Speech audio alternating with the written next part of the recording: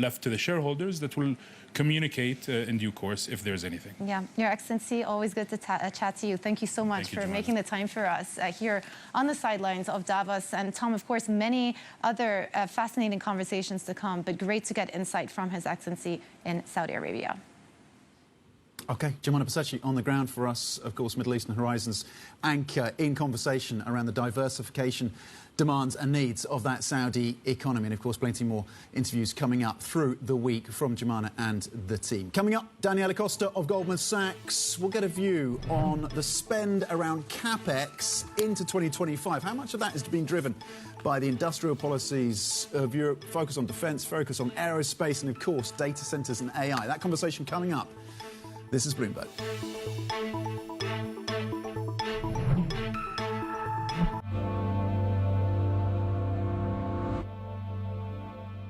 Today's CFOs are reshaping the C-suite. Bloomberg's Chief Future Officer shines a spotlight on these dynamic leaders. Prudential's reputation as an insurance giant is rock solid, but it's not resting on tradition. CFO Janella Frias is playing a key role as the company resets its strategic priorities. We've been on a journey to be higher growth, more nimble, and more capital efficient. Watch Chief Future Officer January 29th on Bloomberg. Behind the bright lights and adrenaline of pro sport is an equally exciting world of negotiations and deal-making. That's what we cover each week on our podcast, The Deal. I love the fact that you have, we say the cojones, but you can't say that in Bloomberg. Maybe moxie. Yeah, moxie. I'm Alex Rodriguez, former baseball player turned business executive. And I'm Jason Kelly, a journalist at Bloomberg. Over the next couple months, we'll hear from all-stars like Billie Jean King. Well, what should I learn? What should I do? I said, learn the business. Jay Williams. You're the asset, but how do you become the principal? Paul Rabel. We're going to be the league of digital, and that's why you're going to invest. Adina Friedman. I definitely am competitive. David Rubenstein. People don't come up to me on the street and say, let's talk about this private equity deal you did recently. No, nobody does that. They say, let's talk about the team. And so many more. Do you need a clap? No, I think we're... Do it for fun. Ready? Go.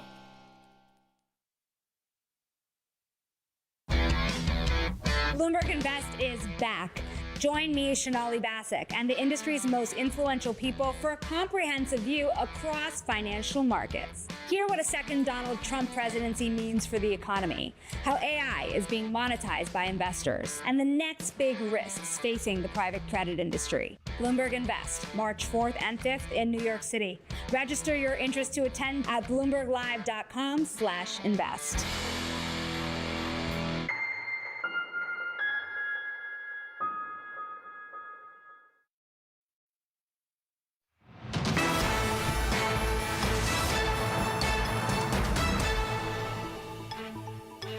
Welcome back. US markets are closed for the Martin Luther King holiday. Meanwhile, Asian stocks gained following a call between US President-elect Donald Trump and President Xi Jinping. In Europe, stocks are actually a little lower right now, having started on the front foot.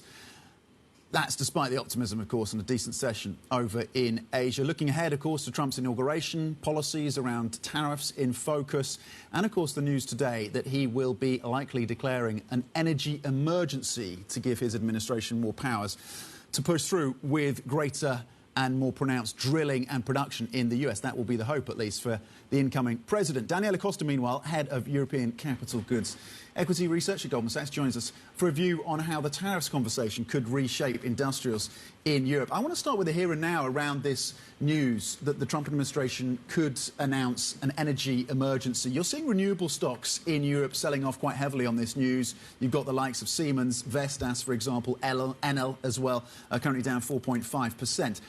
I just wonder why investors were taken by surprise. This is an administration that is not going to be favourable to renewables, but will double down on fossil fuels. Yes, thank you for having me. Indeed, I guess people have been anxious for some time regarding what happens with the IRA and the utilities-related policies. And I think at the moment people are balancing out the potential risks about less renewable investment, and where? Is it wind? Is it solar? And also, from another side, some of the European, especially industrial utility exposed names also have grid exposure, and the grid is not as clear in terms of what would happen just because of renewables. You still have to connect. You still have more demand because of data centers, artificial intelligence. So I think people have had a hard time in making a hard cut and are deciding this at the moment. I mean, how vulnerable do you think ultimately the utility companies, the renewable players in Europe are to a potentially unpicking of that Inflation Reduction Act in the US, or is it overstated at this point? I'll speak through the industrial ones that have exposure to this, so the power equipment makers, cable companies that do transformers, converters, and other things. If you believe that there is still underlying demand for power will increase because of some of the drivers that I spoke to, you will still need an infrastructure. The infrastructure in many places in the U.S. is several decades old, way past what you would consider the useful life of the assets. So this is why there are still pockets, for example, has cables, where we do see significant investment, even if the power mix might be slightly different. And what is the tariff threat to those companies? Yes. How vulnerable are they to additional tariffs? The energy demands are clearly there, as you say, for data centres. The build-out, we've seen that from the tech companies. They're not pulling back on CapEx, certainly not for this year. So that energy component, that energy piece is certainly there. But the tariff threat as well is also building. Sure. I mean, first towards renewables and equipment to connect grid. For example, things like cables don't transport very well, so you don't actually import a lot of that into the U.S. A lot of it has to be made local. We might see further investments on building out and strengthening local capacities, either from European or other companies. But in terms of equipment, not all the parts come from outside. Of course, a bit different in terms of solar panels and others, but on the industrial part of the supply chain, a lot is actually made domestically. More broadly, in terms of tariffs across the broader industrial world, if I may, you also have to consider that a lot of domestic manufacturers rely on second-tier, third-tier suppliers that might come from the outside, so it's not obvious that European companies are necessarily at a big disadvantage. Certainly, they have more costs in Europe because of where their headquarters are, but this might be, according to our analysis in the parts that we cover of European industrial companies, is maybe a mid-single-digit percentage of mismatch of sales rather than perhaps being as big as people think. You cover aerospace and defence as well in Europe in terms of the industrials. How should investors be thinking about the additional fiscal spend, possibly to support the defence infrastructure base of Europe, particularly under pressure from incoming President Trump? How much of that is priced into those stocks at this point? How much of that could be a catalyst in the months ahead? Sure. As a broader team, we definitely cover aerospace and defense. It's been sort of one of the best performers already in the past 2 years, given the situation in Europe and the clear, visible need to replenish stocks that have been sent to Eastern Europe. There's a strong commitment from many countries to meet the 2% of GDP spending as per the NATO requirements. That continues at the moment to be an even bigger focus. So we do expect that is a sector where we will continue to see a strong pickup in CapEx going forward. OK, the outlook for CapEx. Daniela Costa, Goldman Sachs, head of European capital goods equity research, from the team there at Goldman Sachs, with the analysis and with the details coming through in terms of how we should be thinking about CapEx in the industrial space and the potential vulnerabilities around tariffs, but that need as well to build out the energy infrastructure of the US longer term. Thank you very much indeed. Still ahead, Anna Rosenberg of Amundi Asset Management on the geopolitics of the incoming Trump administration, how that new leadership team could reshape global geopolitics. Of course, in focus as well is the ceasefire between Hamas and Israel. We'll also get views in terms of how to think about the Ukraine-Russia conflict and Trump's role there as well. Anna Rosenberg coming up. This is Bloomberg.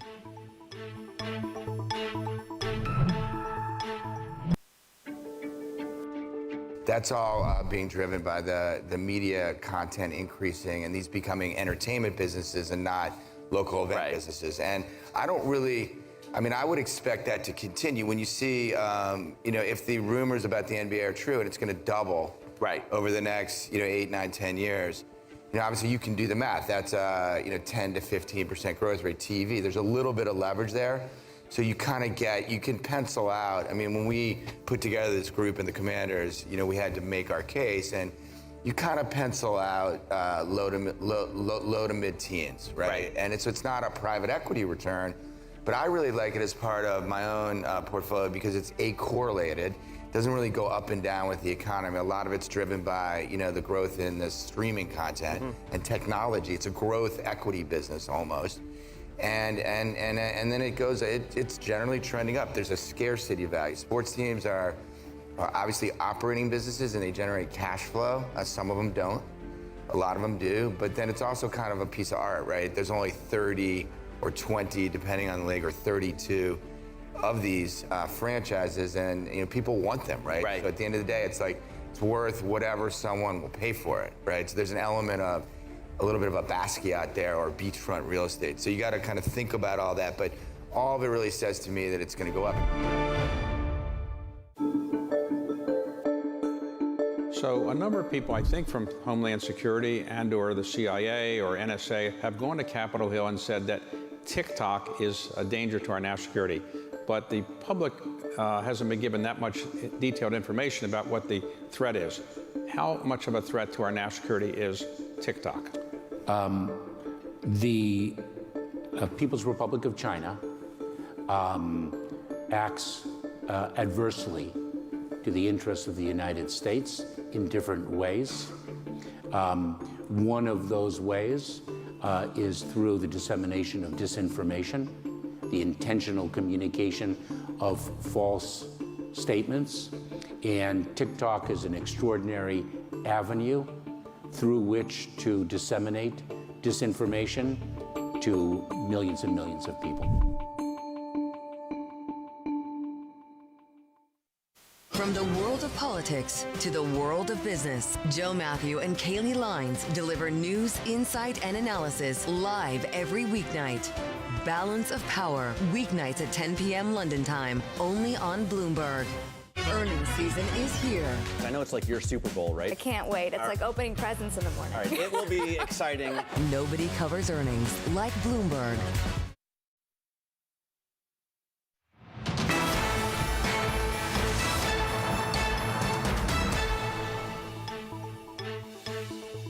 Welcome back to Bloomberg Markets. I'm Tom McKenzie. Happy Monday, everyone. A ceasefire between Israel and Hamas has begun. Hamas released 3 Israeli hostages yesterday in exchange for 90 Palestinians held in Israeli prisons. President Biden and President-elect Donald Trump both claiming responsibility for the ceasefire, with Trump set to take back the White House later today. He reportedly already has plans to keep the deal on track. Let's get more in terms of geopolitics, the analysis, and bring in Anna Rosenberg, head of geopolitics at Amundi Asset Management. Anna, I want to start there with the Israeli-Hamas ceasefire deal, as we said, is now underway. What is your level of confidence that this ceasefire can be sustained? We're in phase 1. This is a 3-phase deal. Can Trump keep this on track? Well, I think it will be sustained in the next couple of months, absolutely, because primarily this is now on the Israeli side, and I think the Israelis have now embraced the deal, which I think was there was a lot of political opposition domestically in Israel to the deal, and now that has been crossed, there is not really any reason to block the deal from moving forward any longer. So I think we're going to see a lot of talks. Yeah. Okay, a lot of talks. When it comes to talks and conversations, we know that there's been a call as well, and this has rippled through the markets today for the upside between President Xi Jinping and Donald Trump. He phrased it and framed it as a good call with the Chinese leader. How do we think about is Trump going to be ultimately a moderating force against the hawks that he's lined up in his cabinet now? Well, I think we have this desire by Trump to have good relations with leaders, with global leaders, with some leaders, and I think with Xi in particular. So we have a base case that we call a relationship that is on a decline overall, but it has rays of light along the way. And I think this is the kind of ray of light that we're seeing, right? Also, the invitation of Xi to his inauguration was a signpost that he wants to start things in a positive way first and foremost. But don't get this wrong. The direction of travel is clear. China is seen as a key strategic competitor for the US, and the relationship will continue to decline in the next 4 years, even though we have some good mood music between Trump and Xi. So that direction is set already for the 4 years ahead, with rays of light. I wonder if Musk will be a ray of light, at least from China. Will he be a channel for China, ultimately, to Trump? Possibly, yes, possibly. He has different interests, right? We have a lot of different dynamics, but there is a consensus in the US administration and all the advisors around Trump, which is that China is a strategic competitor and it needs to be contained. And this is how we need to look at it. So we're likely going to see tariffs over the next 4 years introduced to limit these dependency on China in strategic sectors. Do you think there'll be gradual and moderate tariffs, as some of the reporting has suggested, or the 60% banner headline number that Trump has touted? Frankly, the 60% headline banner doesn't make a whole lot of sense because you lock yourself in, right? There's not a lot of room for negotiations. So I would expect we're going to see gradual tariffs being implemented because, as I said, the goal is to strategically decouple. And you need to allow businesses time to adjust to that. And so it only makes sense to do this in a gradual way, right? Before we let you go, is the Israel-Hamas ceasefire, is there anything within that template that can be applied to Russia and Ukraine for Trump? Not necessarily. It's a completely different ballgame that we're talking about here. Russia-Ukraine is a much more complicated situation. For example, you don't have very good leverage against Russia, which in the case of Israel-Hamas we had with the hostages. Do you think they get a ceasefire ultimately in I think Ukraine? it's going to be a lot more difficult than what is currently assumed. We may get a fudge much easier than a proper peace deal, which I think is very low likelihood. Okay. But it's going to take time. Anna Rosenberg, thank you very much indeed from Amundi on geopolitics and the challenges ahead for the incoming Trump administration. Coming up, we're going to speak about the dominance of the dollar as Trump returns to office with Jeremy Stretch of CIBC. That is next on the FX markets and how to position. This is Bloomberg.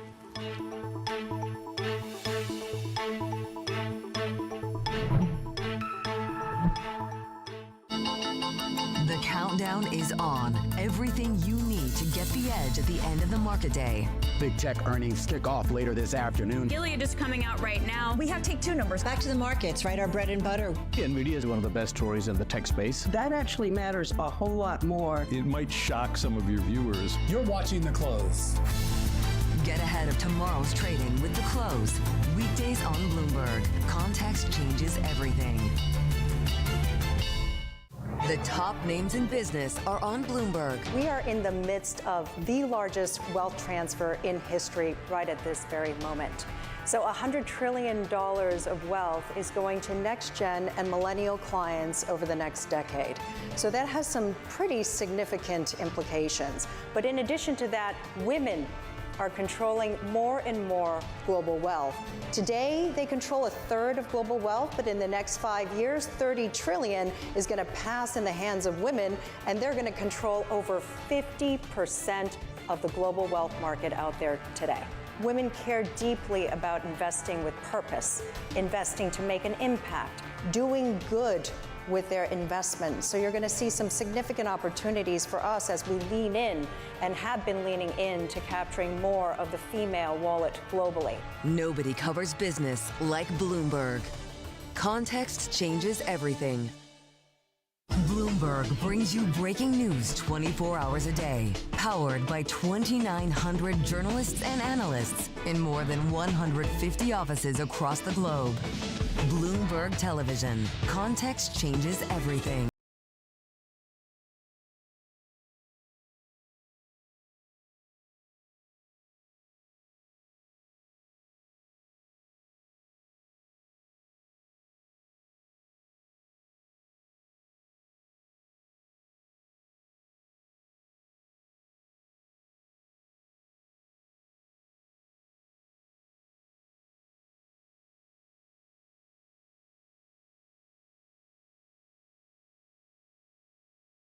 Geopolitical news whenever and wherever it happens. I'm Stephen Engel at the Forbidden City in Beijing, and this is Bloomberg. Today's CFOs are reshaping the C-suite. Bloomberg's chief future officer shines a spotlight on these dynamic leaders. Prudential's reputation as an insurance giant is rock solid, but it's not resting on tradition. CFO Janella Frias is playing a key role as the company resets its strategic priorities. We've been on a journey to be higher growth, more nimble, and more capital efficient. Watch Chief Future Officer January 29th on Bloomberg.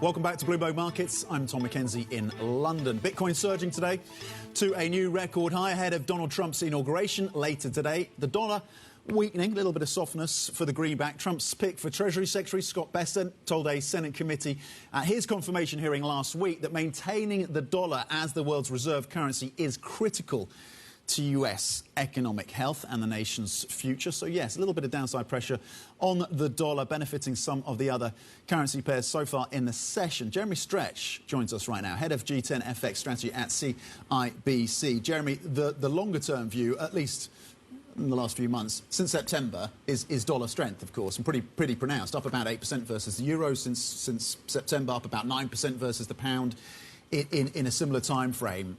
Is the dollar trades looking a little overstretched at this point? Is too much priced into the greenback?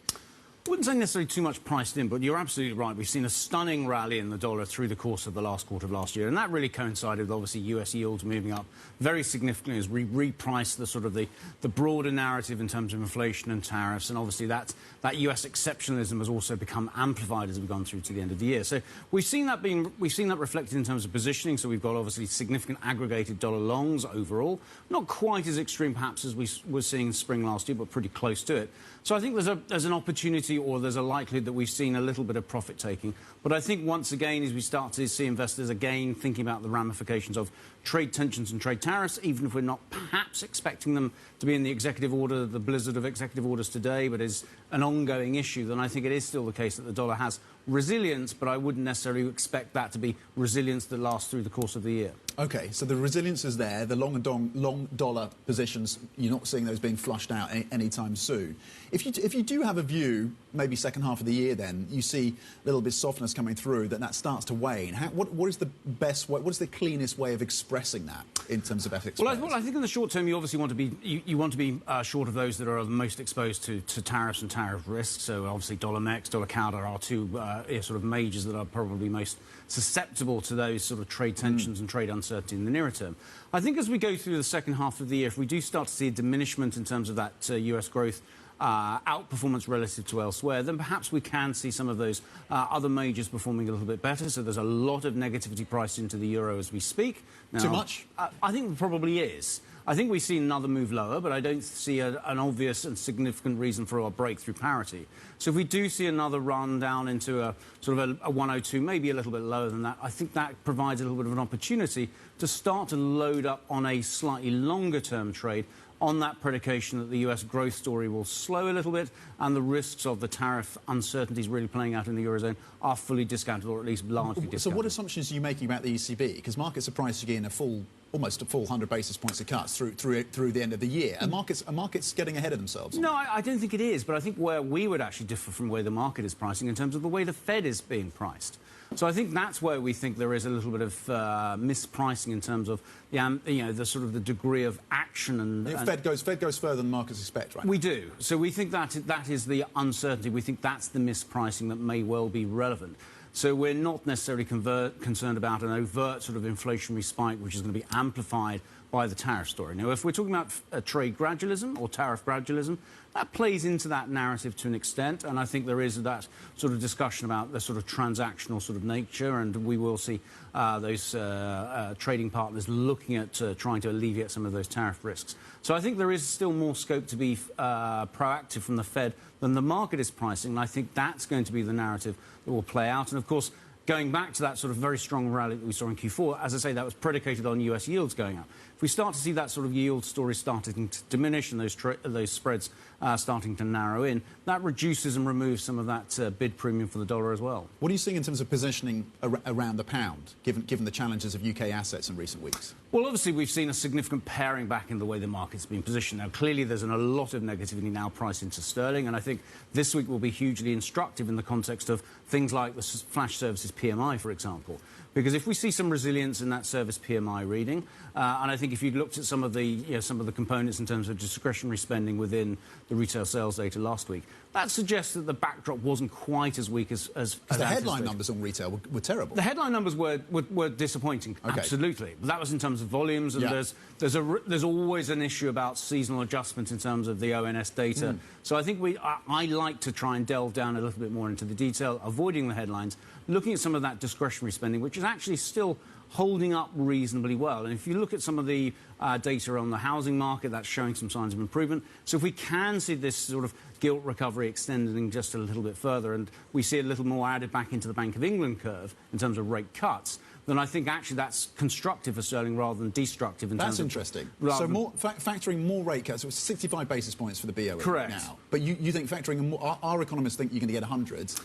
Exactly. You don't think that degrades... No, because I think that actually provides more of a growth trajectory and actually eases some of those fiscal challenges. Because, of course, if we think back as to why the gilt market was really getting roiled at the beginning of the year, that was because the Bank of England pricing had been pared back because there had been this fear about both inflation and all the growth narrative. If we start to put back in a little bit more in terms of the Bank of England story, we get more of a growth trajectory. We have less pressure on the fiscal side. We have less concern about another fiscal event around the OBR budget update on the 26th of March. So that actually provides a positive feedback loop. So I think just the simplistic argument of saying, well, it's all about where the Bank of England goes, I think needs to be sort of nuanced a little bit. And also you overlay that with, you know, the Fed story, and that does provide you with a little bit of opportunity from a cable perspective as well, once we work through this sort of current low in the cycle. Very interesting. Before we let you go, anything looking particularly mispriced in the FX space at this point? Well, as I say, I think there's a lot priced in terms of the sort of the rise of the dollar, and I think that still,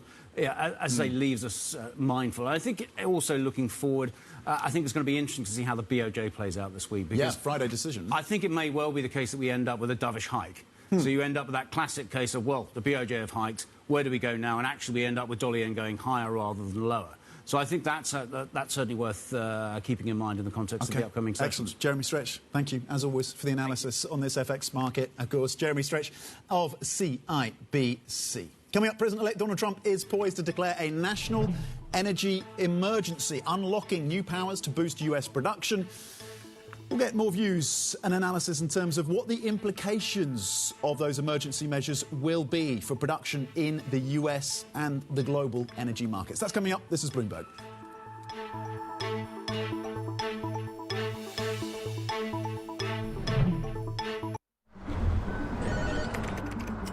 Markets never sleep, and neither does Interactive Brokers. Discover more opportunities with CME futures across equity indices, interest rates, FX, energy, agriculture, and metals. CME futures offer around-the-clock access, deep liquidity, and capital-efficient margins, helping you seize opportunities whenever they happen. The best-informed investors choose Interactive Brokers.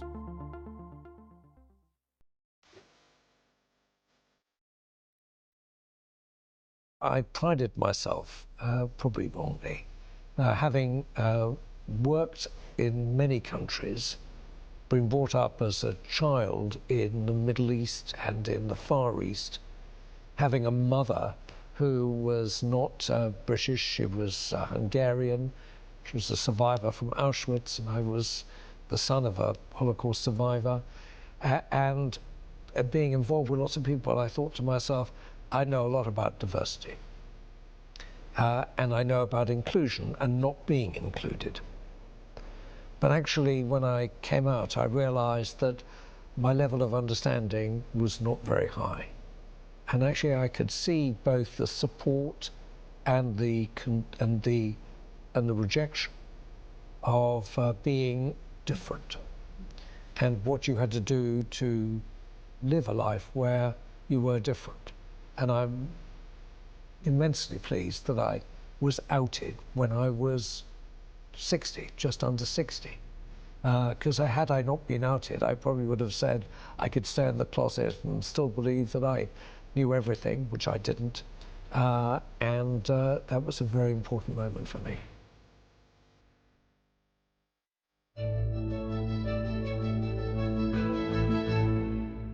Welcome to the world of decentralized finance. Massive outperformance from Bitcoin. Bloomberg is covering all things crypto, the people, the tectonic shift emanating from Washington. All we're looking for is clear rules and an ability to build in the United States. Crypto shouldn't be partisan. The transactions. Really a record-breaking moment. Crypto VC is back. And the technology. It's really the beginning of a global on-chain economy. And if America doesn't embrace it, we're going to be left behind. Bloomberg Crypto, Tuesdays only on Bloomberg. It's a multi-trillion-dollar industry. We'll show you what's happening in ETFs like no one else. ETF IQ, Mondays on Bloomberg.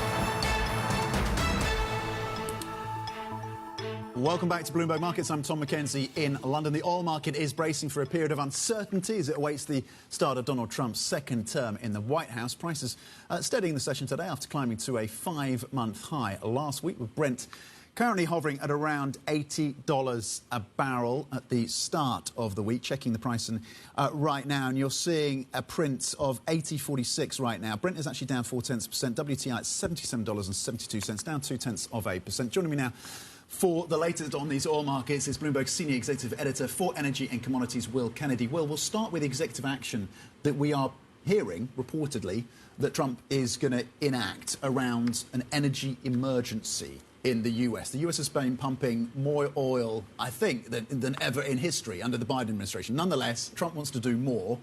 What does that mean? What does it mean in real practical terms around additional barrels on the market that could come through as a result of this action? I think you're right to say, Tom, that it's hard to see what the emergency might be. It's a time of American energy abundance, unparalleled perhaps in its history, and you can see that in natural gas prices, which are 4 times higher in Europe than they are in the US. 4 times higher? Yeah. Wow. The US is economy, one of its great advantages is cheap energy prices. But of course what he's getting at is rolling back Biden's modest agenda to curtail oil and gas production and accelerate the energy transition. And effectively that means deregulating the oil and gas industry, allowing drilling in federal lands perhaps that were previously protected, rolling back the efforts to protect some US waters from offshore drilling. I think one important step he will take that people have been talking about a lot is ending the moratorium on new LNG export terminals. We expect that to be reversed very, very quickly, so that might be part of this. But I think most people think, as you rightly say, with oil and gas production near a record, anything you can do to encourage more oil production is pretty marginal. Brent is up about 10% since the end of last year, since the end of December. What are the key drivers then to support? But is that a demand story or a supply story? The most important driver are the sanctions that the Biden administration made in its dying days on the Russian oil industry. They were very material. They sanctioned another 130 odd tankers, and I think there's a real worry in the oil market that it will, at least in the shorter term, curtail Russian oil exports, forcing barrels to come from elsewhere. And we can see India and China, the biggest customers of Russian oil, making inquiries from suppliers in the Middle East because they're worried about it. The other thing is I think demand remains fairly healthy. The US economy is doing quite well. China demand, despite the well-publicized problems in China's economy, is relatively healthy in the opening weeks of the year, and it's been cold. And cold weather does drive oil demand in those parts of the world where people use fuel oil to fire their home heating. Is OPEC Plus relatively comfortable with pricing at this level? Yes, I think $80 is a better position, and people, of course, don't forget, were pretty gloomy about the oil outlook for the rest of this year. There was a lot of predictions there would be a surplus, and there may still be. Now, OPEC has continued to keep barrels off the market to keep prices relatively healthy and to keep the market in balance, and it looks like it's relatively successful. The Saudis would probably want oil closer to 180. I think that's hard to achieve, but for most of the group, anything above $80 is probably okay given the wider context. And on China, you're suggesting that demand is possibly holding up better than many have suggested. How much of that demand is going through to the real economy in China versus being put into reserves? And how much of it is going to the refinery parts of the business as well out of China? What is the breakdown in terms of that China demand? These are good questions. I mean, clearly demand in China has a lot of shorter and longer term issues around the economy and around the energy transition. And I think the point I was trying to make is that purchases look relatively healthy considering how gloomy people have been. The broader context is challenging. The switch to electric vehicles for cars and to gas for a lot of heavy vehicles and trucks is curtailing demand. But other areas are relatively healthy. People are still flying, and the chemicals industry, for example, is healthy. So it's a nuanced picture in China, I think. OK, Will, thank you very much indeed for breaking down some of the key factors to be thinking about across these energy markets. We'll stay on that story and bring in some analysis right now as well from Amrita Sen, Director of Research at Energy Aspects. Amrita, let me start with a question that I put to Will then on this energy emergency seemingly executive action that the incoming Trump administration is going to push through in the opening hours of that presidency. What do you think the material impact will be in the short to medium term? How significant is this for the global oil markets? I think, look, the challenge is going to be the details, right? We know there's going to be some form of tariffs, including on Canada and Mexico. That is definitely given the market a bit of pause today. We don't necessarily think, even if it's announced, it will be implemented, because it's extremely bearish for U.S. refining. Midwest refiners are pretty much entirely dependent on Canadian heavies. Gulf Coast refiners, they don't really have another outlet as big a size as Mexico. And incoming President Trump, he does have a very, very smart and knowledgeable energy team. So I think that these will get watered down over time, but these are negotiating tactics. And Will mentioned as well, in terms of overturning any kind of restrictions on federal land, I think that's more of a headline grabbing thing. At the end of the day, federal land accounts for less than 10% of U.S. production.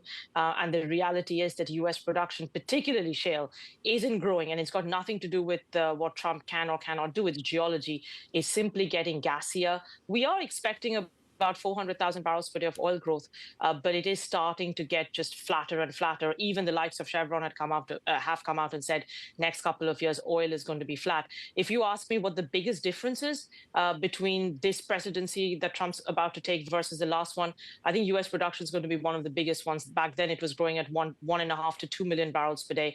Over the next 4 years, it's probably going to be flattish. All the growth is going to be in NGLs and gas. That's really interesting. So you're going to get actually less growth in terms of oil production in Trump Mark II versus Trump Mark I. The growth is going to come through from gas. And Will talked about the possible changes to the rules, the legal structure around those export terminals for LNG. What is the significance for that then, particularly sitting here in Europe as a major customer? That we are absolutely expecting the overturning of the pause the Biden administration had put. That will just simply allow more LNG exports if there is demand for it. We didn't necessarily expect any kind of project that was already in the works to be paused, but this is for newer projects. I am in Asia right now, and I will say the Asian market is definitely looking forward to that in terms of just being able to receive more LNG. Having said that, the tariffs are probably a bigger focus for the market right now for everything, all energy products. The market's also expecting tariffs on China and what that does to global growth, economic growth, oil and gas demand growth as well. And we're about a week or so since those additional restrictions were put on Russian oil. What is the impact that you've seen as a result of that in terms of barrels off the market as a result of those additional sanctions? We haven't seen any barrels off the market yet. It is obviously very soon. And remember, there's a 45-day unwind period as well. We are expecting about 500,000 barrels per day to 1 million barrels per day of flows disruption to Asia. We are not saying that production will be shut by that much, because Russia can just store the oil. It can put oil on water. So that we need to all be very, very clear about that. This is a trade flow disruption. And just my visits in China and India, I mean, you can just see refineries are scrambling to get alternative oils from kind of March onwards. We have seen the backwardation in crude curves. Dubai backwardation, the first versus the third contract is $5. It shows acute tightness in the market. So I think, if anything, the price of oil, the flat price, hasn't really reacted as much because people, some people believe Trump's going to overturn it. We, in fact, believe the Trump administration might actually tighten sanctions on Russia to bring them to the negotiating table. So I think once these things unfold, if anything, prices will probably go higher. But the disruptions are going to materialize, once you kind of have the unwind period, because again, 157 tankers sanctioned, insurance companies sanctioned, companies sanctioned. So it is going to be, it is the most material sanctions package since the war. Amrita, how do you think about the mixed picture when it comes to China? We know that focus on electric vehicles, we know the build-out, we know the growth there. But on the flip side, the consumer is starting to look a little bit more confident. Some of those granular measures that were put in place around fiscal stimulus towards the end of last year seem to be coming through in the data, at least around the edges. How do you weigh all that up in terms of the support that China could provide for the oil markets this year? So I was there for a week, and I will say sentiment is definitely better than what it was last year. Last year was probably the worst sentiment I've ever seen out of China. As you said, the fiscal stimulus is definitely helping. It's very slow, it's gradual. We have been calling for this. We have been calling for modest growth in Chinese oil demand this year, less than 300,000 barrels per day. That was the feeling we got as well. And remember one thing, even with the EV take-up, gasoline demand is still growing. Very small, but it is still growing. We are seeing more hybrid sales as well.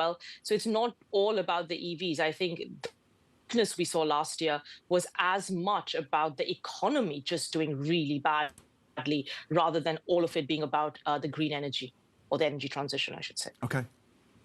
Amrita Sen from Energy Aspects, thank you, as always, for your analysis on these energy markets, joining us from Asia for that perspective. Coming up, a reprieve for TikTok, Trump giving the company a 90-day extension to find a new owner. There are complexities, though, of course, around the fate of TikTok. We'll get the details next. This is Bloomberg.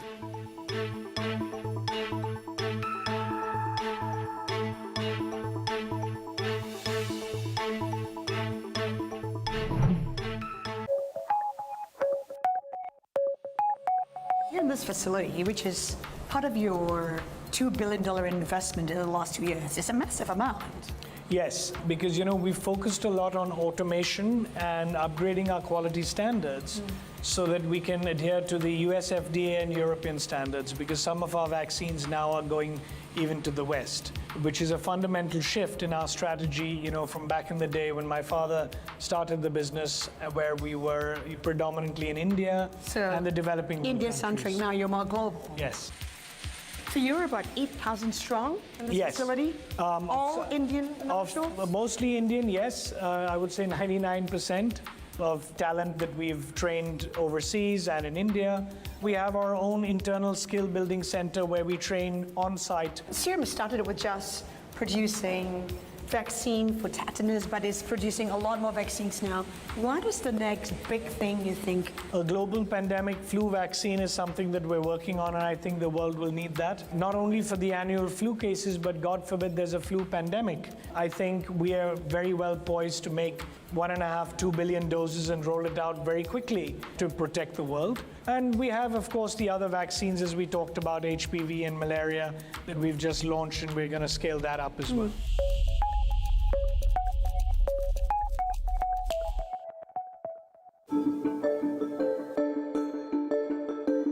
What about artificial intelligence? Is artificial intelligence going to enable you and others to say, we have enough information to know exactly what something is going to be worth in terms of insuring it or not? Artificial intelligence is finding its way into our business in a variety of different factors. I think the first piece is getting much better insight into data, which allows us to make better decisions on underwriting.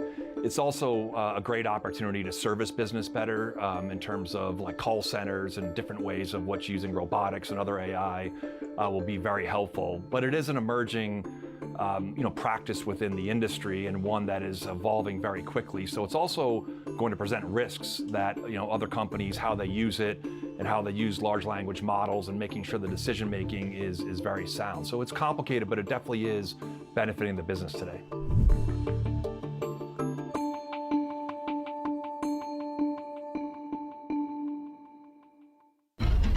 US tech is influencing global markets. Technology is driving business across Europe. Companies in Asia are betting on tech.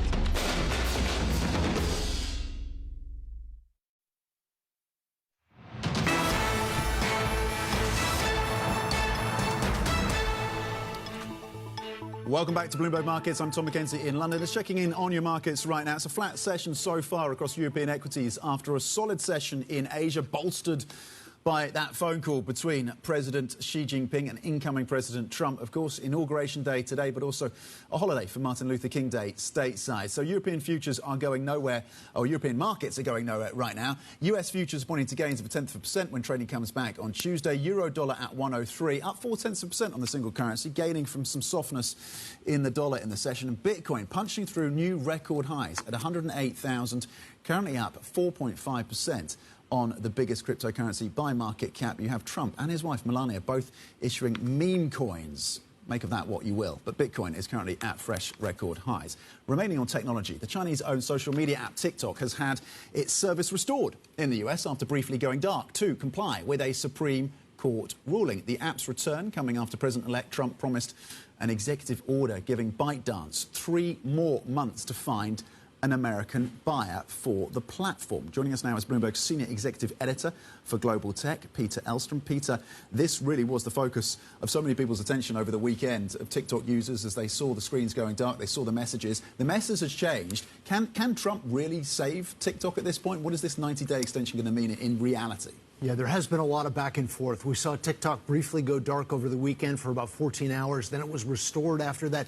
Just to be clear also, what restoration means is the company is continuing to operate. Its partner Oracle is continuing to operate.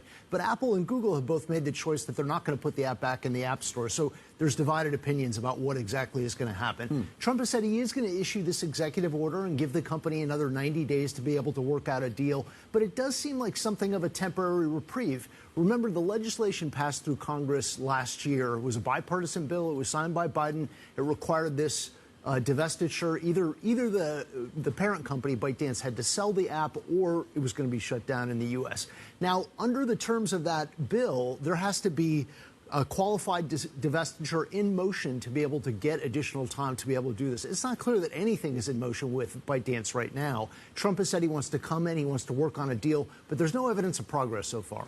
Ultimately, is that how this gets resolved? That a Microsoft or an Amazon or an Oracle has to come in and make a bid ultimately? There's a big question mark about the algorithm as well, which we know China wants to hold on to. Yeah, exactly right. It's not clear who the buyers would be here. Right. Trump floated the idea that maybe the U.S. government would take a stake in the app. It doesn't seem like that's really feasible at this point. ByteDance certainly wouldn't allow that. And remember that Beijing, the Chinese government that you covered for a long time and we covered for a long time, will not allow ByteDance to be able to sell any valuable technology, including that algorithm. So it gets particularly messy around there.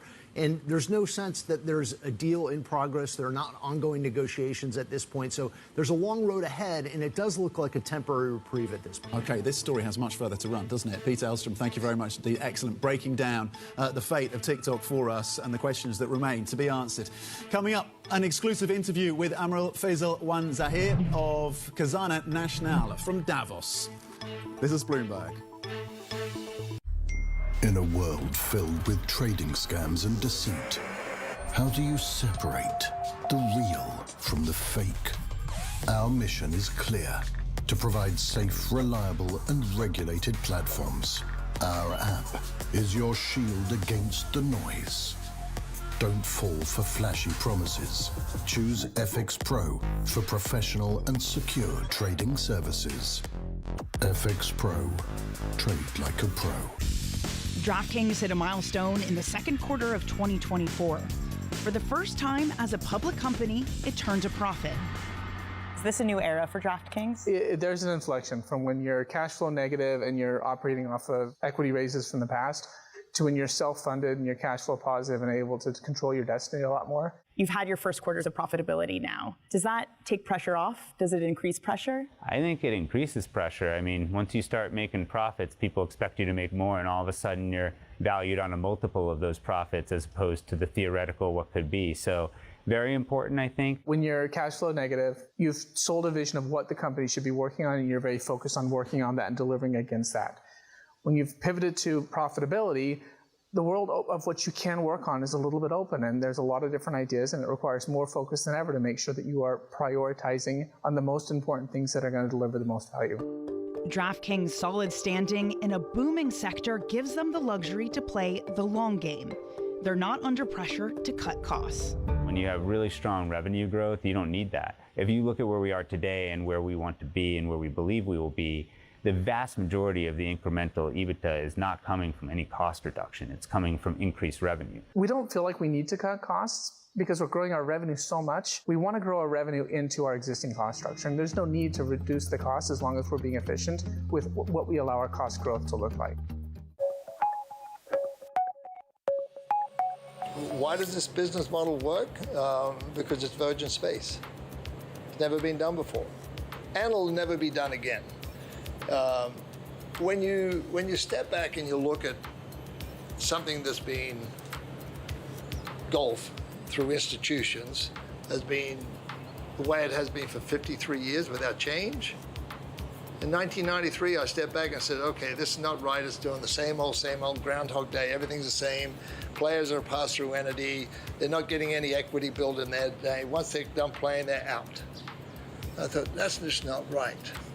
When you have to build a sustainable model, you need to have these players, these famous, the world best, the best of the best. You need to give them equity into the future. You need to give them a vision of where they need to go and how they're going to get there.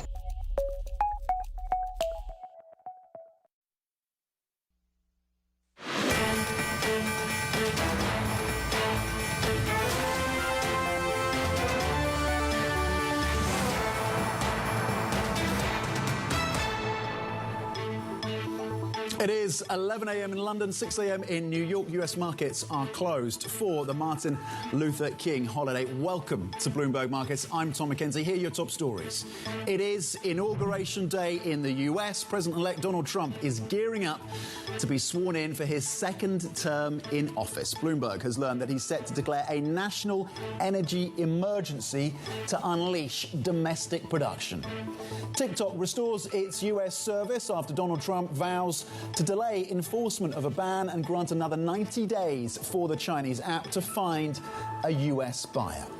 And a ceasefire has begun in the Israel-Hamas war. 3 Israeli hostages were released in exchange for 90 Palestinian prisoners. Let's get the market check right now, this Monday morning with Bloomberg's Valerie Teitel. And the focus is on softer dollar, as well as some of these measures coming through, at least planned, proposed, reported measures around energy. Let's start with dollar softness and what that tells us, given that the incoming Trump administration, particularly Bessent for Treasury Secretary, yet to be confirmed, has suggested he wants to see a strong greenback. Yeah, no, look, for me, it's all about what part of the market is at risk for disappointment today. And my eye goes straight to the U.S. dollar. We've had such a narrative over the months building up to this inauguration about dollar strength on the back of these tariffs.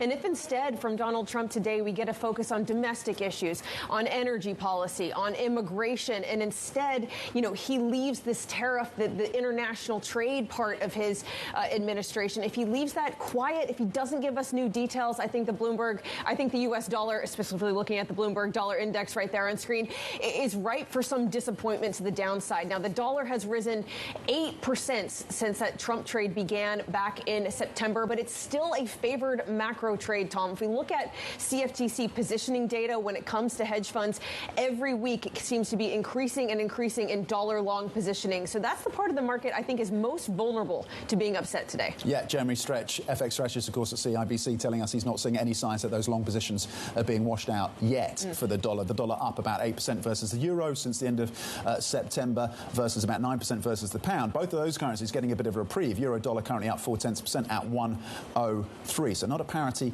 yet. And that debate, of course, around the single currency continues. Bitcoin, meanwhile, wow, another fresh record. Is this just as a result of Melania and Trump himself coming out with memes? What is going on? 108 right now. Well, these political meme coins have seemed to only accelerate the momentum and the positive footing for cryptocurrencies. Bitcoin reaching a new record high. But this maybe could be the asset class that we see some more positive momentum going into today. If any of those executive orders that Trump is expected to sign within hours of being inaugurated, if they focus on making cryptocurrencies a national priority, if they create a Bitcoin stockpile or create that crypto advisory council that he has spoken about, that could be another positive momentum for cryptocurrency assets. But yes, very funny to think that he spoke that he would be telling us these 100 executive orders in that speech. He could be speaking for quite a long time if he does go into detail on each of those. That is a fair point. We'll see how that process unfolds. Bloomberg's Valerie Teitel on the markets with a focus on the dollar and a fresh record for Bitcoin. Valerie, thank you. Let's get back to the World Economic Forum in Davos, Switzerland, where Bloomberg's Haslinda Armin is sitting down with the managing director of Casana Nacional. Haslinda, good morning. Hey, good morning, Tom. It's about trade, Trump, tariffs, of course, as you alluded to earlier, how those factors are shaping, influencing conversations here and investment decisions. Well, you talked about Casana. Dr. Amiral Faisal Wanzahir is with me right now. Good to have you with us, Faisal. I mean, we talk about the uncertainty of Trump's policies. I mean, how is that shaping your own investment decisions? Well, first, I think now we know who the president is, so that helps a lot. But when you look at the policies, you've got less regulation, you have low tax rates, and I think you want a low energy price as well. Now, that is actually quite interesting because it does show that rates may not come down a lot sooner. I think rates could be there for longer, and therefore you're going to have a strong dollar going forward, at least for this year. Looking at investments, it does seem to say that U.S. as a market seems to be a bit more attractive given the growth, and it's we'll be running a budget deficit about 6 to 7%. So you have a lot of growth opportunity in a strong dollar. So it does look like an interesting market for investments globally, but it does tell you that for the other markets, it's going to be tougher. Now, in Malaysia, we do rely on trade a lot with China. It's the largest trading partner, and I think they're going to be impacted quite a bit, especially if the U.S. imposes additional tariffs. So as we navigate, I think we're still focused on diversifying our portfolio, but here's the backdrop. You say U.S. is looking attractive. What's looking attractive to you? Is it still a Mag 7 play for you?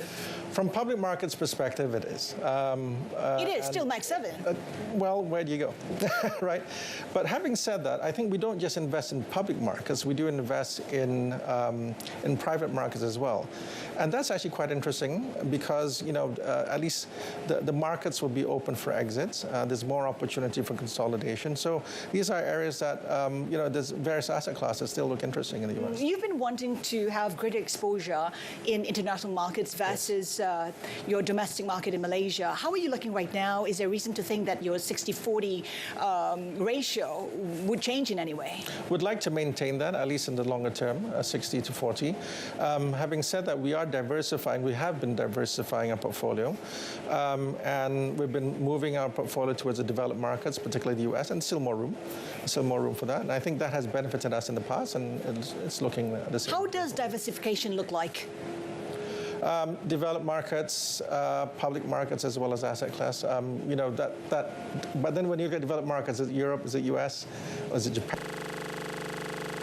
US, yeah. And in terms of cryptocurrencies, we just heard from Tom earlier how it's risen to $109,000. I mean, is that an asset class you might consider, given growing institutional interest already in cryptocurrencies, Bitcoin in particular? Yes, I think if you personally invested in it, you'll be doing quite well. But as a fund, we look at the depth of the market, depth of the currency in terms of the size of it, and I think it's still a way to go. And because of that, you could see more volatility. So we're quite conservative. We are monitoring Bitcoin, cryptocurrencies, or at least the players around it, as an opportunity.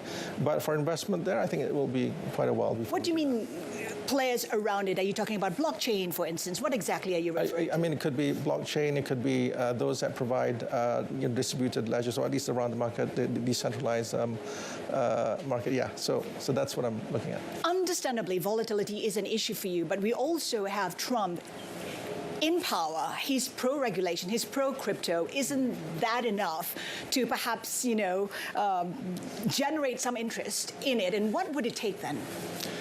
I think it would look at the depth of the market. The size relative to other currencies or other asset classes, we have to look at the market, the depth of it.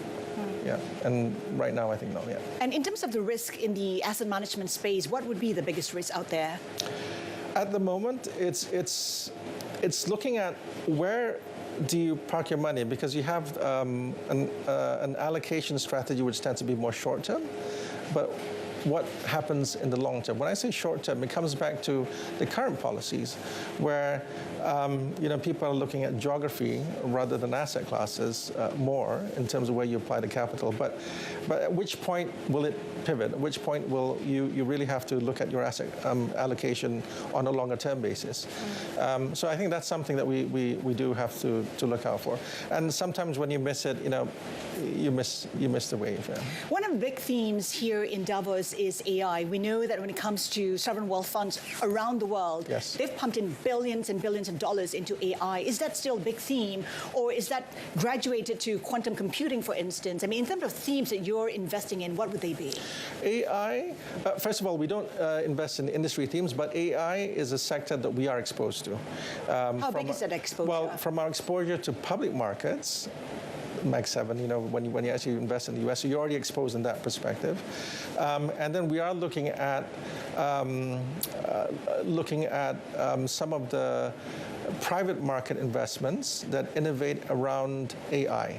Whether it's parties looking at how to train the models better and those who actually find it do more efficiently. So we are looking at that space as well. So really around the AI space. And of course, AI goes beyond that. I mean, you're looking at cloud computing, so you're looking at data centers as well. Faisal, let's talk about the domestic space. We know there's been quite a bit of resistance when it comes to the privatization of Malaysian airports. The deadlines have been moved again and again. Eventually, the conditions have been weakened. I'm just wondering, where are you with that? Why the delay? What are some of the issues? Well, it is being done by a consortium, which is one of our companies is in that consortium. Now, I don't see a big issue in terms of extending it. I think that's quite typical, where you actually do a deadline so it actually encourages people to actually accept. Because face it, and some people that we speak to later on, they say, oh, yeah, I didn't know about the deal. So again, it's actually getting the parties coming in. Now, I think this is something which is actually pretty interesting. I think the consortium's offer is the highest ever price since IPO, so that's actually quite attractive, and I think it'll be a matter of time before they would get it done. A matter of time, but does it necessarily mean that the process now would be smooth sailing? The process is what happens after. I mean, in our view, it's the value creation post any takeover, because once you put in a lot of capital, it's the highest price ever since listing, and you have to create value beyond that. So I think in terms of smooth sailingness, I think that's a big challenge. So what is the plan for post-privatization, and how involved will you be in decision-making? Well, the consortium, as you know, one of them is our companies, which is UM Group. So they together with EPF as well as GIP are the main players in this, and of course working hand in hand with the government. Now, I'll give you an example. The amount of investments that other airports in the region has made, Indonesia has done about 8 billion, Thailand about 7. Malaysia in the last 5, I'm talking about the last 5 years, Malaysia has only done about 1.3. This is ringgit, okay, not dollars. And when you see that is showing the airport the whole system of airports is really underinvested. So there's a lot more capital, especially for technology, for IT, improving processes, a lot more to be done that can actually enhance it. There's also a lot more strategy in terms of how could you attract not randomly whatever foreign carriers, but really working with the local carriers, whether it's AirAsia, whether it's Malaysia Airlines with Batik, to see how you can actually create that hub where you have international passengers and regional passengers coming in. Well, I guess part of that decision depends on how the shareholders feel about it. Are you confident that shareholders will not withdraw the acceptance to it? Well, if you ask me, I think like I said, it is the highest price ever. As highest price ever, and going forward, when you have an institution, a company requiring a lot more investments, that will impact dividend policy. So if you're investing in it for a particular investment strategy, and going forward it will be different, I think that's something that you really have to consider, whether you want to see it that way. Before we let you go, just one final question. There's been such a turnaround in Malaysia's economy. There's so much interest. Investors are coming in. We're seeing a resurgence in the dollar as well, the best performer in Asia last year. Do you think that is sustainable? It was quite a turnaround in a very quick time. Well, the fundamentals are there. Firstly, you have foreign direct investments. You have the funds investing domestically. You have consumption as well, where you have more disposable income for, I guess, the civil service as an example. So you have the right ecosystem fundamentals that can actually push it through. Yes, the macro global environment is a bit tough, but it is resilient enough. You know, when you have a country which is, 14% of exports to China, 12% to US. In other words, it's right there. It has a strong domestic economy. I think it has a strong momentum to do well. All right, confidence there. Faisal, thank you so much for your time. Dr. Amirul Faisal Wanzahir. There you have it, MD of Khazanah Nasional, which is the sovereign wealth fund of Malaysia. And Tom, of course, we're awaiting for Khazanah to reveal what their returns are for 2024. But what has it? It's going to top 5.7%. So ain't too shabby. It could be higher than that, I think. All right, not too bad. Excellent conversation. Has Linda Arman on the ground for us at Davos with a view there as well on Mag 7 and the ability of US stocks to continue to reward investors. Has Linda, thank you. Coming up, global stocks rising, Bitcoin surging to a new record high ahead of Donald Trump's inauguration later today, of course. We're going to catch up with Gaurav Malik of Palace Capital Advisors next. How to position in these markets. This is Bloomberg.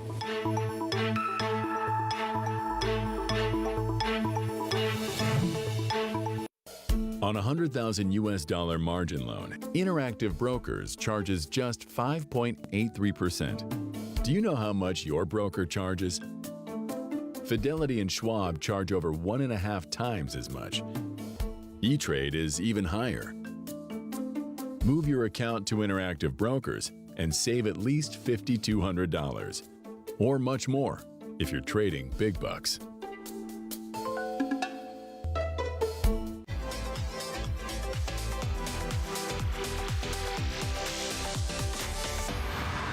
In 2000, post-Napster, generally everybody wrote off the recorded music industry, including the investment community. And I didn't mind that chapter because then I got left alone. And actually, I think out of that period, we started to create better art because the pressure wasn't on from the technology to be the most powerful chapter. And then iTunes came in, and iTunes, to Apple's credit, did have a boutique taste mentality about the store, which meant that I think they understood. I can tell you from that period that the artists that came through were of a very high quality because it was encouraged to be boutique. Now, ironically, this chapter has made us more money times 5 than the iTunes chapter and the post-Napster chapter. But an algorithm tells you what you want, not what you might like. And there's a difference between what you want, but with streaming, the downside is you have incredible penetration, and we have hundreds of millions of people around the world. And so that has been very lucrative as a business.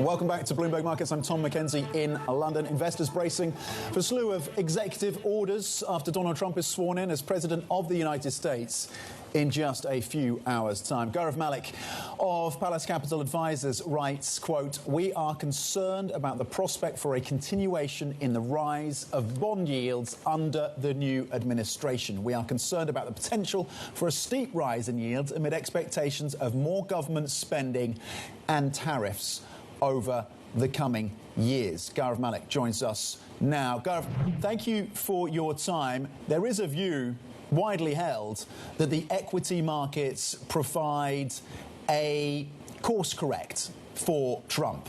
Do the bond markets provide the same kind of guardrails to this incoming Trump administration? I think it's a bit more challenging for the bond markets, frankly. Bond markets are torn between fiscal and monetary policy. So on the fiscal side, there is still a lot of uncertainty exactly as to what that's going to shape up to be. The other thing, I've been covering bond markets for like 20 years. I think this is about, leaving aside crisis periods, this is about the most volatility we've seen and the most that investors are hanging on to each and every release to determine direction of markets. And we've seen significant moves in terms of rate expectations, in terms of the number of cuts that are going to occur. Last time I was on Bloomberg, there was a question to me about the fact that what if we start seeing hikes and rates occurring? So I think there's a lot of uncertainty around bonds right now, more so than we've seen in the long term.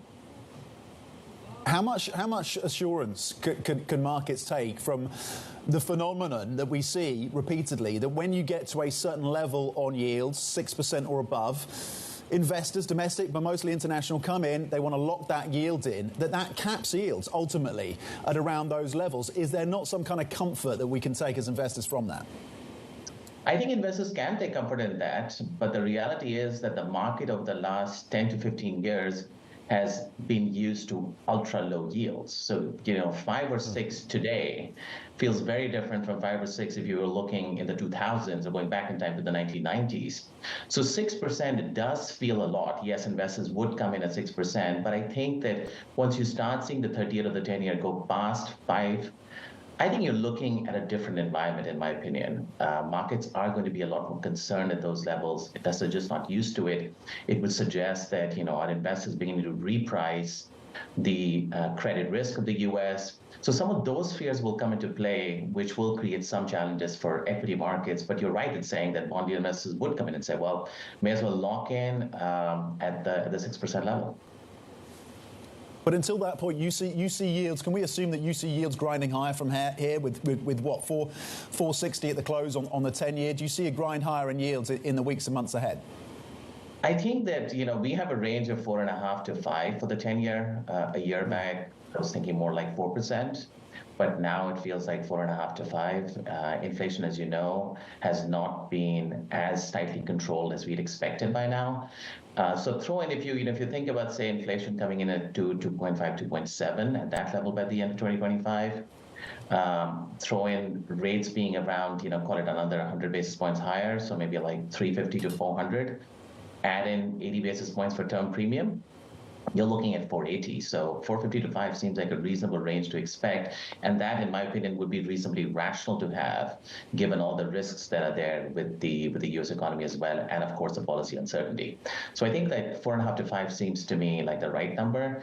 I think I'd be a bit more concerned if it goes past 5. Past 5 would signal a little bit of a less control that the Fed has on the pathway trajectory of inflation. And as I said, the fiscal situation would be bothersome too, because it would indicate that's greater demand for premium for the risk of U.S. defaulting. So 4.5 to 5 is the base case for you, but there's a risk above 5. Which parts of the equity markets are most vulnerable to yields plus 5%? Well, you have a lot of spaces. Clearly you've seen the mortgages rate climb up to +7 already, and that's created jitters in the housing market. So I think the slow grinding recovery of the housing market comes into question. Consumers are going to feel a little bit more pressure.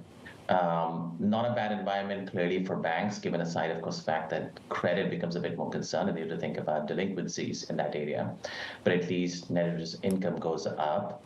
I don't think it impacts the, call it the Max 7 that much. I think the AI bandwagon is tied a lot to cash-based, somewhat equity-based financing occurring in those segments of those sectors of the market. So I think that segment does indeed continue and look reasonable in those circumstances. So I think that's where we would be more interested in. So we'd be probably shifting and thinking more about some of those sectors in the marketplace which can actually give you growth at that level, have the ability to self-finance their investments. Those would be the most attractive areas for us to look at. The last thing I'll add is that the industrial and defense complex is going to continue benefiting from long-term changes on a global basis in terms of defense spending, in terms of insourcing manufacturing, nearshoring manufacturing.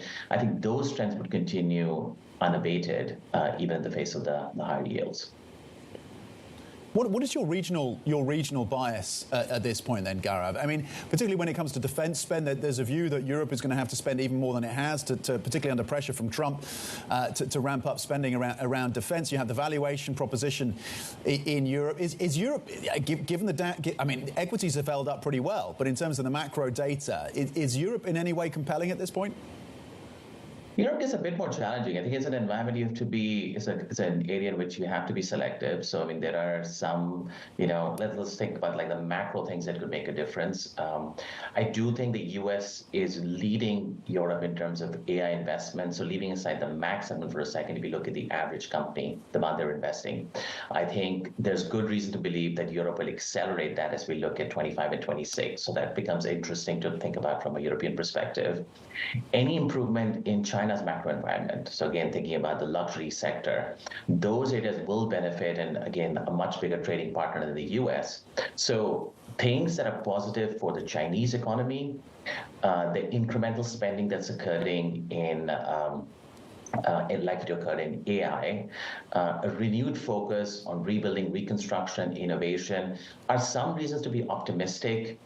I think the issue I have with Europe is that, again, I can go back to various points in time in the last 20 years where there would be a reasonable case to say valuation is compelling, we think earnings growth is going to be there, we think macro environment is going to be better, and then you get disappointed. So, so that's our challenge as we think about Europe within that context. So selective investments, thinking about investing, I mean, mostly we invest in Europe through other managers, as in mutual funds in those areas. But again, looking at selective funds, selective areas where there is that combination of quality growth, some ability to take advantage of these themes around AI, I think those would be the areas that we'd be quite interested in. The defense sector is a bit more challenging. Gaurav, where do you, if you believe in that AI spend continuing in 2025, where do you invest beyond Mag 7 if you want to widen the lens beyond that grouping? I think the most interesting areas are indeed in the private side more than anything else. So there are some public entities as well that are interesting. But I think that in the near term, what makes sense is that we know factually Mag 7 and companies are going to invest in AI infrastructure. So again, still the data center theme, electrification themes, those remain very exciting for us.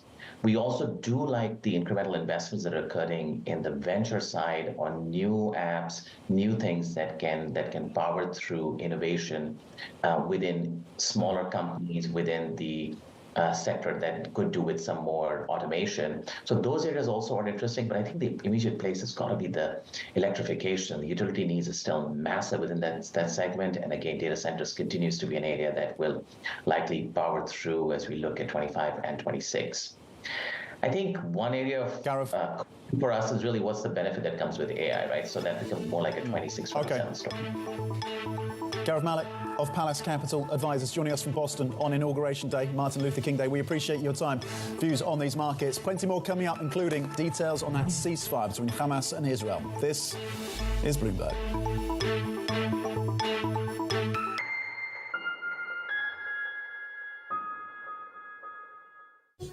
In case you missed it on Bloomberg Crypto.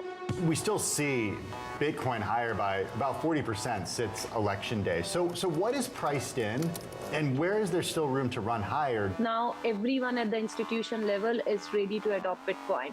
It's not some random country which is saying, hey, let me have it on Treasury, or some mid-level funds trying to keep it. It's like every top banks around the world is now thinking about, okay, I need to get custody for it, I need to understand it, I need to own it, I need to provide it as a private wealth service to our clients.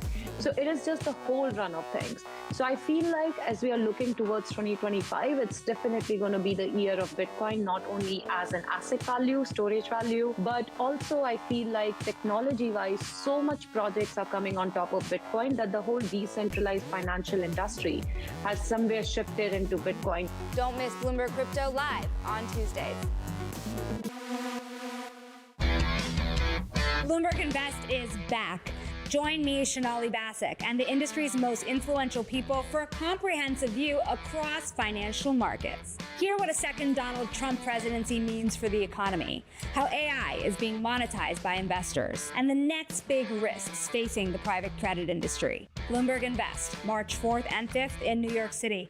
Register your interest to attend at bloomberglive.com/invest. Key investors, top executives, global innovators. Join me for in-depth conversations with the biggest newsmakers on the day's top stories. Insight with Haslinda Anand, only on Bloomberg. Bringing you up to the minute economic news whenever and wherever it happens. I'm Jennifer Zabasanja in Luanda, Angola, and this is Bloomberg. Behind the bright lights and adrenaline of pro sport is an equally exciting world of negotiations and deal making. That's what we cover each week on our podcast, The Deal. I love the fact that you have, we say the cojones, but we can't say that in Bloomberg. Maybe moxie? Yeah, moxie. I'm Alex Rodriguez, former baseball player turned business executive. And I'm Jason Kelly, a journalist at Bloomberg. Over the next couple months, we'll hear from all-stars like Billie Jean King. Well, what should I learn? What should I do? I said, learn the business. Jay Williams. You're the asset, but how do you become the principal? Paul Rabel. We're going to be the league of digital, and that's why you're going to invest. Adina Friedman. I definitely am competitive. David Rubenstein. People don't come up to me on the street and say, let's talk about this private equity deal you did recently. No, nobody does that. They say, let's talk about the team. And so many more. Do you need a clap? No, I think we're... Ready? Go. The countdown is on. Everything you need to get the edge at the end of the market day. Big tech earnings kick off later this afternoon. Gilead is coming out right now. We have take two numbers. Back to the markets, right? Our bread and butter. NVIDIA is one of the best stories in the tech space. That actually matters a whole lot more. It might shock some of your viewers. You're watching The Close. Get ahead of tomorrow's trading with The Close. Weekdays on Bloomberg. Context changes everything.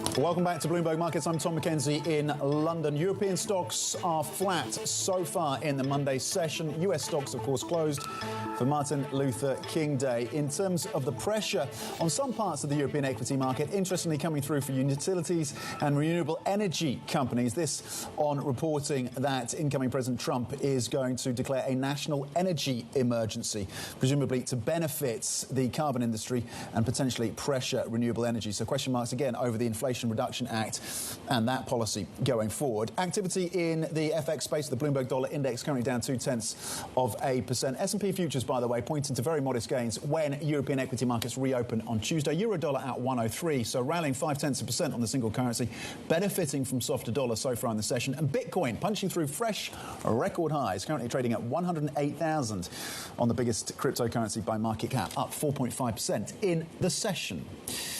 Let's get to the Middle East right now, where a long-delayed ceasefire in the Israel-Hamas war has begun, with the release of 3 Israeli hostages and 90 Palestinian prisoners. We do have Oliver Crook on the ground for us. We do have some connection issues. That happens, of course, with live TV. But we know that that ceasefire, after some wrangling and some uncertainty, did take hold shortly after the planned time frame for that on Sunday. We know that there has been that prisoner swap as well. This is the phase one of 3 phases of a hoped-for ceasefire deal that pushes further into the future.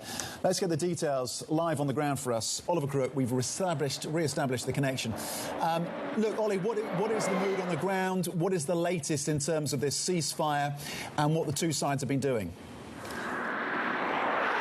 Yeah, so listen, Tom, I mean, it's been a very, very tense 72 hours here in Israel, and you have to imagine all around the region. Really, since the ceasefire was first announced on Wednesday night, there were a lot of snags that were hit across the way, even into the morning of yesterday when the ceasefire was supposed to take place at 8:30 local time. That was delayed by several hours because we understood the Israelis weren't getting the hostage list that was part of the agreement. They eventually got it, and in those few hours of the delay, Tom, the fighting continued in Gaza. Several people were killed, but that ceasefire went into effect yesterday at 11:15 a.m. And so now it has held, Tom, for more than 24 hours, that ceasefire that has been, ages in the making and is supposed to last for at least 6 weeks. And if they do not come to a resolution to continue to stage 2 of this sort of proposal that's been laid out by the Qataris, by Egypt, by the United States, they could even extend that but even further. But Tom, the state of play now is over the next few days, what you're going to get is a few hostages released every few days. In return for that, you will have prisoners from the Israeli prisons being let out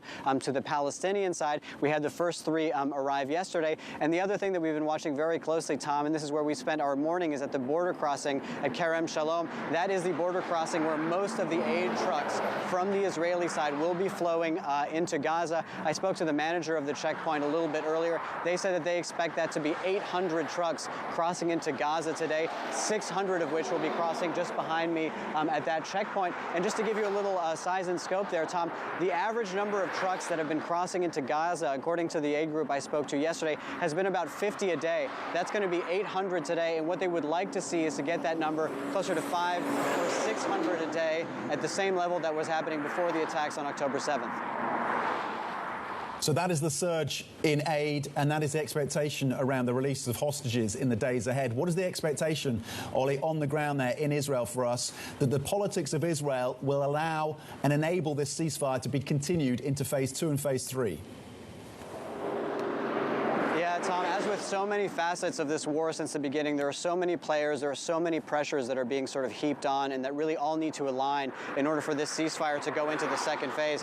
The first of which is obviously both Hamas and the IDF respecting that ceasefire. That is something that's going to be closely monitored by a group of the United States, Qatar, and Egypt in order to make sure that that happens. Beyond that, there is, of course, the question of internal domestic Israeli politics, Tom. We had one of the ministers, part of Prime Minister Netanyahu's cabinet and coalition, resigned yesterday morning in objection to this ceasefire deal, meaning that Benjamin Netanyahu only has a majority of only 2 votes in the Knesset, in the parliament here in Israel. But of course, the other sort of huge factor here is whether or not this war will resume after 6 weeks. And that will be largely, Tom, dependent on basically also what Donald Trump's posture is going to be, the new soon-to-be president of the United States in just a few hours, who has been instrumental. You talk to anybody here in Israel. One, they're extremely supportive of Donald Trump, and 2, they all see it really as this is like his architecture, his pressure that made this happen when it happened. Yeah, that is a fascinating dynamic, isn't it? The role of Trump, the role of Trump's team in getting this deal across the line. Oliver Crook, on the ground for us in Israel, close to the border, with all the details as that ceasefire continues to hold. But question marks, of course, in terms of whether it can be sustained beyond that first 6-week period. Ollie, thank you. Let's get more analysis on geopolitics right now. Very pleased to say we can bring in Terry Haynes of Pangea Policy, joining us for more details in terms of the ceasefire between Israel and Hamas, but a broader look as well at some of the geopolitical tensions and challenges that, of course, will end up on the desk of incoming President Donald Trump. The inauguration, of course, later today. Terry, thank you for your time. Let's start on the ceasefire and what your expectations are that this will be sustained beyond the initial 6-week policy. Can Trump keep this going? Good morning, Tom. I'm not optimistic that Israel and Hamas and the region can keep this going. First of all, Trump will try his best to do that, but I don't really see it. You've got, Israel is thankful today, as Ollie said, on edge. But you've got a situation where a large part of the Israeli government and population want to continue the fight against Hamas. Hamas is way down, but they're not out, and they're trying to show that as much as they possibly can. Taking a step back, you've got the Iranians, and you've got even China, which is supporting and funding here. So you've got a situation where and the Houthis and the proxies and the like. So you got a situation where there's all kinds of incentives for people to want to continue to fight, to agitate, and so on, and not a lot of incentives for everybody to lay down their weapons. So I think even President Trump will find this difficult. Terry, what is the Iranian incentive to keep going, given that their proxies, Hezbollah, Hamas, and the Houthis, to a lesser extent, have been undercut, have been challenged, have been constrained by Israel? I think the answer comes in your question. The Hamas attack on Israel happened by the judgment of a lot of people, in part because they saw peace coming in the region from Israel, the Saudis, and others, and they want to do everything. And they wanted to do everything they could to undercut that. Iran's interest is in continuing to undercut that. Firstly, secondly, let's remember the threat in the background of a potential Iranian nuclear device. So I would judge that Iran wants to continue to agitate in the region. The agitation in part continues to prop up its own regime, and they may well be buying time for a change weapon, if you will. Okay, and you touched, Terry, it's interesting, you touched on China and China's role in terms of funding and its proximity to Iran, certainly taking a lot of Iranian and Russian oil as well. What do you make of this phone call between President Xi Jinping and incoming President Trump? What do we make of the China policy of this incoming government, given that it seems Trump wants to have some kind of relationship with Xi Jinping, and yet he has surrounded himself with China hawks? Maybe Musk is the exception. Well, I think the lesson you can draw here is that Trump's China policy will be, and I think already is, kind of a classic carrot and stick.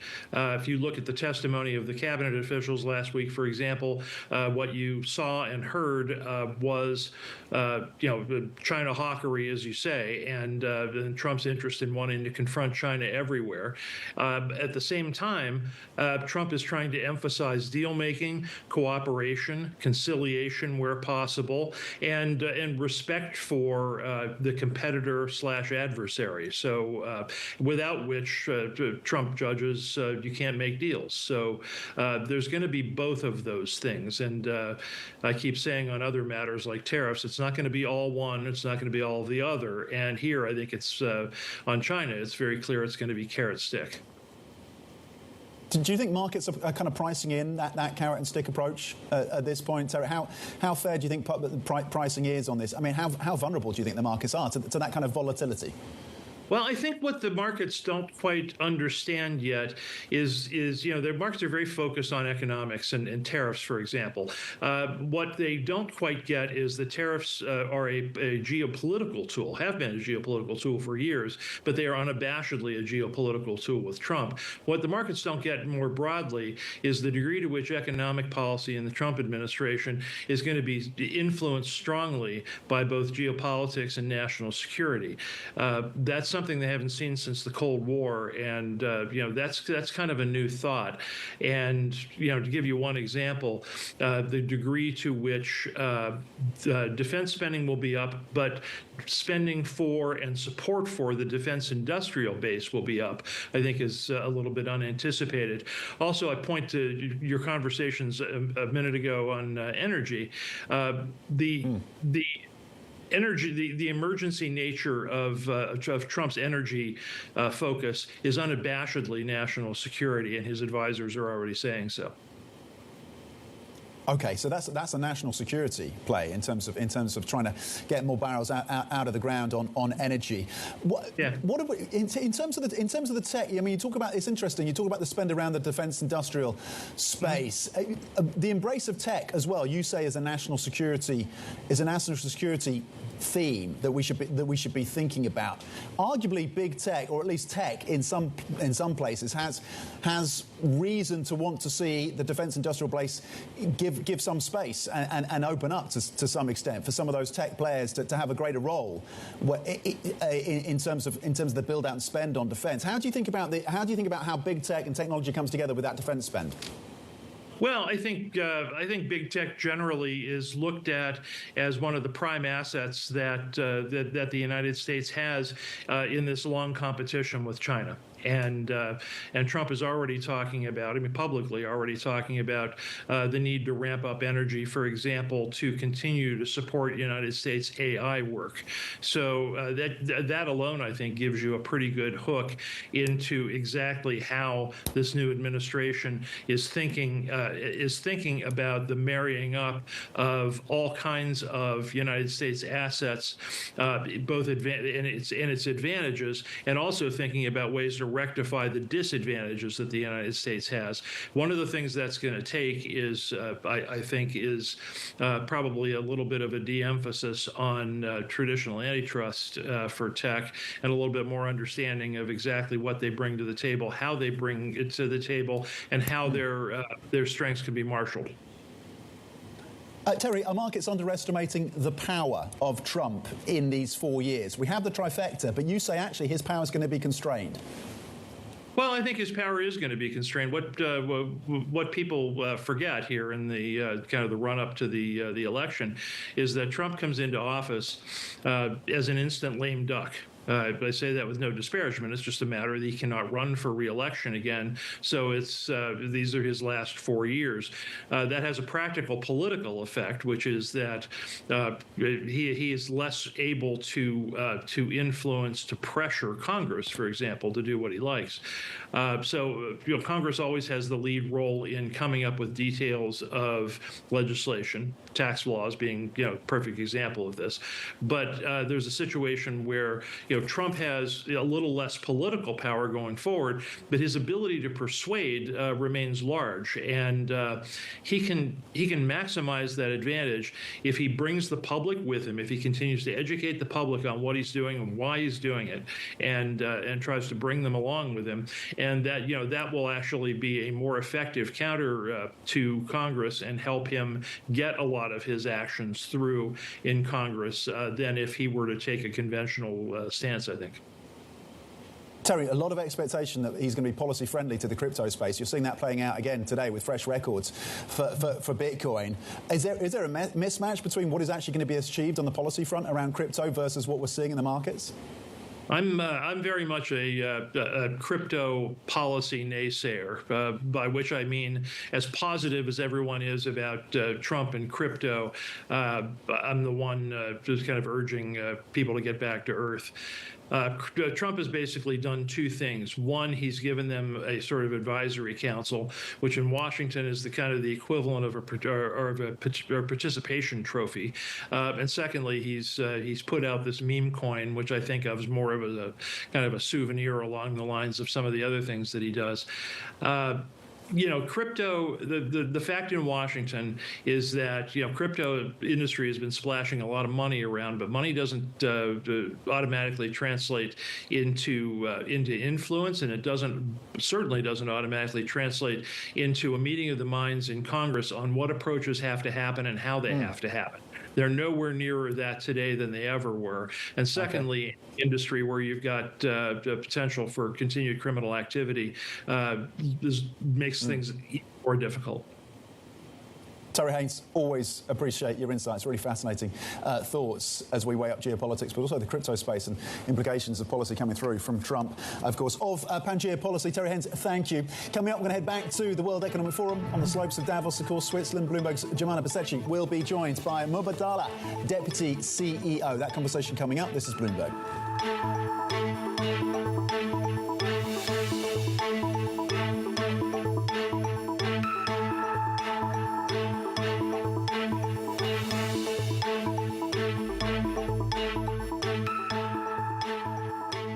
Believe you corporate types are still calling each other rock stars. You're a rock star. We're all rock stars. Ooh, look at my data-driven insights. I'm a rock star. Great job putting finance and HR on one platform with Workday. Thank you! Guys, can you keep it down? I'm working. You people are... Hand over the air guitar. I've got another one. The world has seen spectacular progress over the last century. And the pace of change is getting faster and faster. That's why, as long-term investors, we focus on the companies that are not only changing the world today, but are also shaping the future. The Scottish Mortgage Investment Trust. Invest in progress. Interactive Brokers pays up to 3.83% on instantly available US dollars in your brokerage account. How much interest can your bank or broker pay? Interactive Brokers' conservative and prudent risk management uniquely positions us to pay up to 3.83% on uninvested, instantly available U.S. dollars in your brokerage account. The best informed investors choose Interactive Brokers. That's all being driven by the media content increasing and these becoming entertainment businesses and not local event businesses. And I don't really, I mean, I would expect that to continue. When you see, if the rumors about the NBA are true and it's going to double over the next, 8, 9, 10 years, obviously you can do the math. That's 10 to 15% growth rate TV. There's a little bit of leverage there. So you kind of you can pencil out. I mean, when we put together this group and the commanders, we had to make our case, and you kind of pencil out low to mid-teens, right? And it's not a private equity return, but I really like it as part of my own portfolio because it's correlated. Doesn't really go up and down with the economy. A lot of it's driven by, the growth in the streaming content and technology. It's a growth equity business almost. And then it goes, it's generally trending up. There's a scarcity value. Sports teams are obviously operating businesses and they generate cash flow. Some of them don't. A lot of them do. But then it's also kind of a piece of art, right? There's only 30 or 20, depending on the league, or 32 of these franchises, and people want them, right? So at the end of the day, it's like it's worth whatever someone will pay for it, right? So there's an element of a little bit of a Basquiat there or beachfront real estate. So you got to kind of think about all that, but all of it really says to me that it's going to go up.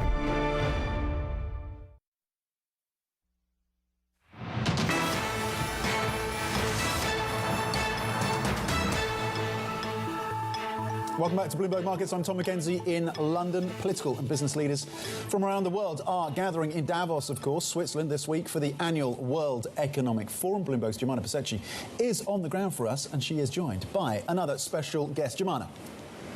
Tom, thank you so much. Yes, plenty of very interesting conversations taking place. I'm really happy to say that the Deputy Mubadala CEO, Walid Al-Maheri, joins me right now. It's good to have you with us. It's great to be here, Jemana. Thank you for having me. Yeah, no, it's good to talk to you. I just want to start off with the fact that Mubadala was actually the most active sovereign wealth fund last year in terms of overall deployment, deploying $29 billion worth of capital.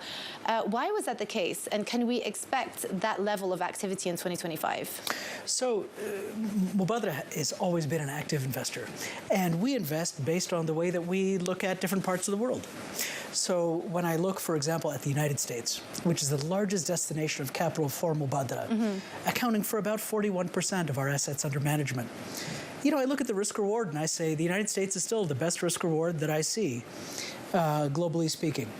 But you see growth in Asia, and you see places like India, you see a resurgent Japan, you see China as they cautiously think through how they're going to get out of kind of the evenness that they're currently in at the moment.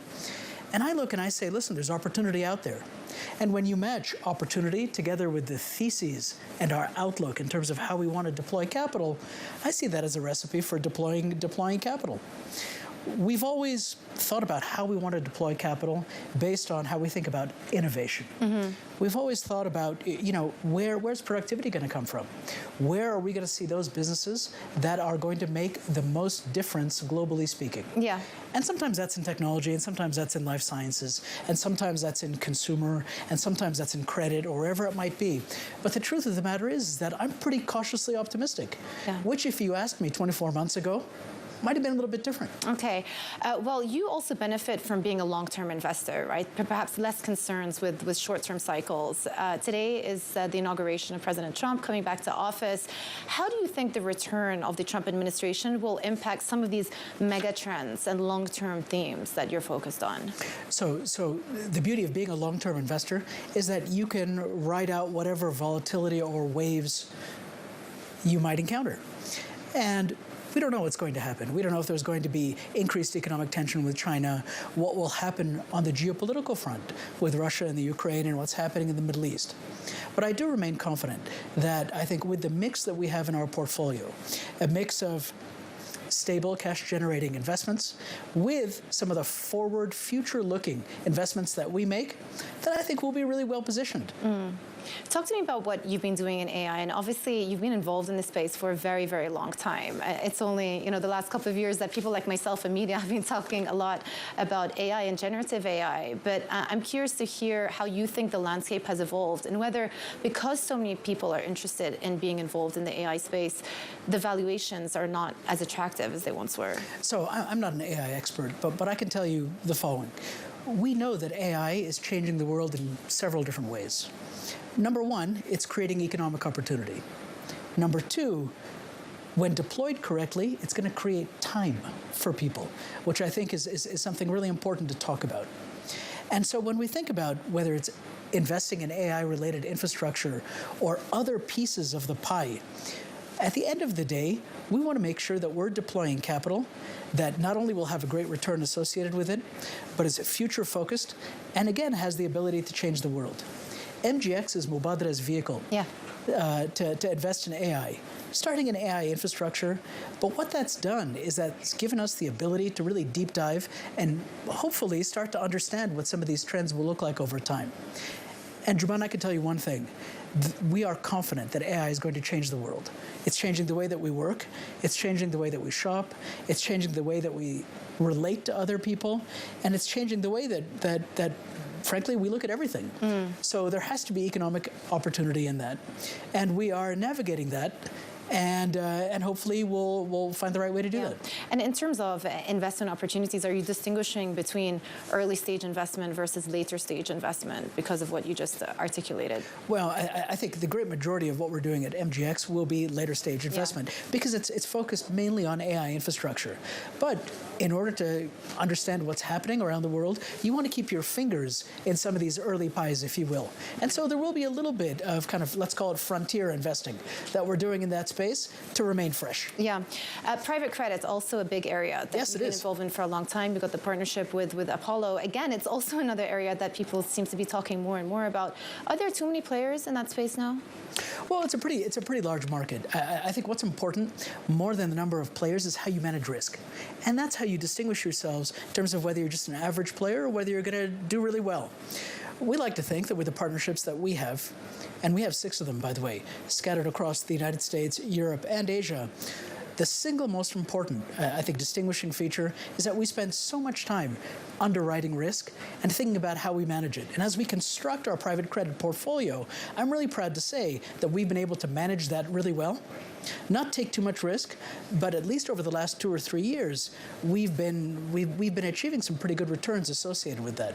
In fact, it's been the best performing asset class in Mubadala for the last 3 years running. Private credit has. Yes, ma'am. Yeah.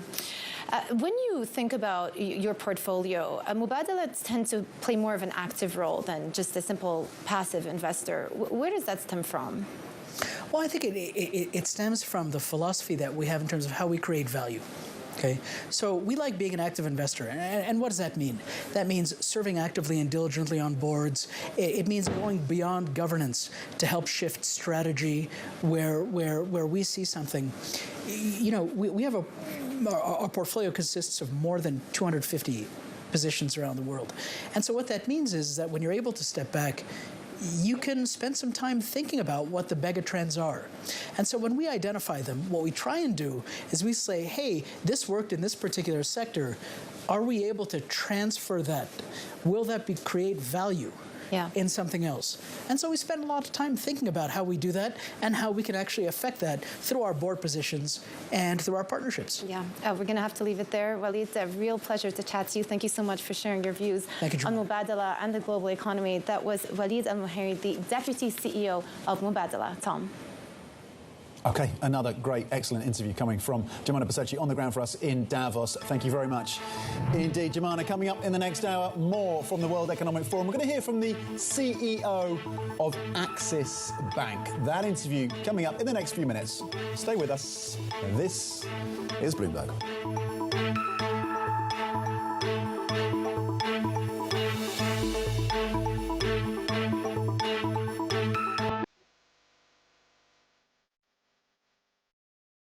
In 2015, I was not optimistic because nobody was working on the hard problems. The energy R&D budgets had gone down. The venture investing in climate had gone down. It was completely out of fashion. So I don't know what people were optimistic about then. The fact is we built essentially from scratch, with lots of supporters, a really mind-blowing level of innovation against emissions. And in the last 9 years, that's gone better than I would have expected. So only now could you even, plausibly be optimistic about the path of emissions. And someone who said, hey, nobody's ever scaled things up like the speed that we knew to before, they're welcome to say, hey, I'll believe this when I see it. In the meantime, some people who care about this issue are really out, trying to think, do we need permitting reform? Do we find, what new ideas haven't we found yet? How do we fund people with those new ideas? How do we get the costs of these things down? How do we collaborate on a global basis? So we're still not at the point where it's guaranteed or even that it'll be easy, but at least there's a theory of change.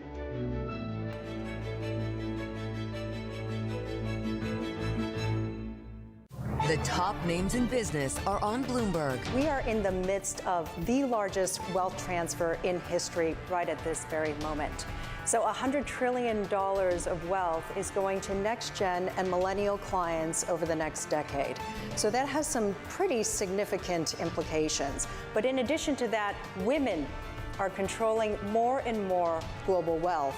Today, they control a third of global wealth, but in the next 5 years, $30 trillion is going to pass in the hands of women, and they're going to control over 50% of the global wealth market out there today. Women care deeply about investing with purpose, investing to make an impact, doing good with their investments. So you're going to see some significant opportunities for us as we lean in and have been leaning in to capturing more of the female wallet globally. Nobody covers business like Bloomberg. Context changes everything.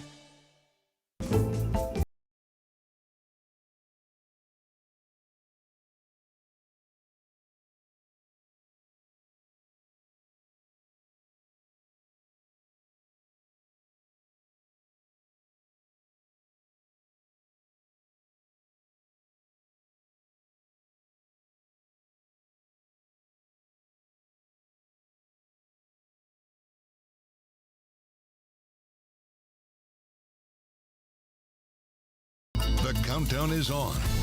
Everything you need to get the edge at the end of the market day. Get ahead of tomorrow's trading with The Close, weekdays at 3 p.m. only on Bloomberg Television. Context changes everything.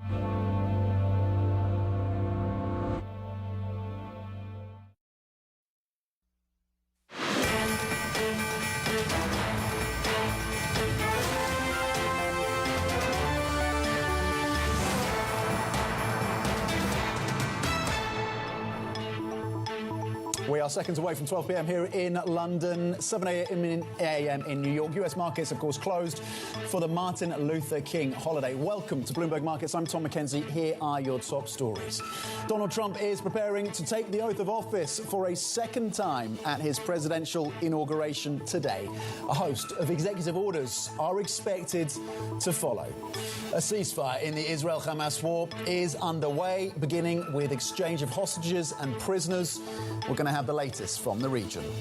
And global business and political leaders are in Davos, Switzerland, for the World Economic Forum, with artificial intelligence and global trade at the top of the agenda. US markets, of course, closed for Martin Luther King Day. Asian and European stocks, as well as US futures, gaining ahead of President-elect Donald Trump's inauguration later today. It was a solid session in Asia, though European stocks have now edged into negative territory. European stocks on the European benchmark stock 600 currently down 0.1%. Some losses coming through for utilities and renewable energy, so taking a bit of a hit on the reporting that incoming President Trump will be pushing ahead with an emergency energy move around policy to try and support the build-out of production in the US, possibly to the detriment then of some of those renewable players as what it means for the Inflation Reduction Act, of course, remains in focus for investors exposed to that part of the sector. Bloomberg's Simon White joins us for a broader view on these markets. Simon, let's start with the dollar, because it's interesting, given what we heard from Bessent, of course, the potential likely incoming Treasury Secretary last week, talking about the need for strong dollar. Today, the Bloomberg Dollar Index on Inauguration Day is down 0.2%. The context, of course, it's rallied versus euro versus the pound since the end of last year. How does this set us up in terms of how we should be thinking about pricing into the dollar? How much is priced in at this point? Are we at this stage now where maybe some of those bets starts to be paired on the greenback? Yeah, I mean, it's a very good question. I mean, the dollar has been extremely strong, as you say. It's like 8% up since September. Yeah. And there's a lot behind that. There's the rise in yields. There's obviously the prospect of tariffs. There's kind of America first type policies people are expecting. So there's been a huge expectations built into the rise in the dollar. But I'd say of all the sort of trades that you've seen since the election, it's maybe one of the most vulnerable because of the surge higher, and there's a lot of expectations built in. Generally, I think I've noticed with a lot of the Trump policies, there's been all the positives have been built in or built into expectations, but very few of the negatives. And you've been looking at kind of a historical framework to how to think about pre-inauguration day, inauguration day, and after, in terms of how the markets may adjust. Exactly. So I think in a time of a torrents of asset buffeting headlines, it's really important to try and stand back, get some perspective, and use that as an anchor for a view. I mean, things are perhaps going to play out quite differently. But if you look at the dollar, it tends to modestly rally between the election and the inauguration, but then it tends to sell off afterwards. But this time around, we've just seen this huge 8% rally, which is kind of unprecedented, right? It's the largest move you've seen in the interregnum period between an election and an inauguration. So you see that's the largest move that we've seen? That's the largest in going like 25. Time frame, yeah. Exactly, yeah. So basically, it's, as I say, there's a huge amount of expectations. And when you see that in the market, obviously, like rumour versus fact, right? There tends to be a time then when the expectations get built in, the disappointment comes in. So the dollar is vulnerable from that perspective, alongside the fact that positioning is also very long. So you look at the net positioning now, it's the longest it's been for roughly 8 to 10 years. And even if you look at the change in positioning over the last month, it's ratcheted much higher, along with, funnily enough, Bitcoin. So Bitcoin futures have seen a huge rise. That's another asset that I think could face some sort of disappointment in the coming weeks. It's not to say it's the end of the rally, anything like that. But again, when expectations are so high, positioning is all one-sided. You know which way markets are likely to move. Okay, so similar factors and similar forces at play for both, interestingly, for both Bitcoin and the dollar. Bitcoin up 4.6% so far on the session at 108,000. The dollar facing a little bit of pressure at the Bloomberg Dollar Index, a little softer, down 0.2%. Euro dollar up 0.5 on the single currency at 103. Simon White, thank you very much indeed, walking through some of the key lines around these markets with a focus, of course, on the dollar, and maybe some of those longs could be unwound in the weeks and months ahead, and the historical framing as well around Inauguration Day and post. Let's get more details, more analysis in terms of how to think about the FX markets. Global markets, of course, bracing for Trump's trade policies as tariff uncertainty weighs on currencies, and that uncertainty is certainly there. The dollar, as we've been talking about, slipping for the first time in 3 days. Sonia Martin can bring more analysis right now of DZ Bank. Sonia, how are you thinking about whether or not you want to lean into the dollar trade at this point, and how much is priced in? Well, hi, I actually agree with Simon. I do think that the market at this point has priced in a lot of the presumably good news that will come with Trump. We have seen a massive rally, and it's been an unusually large move before the inauguration. So I think there is some potential for a correction. Having said that, it's going to crucially depend on mainly the import tariff factor. The big unknown for the market right now is when and to which degree Trump will come true with his promises to implement massive tariffs. If he does hold back for now and attempts to make some deals, which is what we're hoping he will do, then that could be enough to allow for a bit of a euro-dollar rally as some relief sets in. Should he, on the other hand, come in hard with tariffs right away, then that's going to just confirm all of the fears that we've had, and that's going to put pressure on the euro and allow the dollar to rise further. So it's kind of a make it or break it moment in a way, with Trump coming to the office tonight, and then we'll see what happens next. What level would you target around euro dollar then, if you get a more benign response from Trump? Well, you could see quite a significant reaction because the market has, run a long way. And as mentioned before, the market positioning is very extreme. The market is very short euro dollar. So, I mean, a 105 isn't a problem, or even slightly above that, if we get a signal that tariffs will be held off for some time.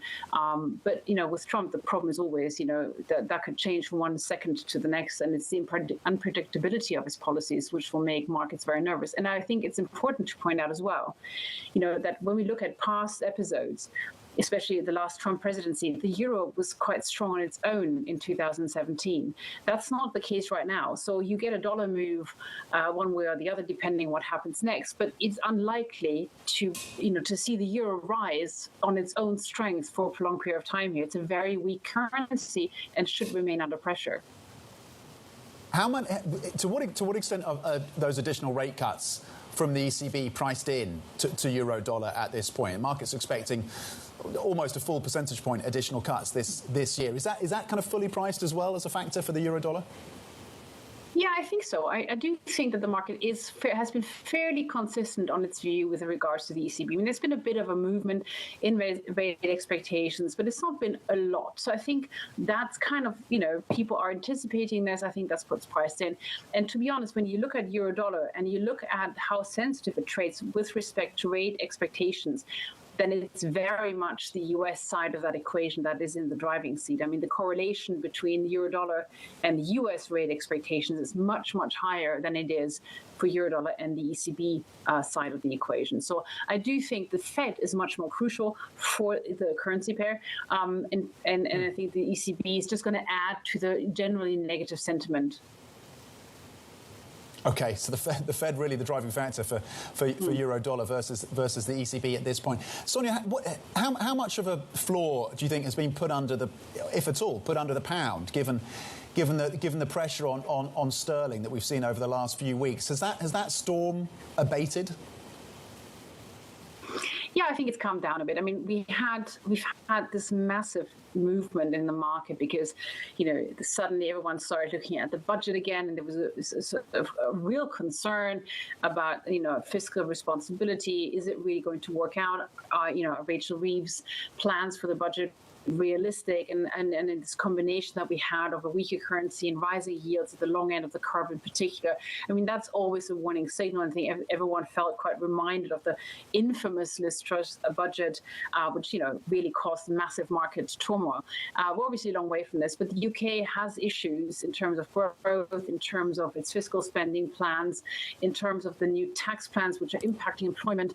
So there are a lot of reasons to be concerned, but I do think the recent decline has been slightly overdone, and it is time for sterling to find some bottom here and then to see how things progress from here, which will, of course, also depend on the fate of the US dollar in the coming weeks. And your expectations around the BOE, market's pricing in about 65 basis points. So there's been a repricing as well in terms of expectations of the Bank of England. Does that sound reasonable to you, or do you think markets are still underestimating how far the Bank of England will have to go to support this economy? Well, I do think it's very reasonable. I mean, the Bank of England has been in a difficult position. Some could say maybe more difficult than other central banks because the inflation has been very sticky in the UK. And so the path for the BOE hasn't been as clear as maybe it has been for other central banks. So it's been a lot of toing and froing, a lot of revision of rate expectations. I think what the market is pricing in right now is reasonably to be expected. A slow, continued decline in the policy rate, but nothing hasty. And they'll sort of have to move from data point to data point and make sure they don't overdo it and then end up having gone too far. So they'll just be very careful, I think, in their wording as well. The BOJ, before we let you go, Sonia, the BOJ with their decision, of course, on Friday. Economists in the whole seem to be expecting another hike. Of course, there's some kind of dependence on what policy we get from Trump in the days ahead. But that seems to be the expectation. Yes. They will go ahead with another hike. Where does that take dollar yen then? I think the problem here is it's not so much dependent on what the decision per se will be. The it's really going to be about the wording, because this has been the problem that's been haunting the BOJ for some time, and they've done the right things. They have hiked interest rates. They have sent the right signals in terms of what they've actually done policy-wise. They just have an unfortunate tendency to then shoot themselves in the foot by delivering a very dovish message in the following press conference, and that sort of then keeps the yen sort of under some pressure. So I think, you really have to watch the wording of the press conference, and this is where they need to become a bit more courageous, I think, in order to have a bigger impact on the market. OK, watch for the press conference when it comes to the BOJ on Friday. Sonia Martin doing a global tour of currencies of DZ Bank for us, with a view, of course, on the dollar, euro, the pound, and looking ahead later this week, the Japanese yen. Sonia, thank you. Coming up, Wendy Schiller of Brown University. We're going to get her views in terms of the policy mechanics of incoming President-elect Donald Trump and his team, of course, how to think about implementing that policy agenda in the days, weeks and months ahead. That conversation coming up. This is Bloomberg.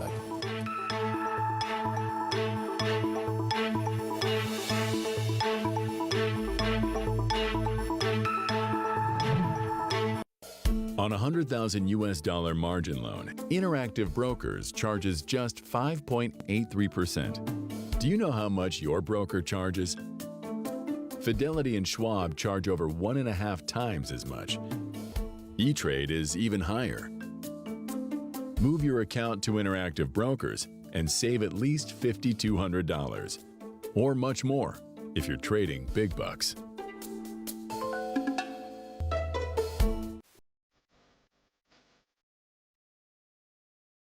I prided myself, probably wrongly, having worked in many countries, been brought up as a child in the Middle East and in the Far East, having a mother who was not British, she was Hungarian, she was a survivor from Auschwitz, and I was the son of a Holocaust survivor, and being involved with lots of people, I thought to myself, I know a lot about diversity, and I know about inclusion and not being included. But actually, when I came out, I realized that my level of understanding was not very high. And actually, I could see both the support and the rejection of being different, and what you had to do to live a life where you were different. And I'm immensely pleased that I was outed when I was 60, just under 60. Because had I not been outed, I probably would have said I could stay in the closet and still believe that I knew everything, which I didn't. And that was a very important moment for me.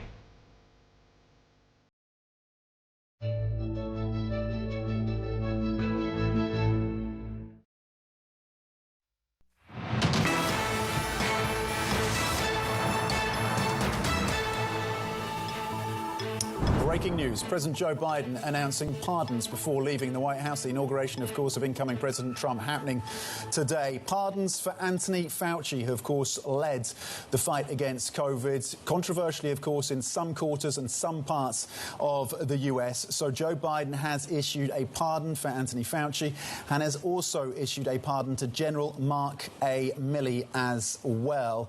And here are some lines from the press release that has accompanied these pardons from the White House. These appear to be preemptive pardons, and I'm quoting from the press release. In certain cases, and this is from President Joe Biden, in certain cases, some have been threatened, he's talking about civil servants, with criminal prosecutions, including General Mark Milley, Dr. Anthony Fauci, and members and staff of the Select Committee to investigate the January the 6th attack on the United States Capitol. And so I'm quoting from that press release, and so those members of the committee, plus Anthony Fauci, plus General Mark Milley, will and have been pardoned as a result. We will get more details on this, of course, throughout programming and what this constitutes in terms of the response from Joe Biden in, of course, his final hours in that role as President of the United States on Inauguration Day, of course. Geopolitics also a major story for us today because the ceasefire between Israel and Hamas is underway. Hamas releasing 3 Israeli hostages yesterday in exchange for 90 Palestinians held in Israeli prisons. Bloomberg's Ros Masson joins us with the latest when it comes to the ceasefire. Ros, let's start with whether or not this ceasefire, what is the expectation? I mean, there's been some incredible pictures from both sides in terms of the prisoners and the hostages meeting their families after months, 15 months of captivity in conditions that we can only imagine. What are the expectations that this ceasefire can hold longer term? Well, it certainly had a fragile start and a delayed start, and there was a lot of last-minute wrangling that we saw, and this is, in a way, a product of the fact that we kind of announced an agreement, a plan to have a ceasefire before there was an ironed-on plan to have the ceasefire, so you had to reverse engineer parts of the agreement after the fact. And so there's a lot that's still not even really codified about this agreement, so lots of room there for disagreement to say, well, you're breaking this part of it, or I'm breaking this part of it, and so on. And so it's very, very fragile. But we did see that first big marker, which was the release of the initial group, just 3 Israeli hostages, the release of the Palestinian prisoners. That's the very first step. And now we have a bit of a pause before we'll get perhaps the second release of Israeli hostages in exchange for a larger group of Palestinian prisoners. But underlying that is a lot of conversation about, well, what happens after the first 6 weeks of this agreement? Then what? Does it roll over, and under what terms? And when do we start the conversation about what Gaza would look like after a ceasefire, if this is truly a pathway to the end of the war? And we can see even within Israel, there's a lot of disagreement about that politically within Netanyahu's inner circle about whether this is truly a pathway to a proper peace. So very, very fragile all around. Yeah, and as Ollie Crook on the ground for us in Israel saying, tempered relief that he is sensing, speaking to people on the ground in Israel, but tempered, and that seems to be a sentiment that's been shared in Gaza and the West Bank as well.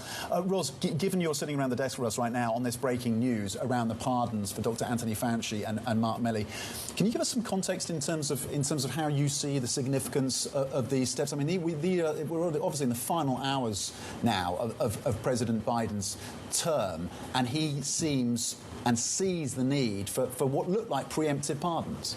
Well, indeed, and it seems like, Biden's been taking a whole lot of steps in the past couple of weeks, really, to deploy things to protect his legacy, to defend regulations, particularly to make it harder for Donald Trump to wind back some of the policies of the Biden era. And he's come under criticism for that. Why wait so long to do these bold actions that people were calling for years during your term? But it does seem to be to try and lay, the not landmines, but make it a lot harder for Donald Trump to rush his agenda out the door. And on the pardons, what we can see is Donald Trump's expected to pardon a bunch of people related to the January 6th attack on the Capitol, potentially today. Joe Biden out the door pardoning some people, and it seems without even really any charges against these individuals to date. As you say, is it a preemptive pardon? These are people who Donald Trump repeatedly has trained his sights on.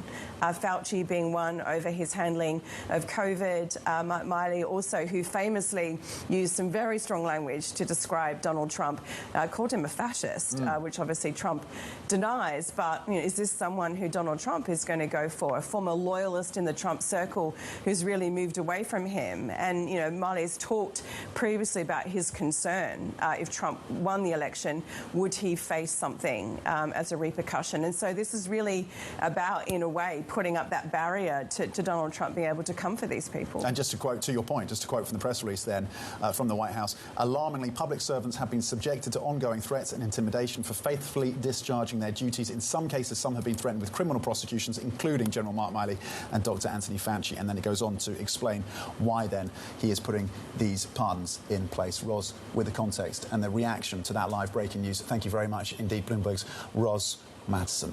Now, President Biden, President-elect Trump's teams both involved in the ceasefire deal, of course, between Hamas and Gaza. Trump reportedly, Hamas and Israel, I should say.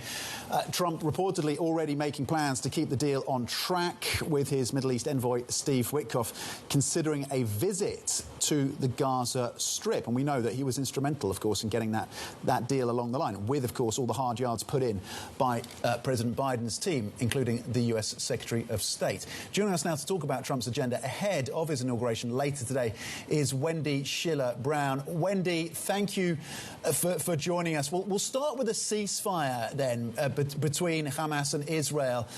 What can we take from the role that Trump's team played in this ceasefire?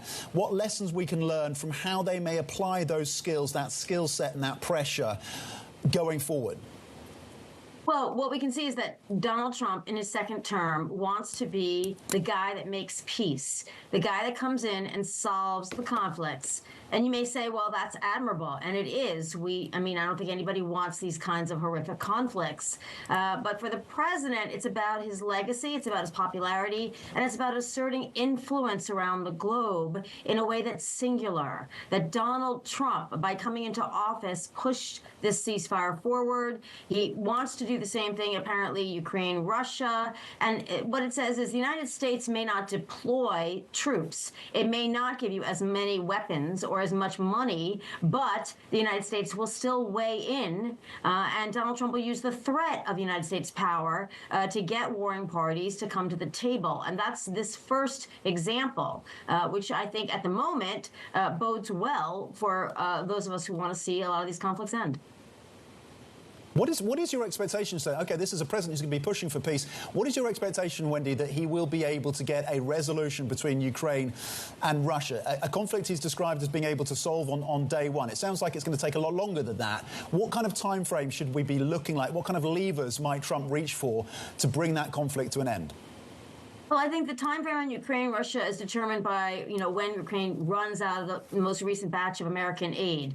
Donald Trump has expressed skepticism about the amount of aid that the United States has given Ukraine, and certainly Congress has to reauthorize or add new permissions for new aid. And that will be our timeline. Probably in the next couple of months, there'll be a request for more aid, and that will be up to the president and the Republican, his same party-controlled Congress. So that will be our timeline. And in that sense, the unpredictability of Donald Trump. I'm not suggesting that he is predictable or there's any certainty about what he'll do in the future, but he's unpredictable. And that means other parties, foreign entities, have to wonder how far he'll go to accomplish his goals. So while I say he doesn't want conflict, Iran is certainly considered still a threat to the United States. What would he do to bring Iran to the table?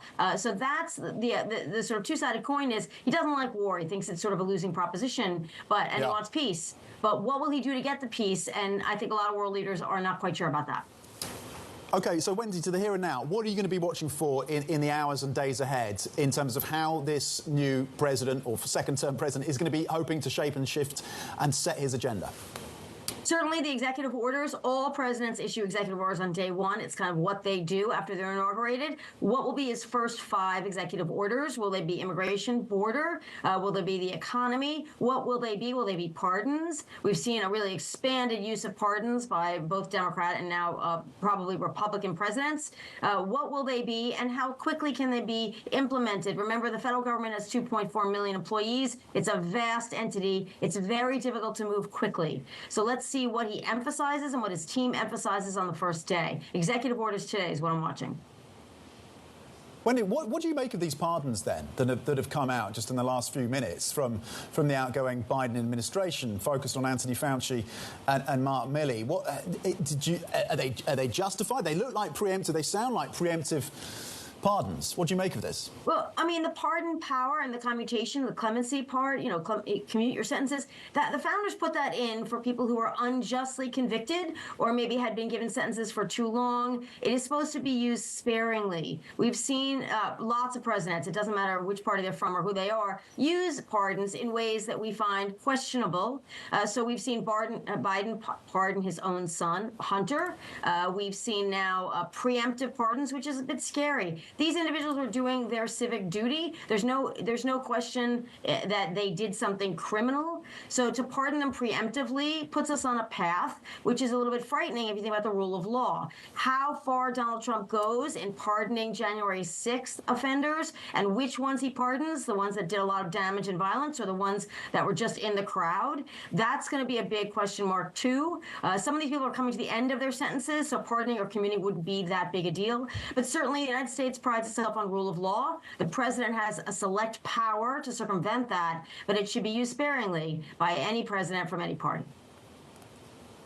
Yeah, I mean, certainly this is one tool that's sitting here in Europe and in the UK is something of a fascinating, somewhat head-scratcher in terms of pardons and how willing presidents are willing to use them. Wendy Schiller, excellent analysis in terms of what to think about in the days ahead from the Trump administration of Brown University. Thank you. Still ahead, we're going to get back to the World Economic Forum in Davos, Switzerland for an interview with the CEO of Axis Bank. That's coming up. This is Bloomberg.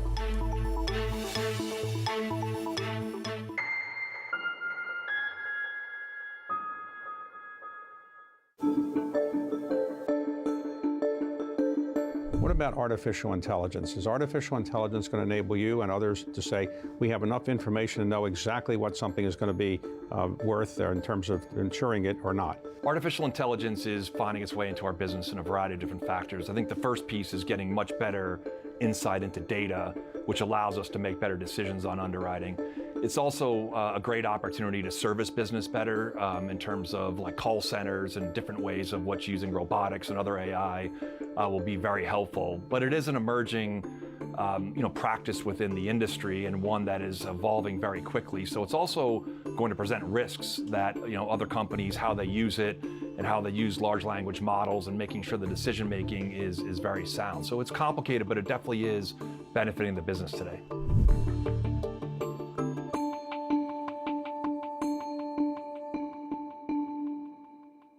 Today's CFOs are reshaping the C-suite. Bloomberg's Chief Future Officer shines a spotlight on these dynamic leaders.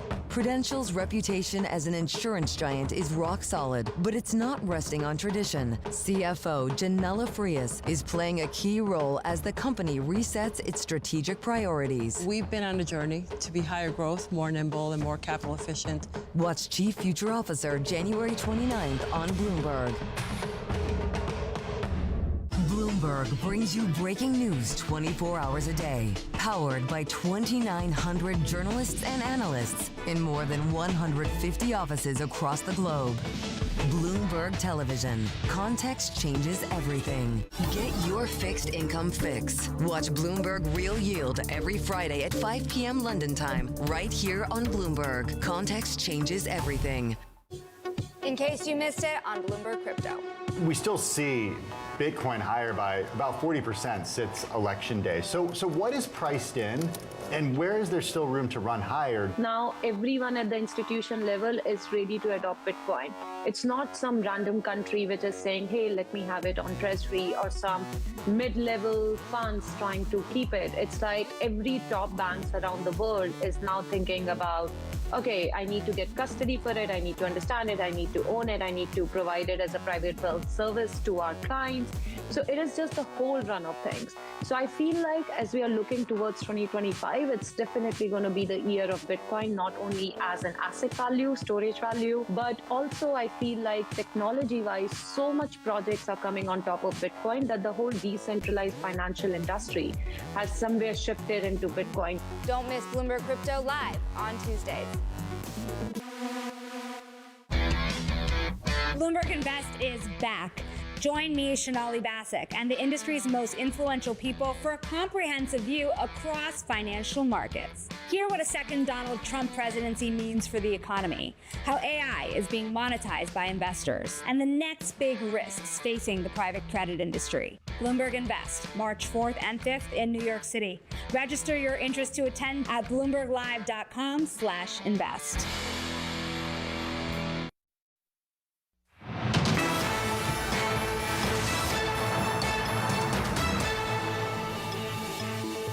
Welcome back to Bloomberg Markets. I'm Tom McKenzie in London. The World Economic Forum, meanwhile, is, of course, underway in Davos, Switzerland. Global business and political leaders are discussing the state of the economy and trade, with US President-elect Donald Trump at the top of their agenda. Bloomberg's Jonathan Ferro and Lisa Abramovich are on the ground for us in Davos, and they join us now. Guys, what is the mood on the ground? Hey, Tom, I can tell you it's not cold. This isn't even real. It's a green screen. Everyone's been pretending through the morning so far. And I'll tell you why. I'll tell you why. Because we're all stuck between two worlds. Washington, D.C., inauguration, and Happy Valley. So I'll bring you the reality of the next, what, 5 days, 4 days, 3 days? How long is this? It's actually, well, 3 main days, but yes, 4. You know how this is going to work. Trump is going to act, Davos will react, and that's the next 3 days. There's already a reaction right now in Davos, and partly that's who's not here, which is the people who are in Washington, D.C., who are at the inauguration, and will be maybe jetting here, maybe not, depending on the convenience. But it's also the idea that the undercurrent of deal-making, which always has been the dominant aspect of Davos, is now basically the subtext, the pretext, and just simply the text. It is now necessarily the obvious thing that people are here to do deals. It isn't necessarily message about virtues and ethics. Let's break that down and make it very easy. I think if you are a company operating in America right now, things are great. And the incoming administration is promising to make it even better.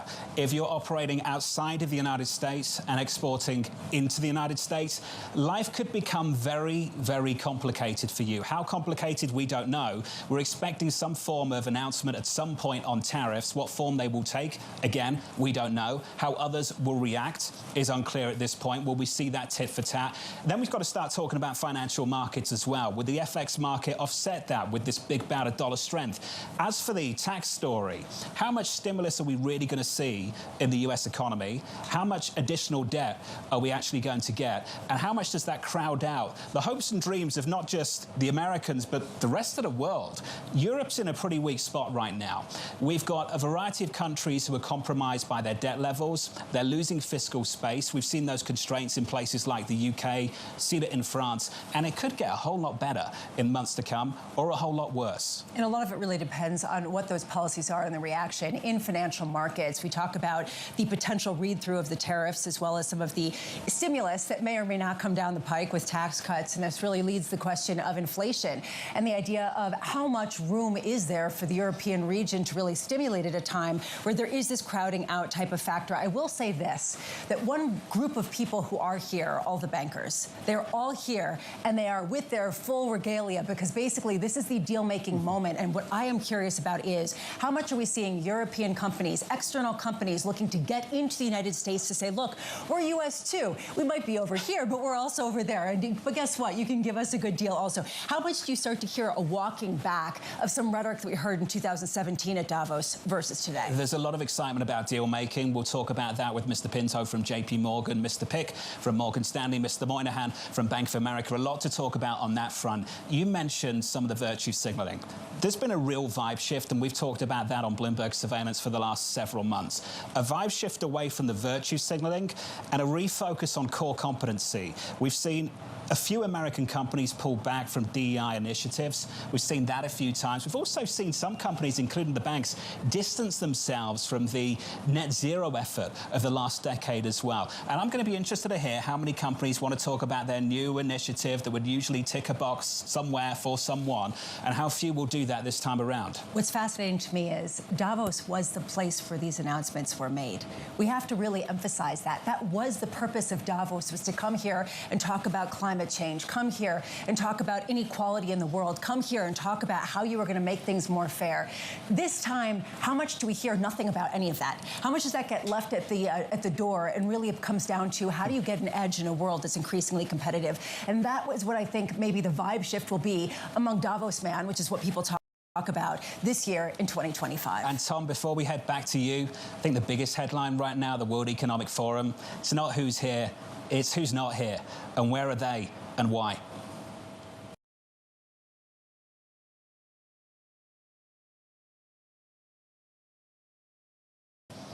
OK, Sean Farrow, Lisa Abramovich's fantastic setup in terms of the guests coming through and the fact that ultimately Trump is, of course, looming large, whether it's on DEI or walking back on some of those climate change commitments, what it all means for the debt levels of some of these nations and how Europe responds as well. Let's cross over to Germana Besetchi, who is also on the ground for us at the World Economic Forum in Davos, and other parts of the landscape for us with the team of Bloomberg stretched over a space of real estate on the mountains there of Davos. Germana, bring us in your next guest then.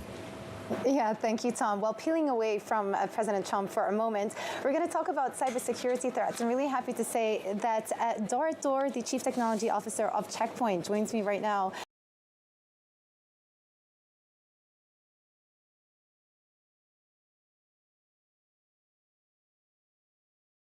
I thought it was really interesting. The World Economic Forum put out a global risk report before every Davos, and this year they cite cybersecurity threats as the 5th biggest risk over the next couple of years. How do you see the landscape emerging in 2025? Yeah, so that's, thank you for inviting me. The landscape is always becoming more severe, but in our report and in our data analysis, we found out that it grew up 44% year over year in 2024. And it's actually continued to emerge. The digital transformation uses much more assets online, and hence the importance of securing them become much greater, and attacking you become much more profitable to the attacker, if you will. Yeah, I saw in a report that your own company put out that cyber attacks on the state have risen. AI-powered disinformation influence campaigns targeted 1/3 of global elections between September 23 and February 2024. That is a startling number. Talk to us about what those campaigns actually look like and how damaging they were and how influential you think they were. Yeah. I think that the main point here is that what AI enables us to do, it enables us to do attacks in masses that would be much more accurate and much more targeted. So if before some personas were attacked at sometimes now the attackers can use it much more consistently to attack many more people in masses and to create more massive, accurate attack continuously. And that's a big threat. The specifically for disinformation and fake, etc., it just becomes so accurate that you trust it as being the real picture, the real persona talking to you, and it's very easy to do social engineering. Of course. So how do you counter that? So if the cyber attacks are becoming more sophisticated and are leaning more on artificial intelligence, to counter that, are you therefore also leaning more on AI and generative AI? So first, yes, AI for security is a very well exercised tool that is improving all the time, and we must use also AI for security.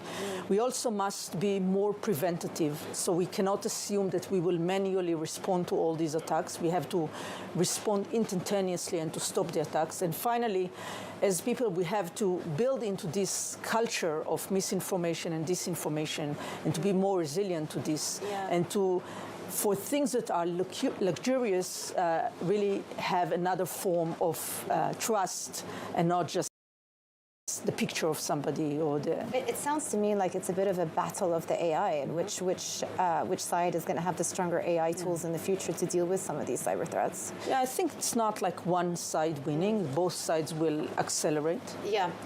There's something that I do want to ask you about, perhaps not necessarily cyber security related, but the U.S. Supreme Court recently upheld a decision to ban TikTok in the United States. How do you think about it from a security standpoint? Yeah. I think TikTok is a tool that could be used for two things. For delivering misinformation and disinformation, just like we discussed. And the second thing is collecting data from many people, which could be very damaging at the hands of an adversary. So it is a tool that could be, with the wrong intention, used very badly. And could be the basis for forming a severe cyber attack. So it's not unrelated to cyber, even though it starts from a culture and kind of social networks and people, but it could easily turn also into being a cyber tool. And obviously it depends who the ultimate owner is. In this case, the ultimate owner is China. Yeah, it depends on the intention and the usage of this data. If the data is not used in a bad way, it could be a legitimate thing that happens in other networks as well. But if the data is badly used or the misinformation and disinformation is not handled well, it could be a very destructive tool. One other phenomenon that happened last year was increasing amount of cyber attacks on supply chain. And I would say one of the big turning points throughout the course of the conflict in the Middle East last year was the Hezbollah pager attack, and Israel thought to be behind that. I just wonder whether you think these types of supply chain attacks are going to become a lot more common in the future. I think it starts by a geopolitical divide. We are deglobalizing in some senses. There are forces that fight each other, and each side is trying to use their best tool, and that's accelerated the war. It does also accelerate supply chain attacks, even not specifically like the example you mentioned. There are many supply chain attacks already in play and being used. And everything that's being used by states ended up being used by industry and just by thieves. They're just looking to gain economical gain at the same way. So tools are transforming very quickly from being a state tool to everybody's used tool. And so supply chain is a problem. Supply chain in the physical world is one thing, but supply chain in the software world is very well exercised, and there are many examples of severe attacks done with supply chain. Just a question on Checkpoint. I see you're opening your second largest office in India. What are the opportunities that you see there? Why India? So first, India is a large kind of population, and there are many ISVs there that serves many countries many other countries and companies. We do already have some operations there and some different centers of excellence that we could build the expertise on. And so I would say it connects to the missing of talent. We are missing talent, and we are looking all over the world in order to facilitate our growth and to bring it in a place where it's technologically savvy. Well, before I let you go, I do want to ask you about the main development in the region over the course of the weekend, and that is finally the ceasefire between Israel and Hamas has been implemented. And of course, you are an Israeli and Tel Aviv-based company. What are your thoughts on the ceasefire and what it could mean for the Middle East? So Checkpoint is a global company traded in the Nasdaq. I live in Israel. As an Israeli citizen, I'm excited about the development. I really look forward to see all the hostages coming home. And I look forward to being a more rational region, not so much in the news. I think many of us want to live their life and prosper, and I look forward to this future. Yeah, I think many of us agree with your sentiments. Tom, that was quite a comprehensive interview with Checkpoint Chief Technology Officer Dara Dor. I'll throw it back to you now. Bloomberg's Jumana Pasechi on the ground for us at the World Economic Forum in Davos. Jumana, thank you. Coming up, we're going to be back in Davos for an interview with another executive. So stay with us for that conversation. Axis Bank's CEO in conversation with our team on the ground at the World Economic Forum. That's coming up. This is Bloomberg.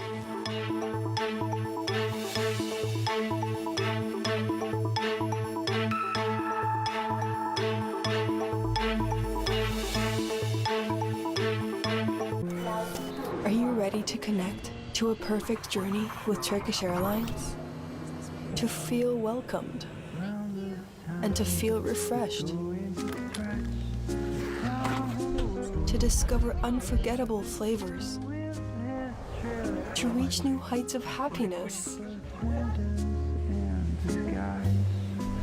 To connect to a journey that's perfect because of you.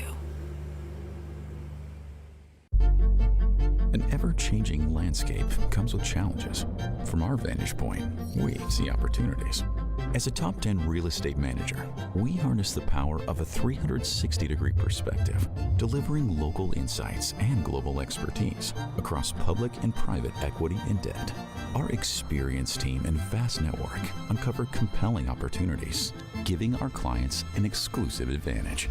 Principal Asset Management, actively invested.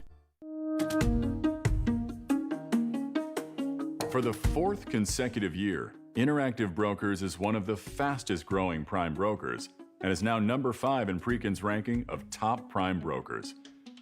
Interactive Brokers serves both organizations and individual investors.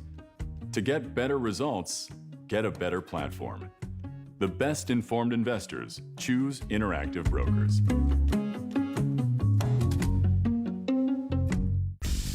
DraftKings hit a milestone in the second quarter of 2024. For the first time as a public company, it turned a profit. Is this a new era for DraftKings? There's an inflection from when you're cash flow negative and you're operating off of equity raises from the past to when you're self-funded and you're cash flow positive and able to control your destiny a lot more. You've had your first quarters of profitability now. Does that take pressure off? Does it increase pressure? I think it increases pressure. I mean, once you start making profits, people expect you to make more, and all of a sudden you're valued on a multiple of those profits as opposed to the theoretical what could be. So very important, I think. When you're cash flow negative, you've sold a vision of what the company should be working on, and you're very focused on working on that and delivering against that. When you've pivoted to profitability, the world of what you can work on is a little bit open, and there's a lot of different ideas, and it requires more focus than ever to make sure that you are prioritizing on the most important things that are going to deliver the most value. DraftKings' solid standing in a booming sector gives them the luxury to play the long game. They're not under pressure to cut costs. When you have really strong revenue growth, you don't need that. If you look at where we are today and where we want to be and where we believe we will be, the vast majority of the incremental EBITDA is not coming from any cost reduction. It's coming from increased revenue. We don't feel like we need to cut costs because we're growing our revenue so much. We want to grow our revenue into our existing cost structure, and there's no need to reduce the cost as long as we're being efficient with what we allow our cost growth to look like.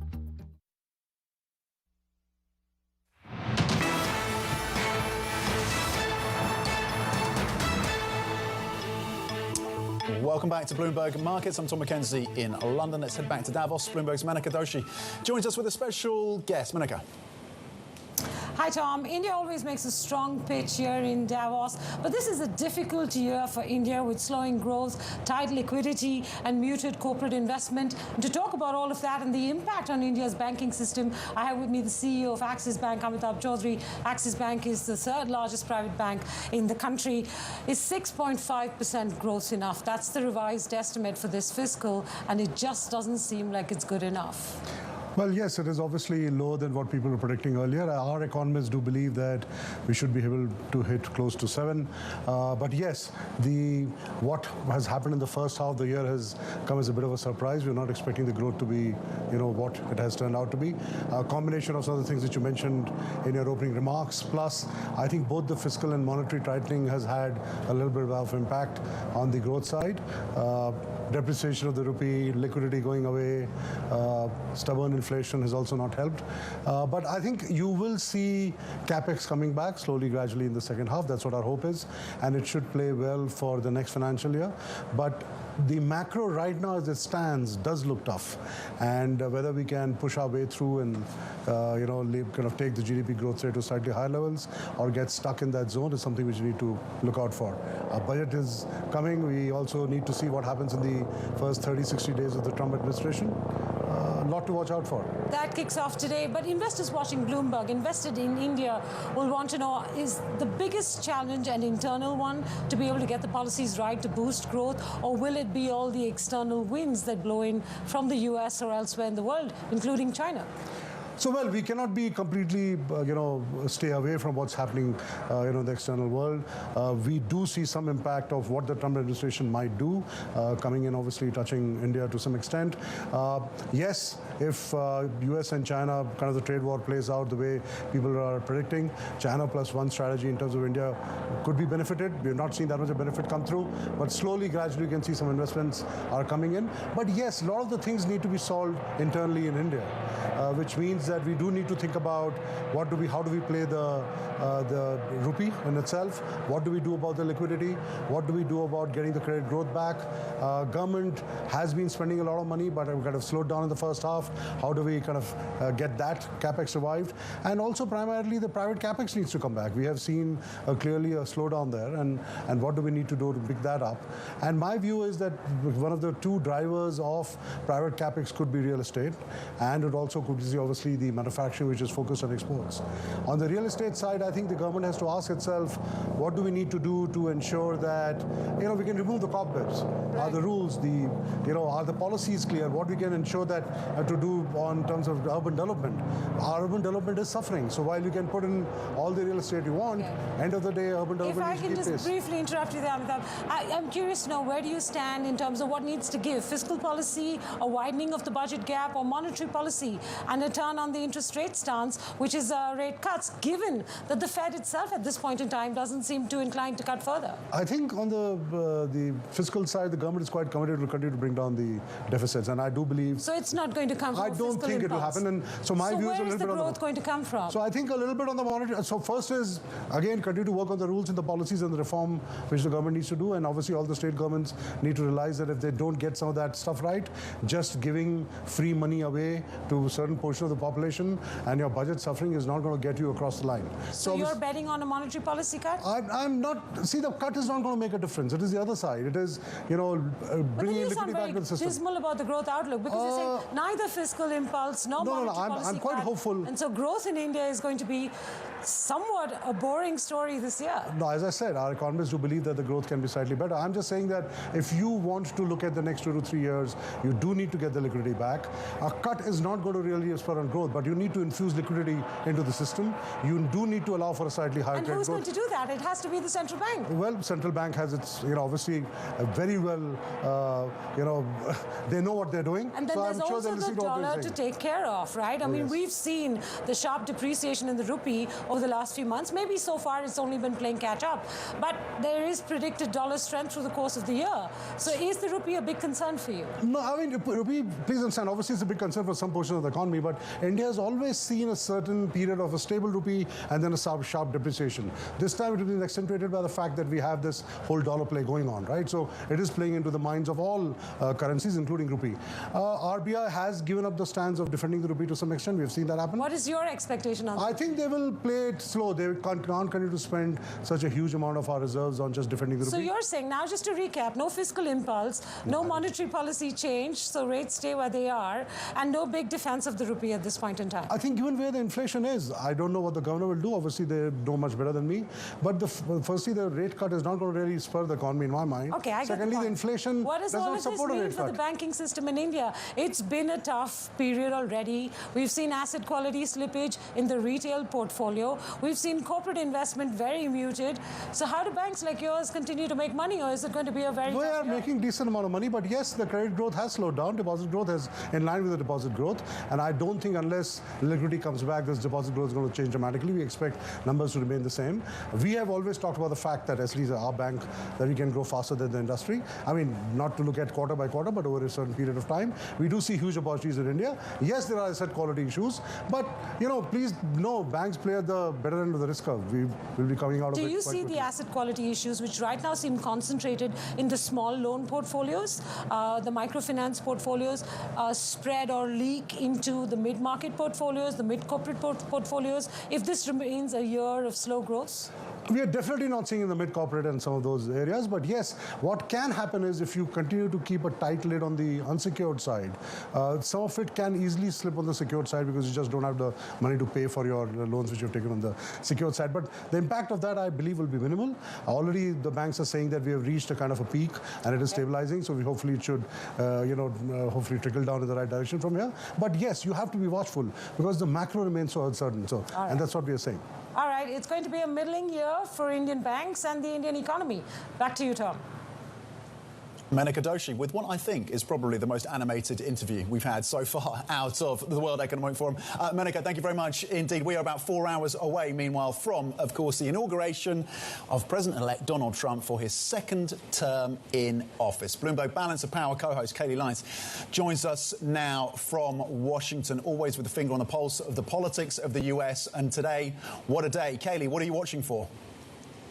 Well, it's going to be quite a day, Tom. Of course, a little bit different than traditional inaugurations in that it is currently, I believe, negative 10 degrees Celsius here in Washington. Therefore, the actual traditional swearing-in ceremony is going to be taking place inside the Capitol rather than on the West Front. But of course, what will happen today, no matter what, is that Donald Trump will become the 47th president of the United States. And it's not just the pomp and circumstance, the traditions of this transfer of power in American democracy that we'll be watching today, but really what happens after he takes the oath, because we he has been, according to Fox News, planning some 200 executive orders that he will sign today. In fact, last night here in Washington at a rally at Capital One Arena, Trump had this to say: like hell, we're going to do it over the course of weeks. We're going to sign them at the beginning. And we know those executive orders could focus on a few areas in particular: energy, the border, and the federal workforce. He also, of course, over the weekend pledged that today he will be signing an extension for TikTok to divest itself after it was briefly offline here in the U.S. over the weekend. So there's going to be a whole host of executive action he takes almost immediately. And of course, we'll be watching for any action on tariffs, things like crypto as well today. OK, so the executive action, the executive orders are going to be there, Kaylee. To what extent do you assume that that is going to be setting the terms of the agenda of this president who, one of our geopolitical guests pointed out to us, is essentially taking office as a lame duck president?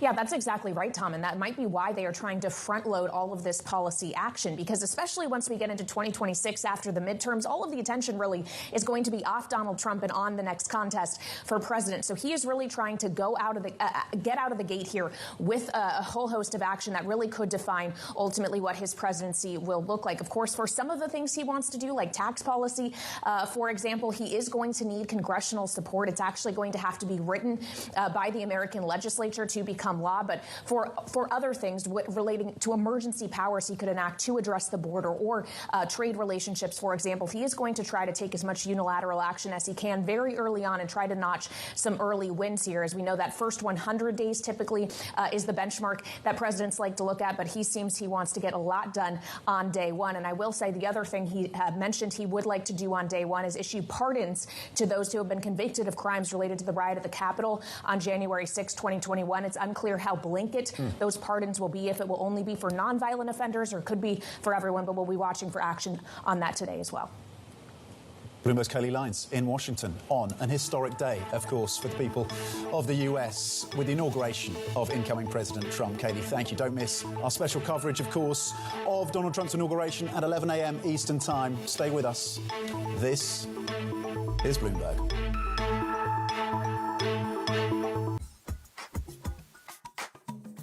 To succeed in Wall Street, what skills do you need? You need to be somebody who claws people on the back, people that you have to be tough, you have to be fighting people all the time. What are the skills that really take to succeed in Wall Street? Great question. Of course, you have to work hard. So I can tell you what I found for me, and it's probably counterintuitive. I had to stick out, which is interesting because I made the decision earlier. Being really the only woman, I already stuck out, and I thought I might as well double down on that.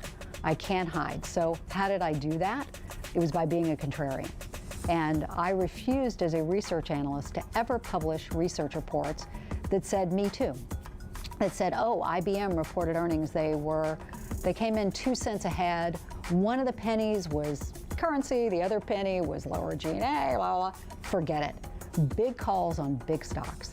My very first piece of research I published was very negative at a time nobody did it. I stood the heck out. And when I was right, that elevated me. And David, I've done that as a research analyst, but I did it in business as well. Here's a business strategy. If everything's fine, just keep your head down and execute. Every once in a while, you have a big insight, and you can build an entire business, in fact, an entire industry around it.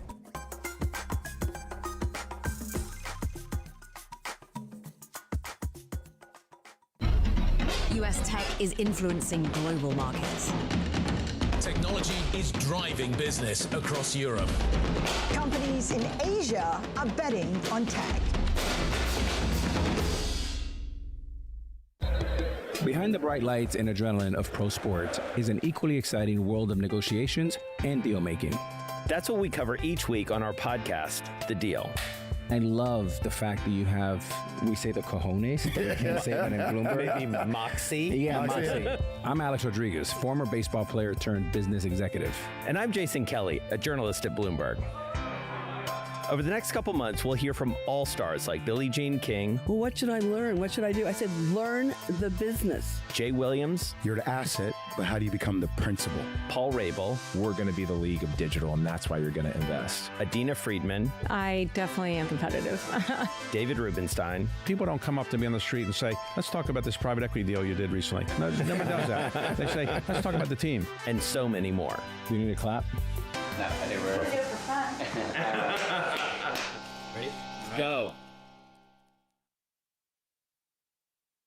The countdown is on. Everything you need to get the edge at the end of the market day. Big tech earnings kick off later this afternoon. Gilead is coming out right now. We have Take-Two numbers. Back to the markets, right? Our bread and butter. NVIDIA is one of the best stories in the tech space. That actually matters a whole lot more. It might shock some of your viewers. You're watching The Close. Get ahead of tomorrow's trading with The Close. Weekdays on Bloomberg. Context changes everything. Key investors, top executives, global innovators. Join me for in-depth conversations with the biggest newsmakers on the day's top stories. Insight with Haslinda Anand, only on Bloomberg.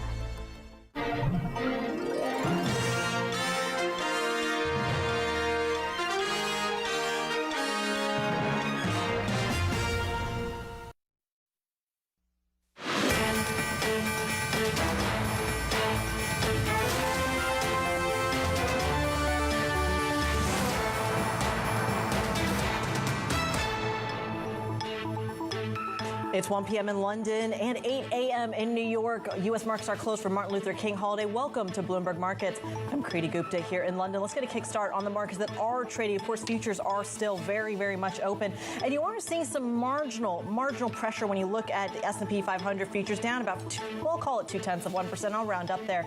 But you are also seeing the same margin by the NASDAQ 100 as well. So slightly risk-off sentiment, but not enough to write home about. I also want to get a quick check on dollar yen. You are seeing it at a 156 handle as we start to see those dollar trades come through. Perhaps post-election, this is certainly a commodity a currency that you want to keep an eye on. But speaking of commodities, we got to talk about Bitcoin here. Bitcoin at a 106,000 handle, record high for the cryptocurrency. We should also get a quick check on those European markets as well. They are still very much alive and trading. The stock 600 is also down by the same time as the margin of the U.S. futures as well, down by about 0.1%. The FTSE 100, though, outperforming by 0.1%. Euro dollar at a 103 handle, spiraling towards parity, and no reprieve for the pound either. 121.97 on that currency pair. Now, a lot going on. The last 48 hours alone have been crucial in terms of what President-elect Donald Trump will bring. It's a historic day in the United States as the inauguration ceremony is just a few hours away, marking the beginning of the second Trump administration. Let's get a little bit more on what we can expect. Bloomberg's Kaylee Lyons joins us out of Washington. Kaylee, I got to ask, what is the feeling like on the ground? Well, it's very cold in Washington today, Kriti, for one. That's why some of the tradition of this transfer of power in the U.S. is going to look a little different today, as Donald Trump will be taking the oath of office, not at the west front of the Capitol, outside with a crowd of supporters gathered on the National Mall, but instead inside the rotunda, where it will be a lot tighter and not as many people physically in attendance because of the weather. But of course, the most important part is he will today become the 47th president of the United States. After being sworn in, he is expected to give remarks in which, according to excerpts that were released and obtained by the Wall Street Journal, he intends to talk about a new era in America. And that era, Kriti, could start almost immediately. After the swearing in and the address that he will give at the Capitol, he is likely to immediately sign a series of executive orders. Fox News has reported the number of executive orders he could issue today could be about 200, related to a few key groups of issues. The border and immigration, of course, is a big one. Energy, the federal workforce. And of course, we also learned this weekend, after TikTok briefly went offline here in the U.S., that he intends to issue an executive order today, essentially extending the deadline for TikTok to divest itself. He's floating the idea of 50% American ownership. It's unclear whether or not that's actually something that will work. But the point is, he's really going to hit the ground running today, Kriti, as he tries to use the office of the executive instead of other matters like taxes, in which he'll have to have the cooperation of Congress to score some very early wins. So, Kaylee, that's on at least the first 24 hours of the 47th president. Can we talk about the last 24 hours of the 46th president here? I mean, we know that there have been some preemptive pardons coming from Joe Biden. Yeah. We also know that we are about 24 hours into a ceasefire over in Israel and Gaza. What do we need to know the last few hours of Joe Biden? Well, when it comes to that ceasefire, Crudy, that is, of course, one of the things that he primarily said he wanted to achieve before leaving office. And he does get to leave office, seeing that implemented in the first 3 Israeli hostages allowed to go home and be reunited with their families. Of course, that was really seen, though, as a joint effort, not just about the outgoing Biden administration, but also the efforts of the incoming Trump administration. It really took all sides here to get that deal done. But obviously, cooperation only goes so far. There is still a lot of animosity between certain parts of the Democratic Party or others and the incoming Trump camp. And that is why you have seen the issuance today of these preemptive pardons from President Biden extended to General Mark Milley, to Dr. Anthony Fauci, who, of course, oversaw the U.S. response to the COVID pandemic, and then for the members of Congress and staff who worked on the January 6th Select Committee, who investigated, of course, that attack at the Capitol back in 2021, as well as the D.C. Metropolitan and Capitol Police officers who testified before the committee. The president was very clear in saying that these pardons do not mean that any of these people did anything wrong, but he's just trying to brace for what could come under this incoming administration, Creedy. I think we're all bracing just a little bit. Bloomberg's Kaylee Lyons, we thank you so much joining us out of Washington. Of course, be sure to stay with Bloomberg for complete coverage and the inauguration beginning at 11 a.m. Eastern. Of course, that is about 4 p.m. right here in London. But Kaylee talked about one of those key pieces, which is, of course, maybe one of the first things on his agenda, and that is TikTok. TikTok's U.S. services were restored after Donald Trump pledged to delay enforcement of a ban, though it's unclear if the app's Chinese parent can secure a U.S. backer in time to avoid a permanent shutdown. Covering the story for us right here out of London, Bloomberg's Peter Elstrom. Peter, so we lost service for about 24 hours. We've gotten it back. We may not be legally getting it back. What happens next for TikTok? Yeah, the big question here is whether this reprieve is temporary. When Congress passed the law last year to ban TikTok in the United States, they did so with a bipartisan support. President Biden signed it into the law, and there were certain conditions for extending the ban. We're giving an extension before the ban. In particular, they needed to have a qualified divestiture that was in motion. There needed to be a viable path forward with this, and also some sort of significant progress in the deal. At this point, it's not clear that they have any of those things. Yes, Trump has talked about a deal. We know that the Beijing government has talked about some sort of deal too. But TikTok itself and its parent company ByteDance have shown real reluctance to part with the U.S. assets, which are very valuable to them. It's a very important market. And if they sell it to somebody else, then they lose control really permanently. Talk to us about who these potential suitors could actually be. There was some Morgan Stanley analysis at the end of last year talking about the likes of Amazon, Walmart, among many, many others. Is there anyone who's maybe a front runner for this? Project Liberty, of course, has been a speaker to Bloomberg TV. I don't think there are any people who are far enough along in the negotiations to pick out who a front runner is at this point. Microsoft has been interested in the past. Of course, Oracle was interested in the past. One thing that we reported earlier is that the Beijing government, which will have a say in who this asset goes to, has thought about putting it into some favorable hands, in particular Elon Musk, who has an enormous business in China, of course, is close to President Trump, too. They could see that as some sort of bargaining chip where if Elon Musk is able to buy it, perhaps combine it with the operations of X, the former Twitter, that could be a friendly sort of deal that would benefit both sides in these circumstances. But again, it's very, very early. There are no active negotiations going on, and we're nowhere near close to a deal. Well, it's fascinating. We're going to see what kind of precedent the TikTok ban and maybe unbanning really sets for Donald Trump, and maybe how he approaches some of the other international companies that have a foothold in the United States. Peter Elstrom will leave the conversation there. Of course, he will be back as we get a little bit more updates. In addition to, of course, delaying the TikTok ban in the U.S., President-elect Trump has indicated that he has a number of executive orders he'd like to issue on his first day. Kaylee Lyons was just getting into this. It includes opening up federal lands to drilling, energy exploration, and even closing the U.S. southern border. There's a lot to digest there. Let's bring in an expert. James Lucier, founding partner at Capital Alpha Partners, joins us this morning. James, a pleasure to have you on this historic day. Walk us through your view on what the first 24 hours of the 47th president may actually look like. Well, good morning, Critty. It's a real pleasure to be with you here on this snowy, cold morning in Washington, D.C. You can see the snow behind me. This is an inauguration like no other. It is just one day, but the fact is the preparation has been going on for 4 years. That's why it should not be surprising that you might have as many as 200 executive orders. Many of these things are not really time bombs. Rather, they're lighting a fuse. They're beginning a longer process that will unfold over time.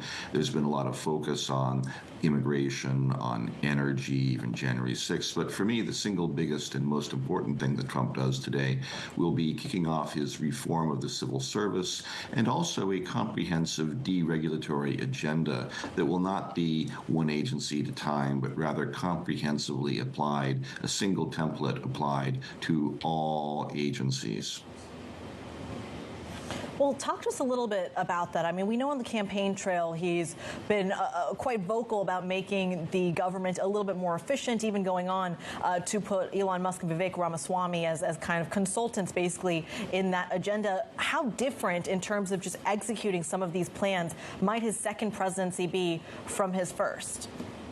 Well, a lot of times the first Trump administration, coming in comparatively, in fact, absolutely unprepared as it was, had great difficulty working with the existing civil service. It's basically a 19th century civil service model.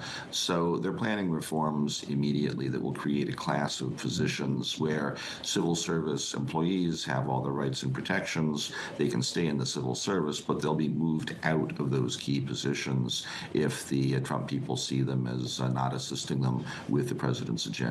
So, that's a pretty big change this time. Also, before we get too far away from TikTok, I think that's important, not because it's off message, but because Donald Trump wants to go to China as one of the first trips that he does. And so he's sending a message that he is open, he's willing to do a deal, and this day is not going to be a day of American carnage like the first inauguration, but rather a day with big new things going on, big new vistas for America, and an olive branch of sorts offered to China as opposed to threats. Well, James, you talk a little bit about that kind of TikTok ban. Is this an isolated story, or does this set some sort of precedent for what we may see in other international companies operating with one foothold in the United States?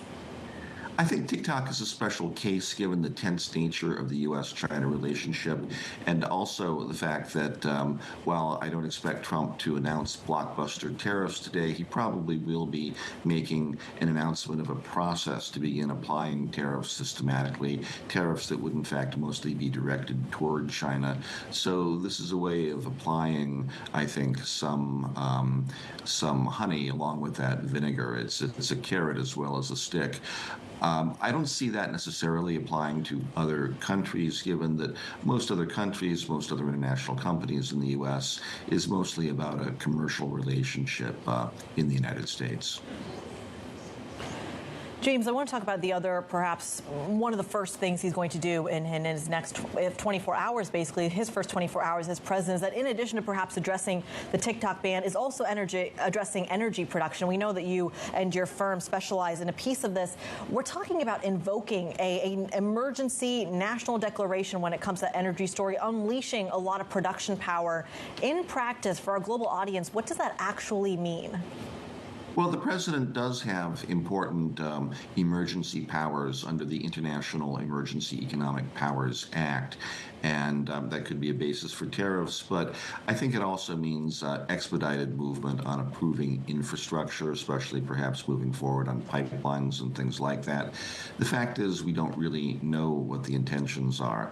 It's really remarkably how closely held these executive orders have been, but the energy emergency is a way of putting an underline, of underscoring how quickly and effectively Trump hopes to move in a host of energy production areas, bringing production back online in Alaska, bringing production back online in the offshore, perhaps reversing some of President Biden's efforts to put production on the offshore out of limits. And that emergency declaration would probably help with his legal case, his legal predicate for doing those things. It's certainly something we're going to be keeping a very, very close eye on. The deregulation theme, perhaps not just in the energy sector, but across several other American sectors as well. James Lucier, a pleasure to have you again, as I say, on this historic day, founding partner at Capital Alpha Partners. Now, of course, a lot of this is going to have a major impact on the markets as well. He was talking about unleashing that production. We haven't necessarily seen it reflected in oil prices just yet. We may not even see it reflected in the likes of the stock market. Of course, it is closed here in the United States, but you are seeing some of the other assets very much open. Futures, for example, down about 0.1%, slightly risk-off sentiment when you look at the cross-asset story. But then again, you're looking at some of the currencies across the board that are seeing a little bit more of a boost. For example, dollar yen at a 156 handle, Bitcoin at a 106,000 handle, even euro dollar and cable catching a bit of a boost. We're going to keep you apprised of all of the markets around the world. But coming up, we stick with that political theme. Pangea Policy's Terry Haynes joining the program next to share his forecast for Trump's first 100 days in office. Stick with us. This is Bloomberg.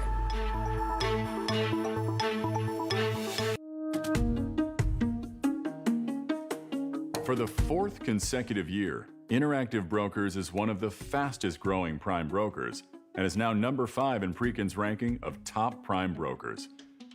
Interactive Brokers serves both organizations and individual investors. To get better results, get a better platform. The best informed investors choose Interactive Brokers.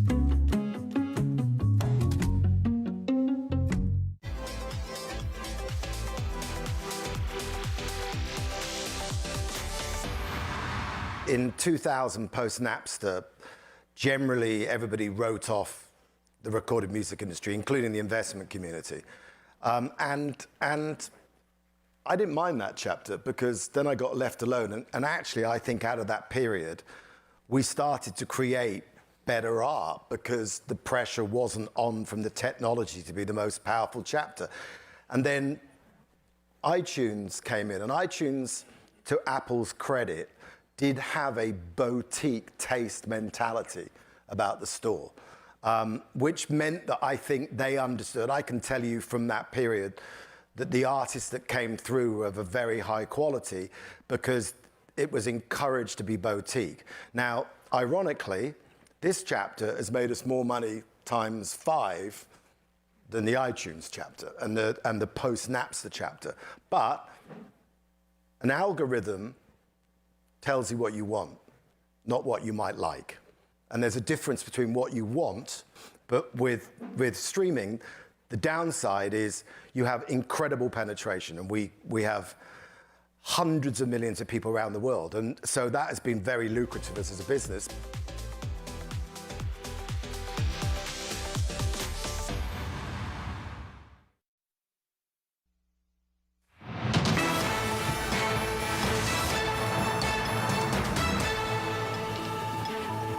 Welcome back to Bloomberg Markets. I'm Kriti Gupta in London. As we await Donald Trump's inauguration today, I want to bring you just live pictures of where we are seeing, or waiting, I should say, Donald Trump and his family to exit. This is Blair House, of course, in Washington, D.C. First job, first thing on their docket, I should say, is they are going to be going to a morning service at St. John's Church. And like I said, we will bring you live images as we get them. But for now, awaiting that departure on what is bound to be a packed schedule for the 47th president of the United States on this inauguration day. Let's dive into a little bit more of what that looks like, not just in the first 100 days, but the next 4 years. Terry Haynes, founder of Pangea Policy, joins the program now. Terry, I got to ask, what does his first 24 hours look like, let alone the next 4 years? Well, let's start with the first 24 hours, Kriti. I think you see two things. One is from markets. You see a release of animal spirits that have really been pent up over the last 2 months since the election. These last few hours really are, in a lot of ways, are the height of Trump's power because markets have been engaged in speculation about, and always to the upside generally, about what Trump might do and the things that it might unleash and the profits that might be able to be made. And the second is that I think Trump tries to, starting with the inaugural address, tries to pursue a Goldilocks sort of strategy. You want to show resolve, you want to show focus, but you don't want to get too far out over your skis or go too far. There's a lot of rhetoric about shock and awe, but at the same time, a lot of what the first day ends up being is a readjustment or a repudiation of what the last president did.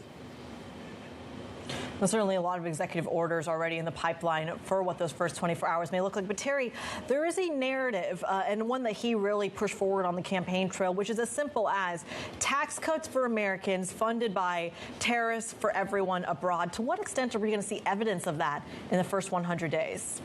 Oh, I think you'll see. I think you'll see a fair amount of that. I think the tax cuts are going to take all year. Frankly, it will take a long time for Congress both to figure out a budget. More importantly, come up with however much deficit increase or not that it wants to pursue. That's going to be an ongoing conversation and not an easy one. So that's going to take a while. But I do think that you'll see some tariffing today, but I don't think you'll see kind of the huge rhetoric matched by action, and markets will conclude that the nice influence of Treasury Secretary designate Scott Bessent will have a hand there. That may be true, but tariffs are now have been a part of geopolitics and national security policy for quite a while, and they're going to stay that way. This is going to be a big and frankly overt shift into national security overlay on economic policy. Terry, speaking of economic policy, I think a lot of financial markets have interpreted the second Trump administration as one of deregulation. We're already kind of seeing that in the energy sector, at least this morning, when he's talking about invoking kind of national emergency powers. Is that a broad-based kind of assessment that deregulation is how he's going to approach every sector? Is there anywhere in the states where maybe he tightens the reins? I think generally speaking, deregulation will be the battle cry of the moment. Markets get very excited about deregulation, but two things. One is, of course, it doesn't mean unregulation. It doesn't mean it's more of a right sizing than anything else. Secondly, markets get very excited because Trump's going to come in and start deregulating everything. In point of fact, the Supreme Court started this a couple of years ago with a series of decisions that basically now make it impossible for regulators to get over their skis and start inventing jurisdiction where they don't have any. So what you're going to see in the Trump administration, frankly, is you'll see the regulators finish that right sizing, but Trump will get some credit for things that the Supreme Court, in fairness, most of whom he appointed, started a couple of years ago. But you get credit for the things like that as well. I wanted to ask a little bit about the border here, Terry. I mean, we know this has been a major kind of touch point for American citizens as well. I'm curious what that actually means in terms of initial first steps. We already know that there are pieces of the wall from his first administration that are still constructed and are there and are half constructed but have not been fully brought to term. There's also a question of deportations. When it comes to tackling the immigration issue and the southern border, what is on Donald Trump's to-do list? Well, I think Trump very closely tracks what the American people in polls have been telling him broadly. I think Trump doesn't miss that the most Americans support strong border action and support actions targeted at criminals, but don't support indiscriminate action. I mean, that's been a lot of the rhetoric that you've seen coming out of the administration are attempts to correct people and, frankly, inoculate them against this mass deportation narrative. I think that's probably one reason why actions scheduled in Chicago this week have already been pulled back a little bit. It's very important for Trump as not only the new president, but as a de facto lame duck the moment he comes into office, to really work hard to bring the public along with him, because if you bring the public along with him, explain actions, continue to get public support, it'll frankly go better for him, whether it be border security or anything else, and that will also help him gather support in Congress, which otherwise, doesn't really have to pay as much attention to him since he'll be gone in 4 years. Terry, let's talk about national security of a different kind. You talk a lot about, of course, the Mexican border and then the southern border there. I'm curious about the national security measures when it comes to folks sitting where I am in London, in Europe, specifically when it comes to NATO. There was a lot of saber rattling that happened on the campaign trail. How much of that comes to fruition at a time when we may have a ceasefire in the Middle East, but we certainly don't have one in Ukraine? I think what Trump thinks is that his rhetoric about NATO, whether it be 6, 7, 8 years ago or today, has a salutary effect of, frankly, strengthening the alliance. And the reason I say that is, firstly, Trump will greatly increase defense spending and support for the defense industrial base in the United States. And that's important because, that will effectively help create a national security overlay on U.S. economic policy. Sitting in London or a European capital, as you know, a lot of the European and UK governments have already made commitments to increase defense spending, and that's exactly what Trump has wanted. So, I think he may have rubbed some people the wrong way in Whitehall or in the Burlymont, but really, in point of fact, he's getting largely what he wants, and that probably accelerates if there are more rightist governments elected this year in Germany and France. Yeah. A lot of rightist governments, which, by the way, are, of course, showing up to the inauguration. Terry, I want to kind of end the segment where we started, which is about the spending story. We talked about the tax perspective and, of course, the tariff perspective as well. How did the bill or the damage from the LA wildfires fit into the budget that Donald Trump is about to inherit? Well, that's a very good question, a very smart question. One of the things I've been saying for a while now is that, it's full steam ahead on the tax bill. People want to do a tax bill. I think a tax bill gets done largely because Congress wants it to be done. Trump does too, but I mean, it's much more. They allowed a lot of Hamas leaders to live and to prosper in Qatar. They gave a lot of money to Hamas in Gaza, admittedly with Israeli permission, but Israelis believe that the Qataris were aware that the money was going to building fortifications and tunnels and missiles rather than making it better for civilian life. But right now, Qatar is feeling the pressure from incoming President Trump, who is saying, you make sure that Hamas does what it's promised to do in this deal.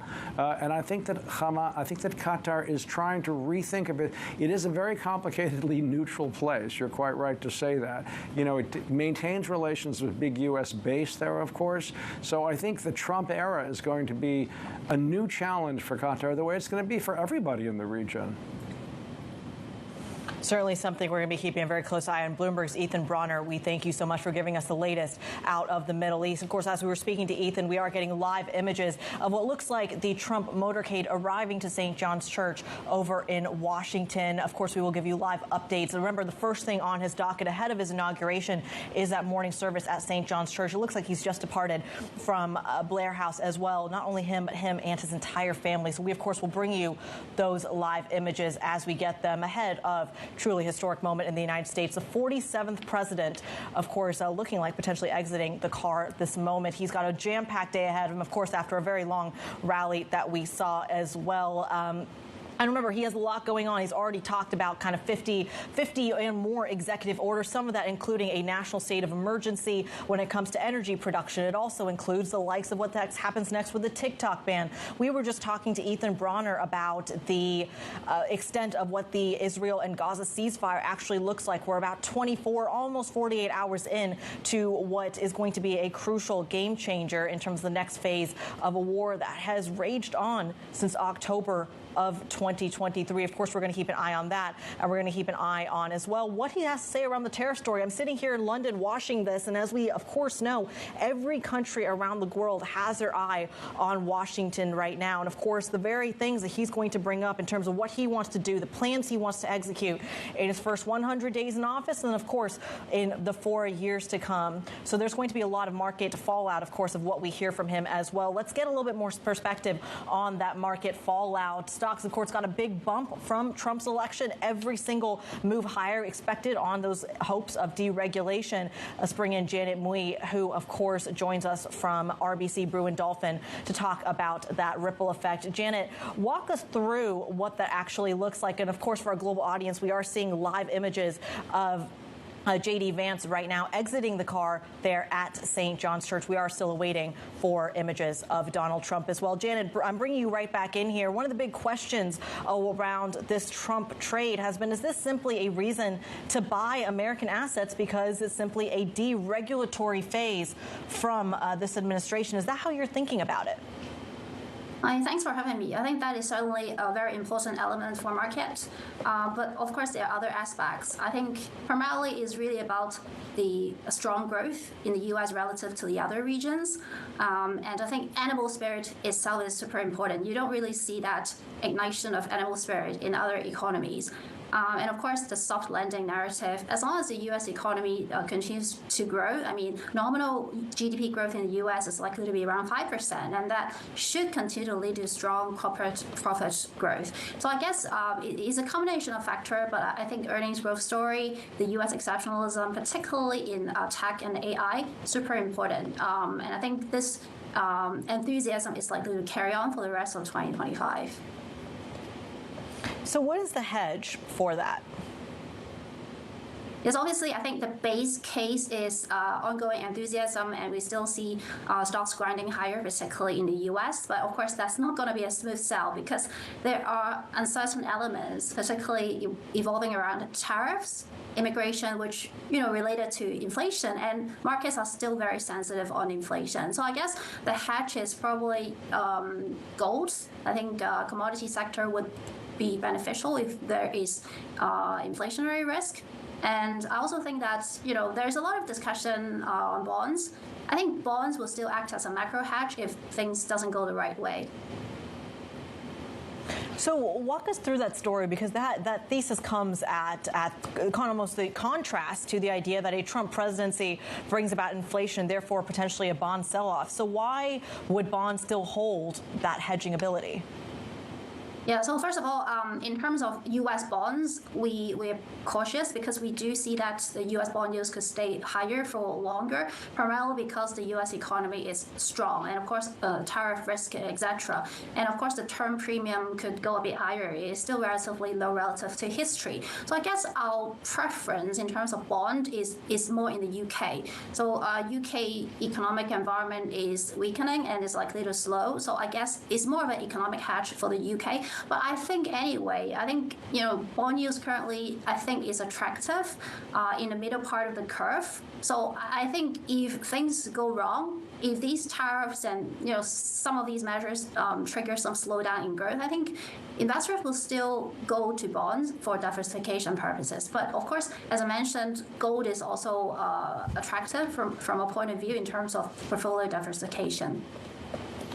Certainly something we're going to be keeping a very close eye on. Janet, hold that thought right there. I just want to bring you live images as we are seeing them. It looks like Donald Trump right now is arriving to the, not him specifically, but his motorcade is arriving to St. John's Church. We are seeing that in Washington. This is the first thing on his docket before he gets inaugurated. We've already seen J.D. Vance, of course, arrive earlier with his family to the church. This morning service will be the very first thing that comes out of the on his docket. Now you are seeing it, of course, those live images from Donald Trump himself. I believe his family is due to attend that morning service as well.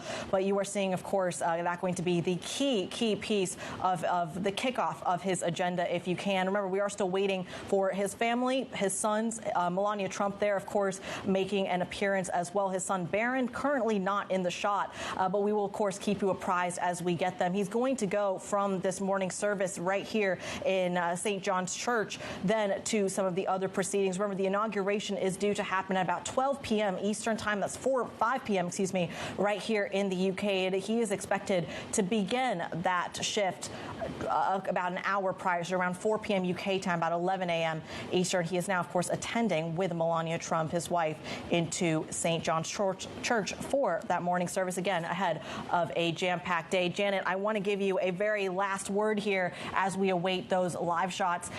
Full in the next couple of years with this new administration. Coming up, remember, However, we do also have an event happening at the exact same time out of Davos. It is the World Economic Forum there. Wells Fund CEO Dipali Goenka will join Bloomberg Television next, of course, coming out of Davos. And we're going to have live coverage, by the way, throughout the entire week ahead, really getting immediate reaction from the things that Donald Trump has to say. That live shot, of course, coming out of the beautiful mountains of Switzerland, and what this actually looks like, especially from European leaders, corporate leaders as well, and all who are going to be reacting to the 47th president of the United States, his foreign policy agenda, his deregulation agenda. More from Davos next. This is Bloomberg. I can't believe you corporate types are still at it. Just stop calling each other rock stars. And using Workday to put finance and HR on one platform? Tim, you are a rock star. Using responsible AI doesn't make you a rock star. Kinda does. You are not rock stars. Okay, most of you are not rock stars. Ooh, data-driven insights and large language models. Oh, that's so rock and roll. It is, right? He gets it, yeah.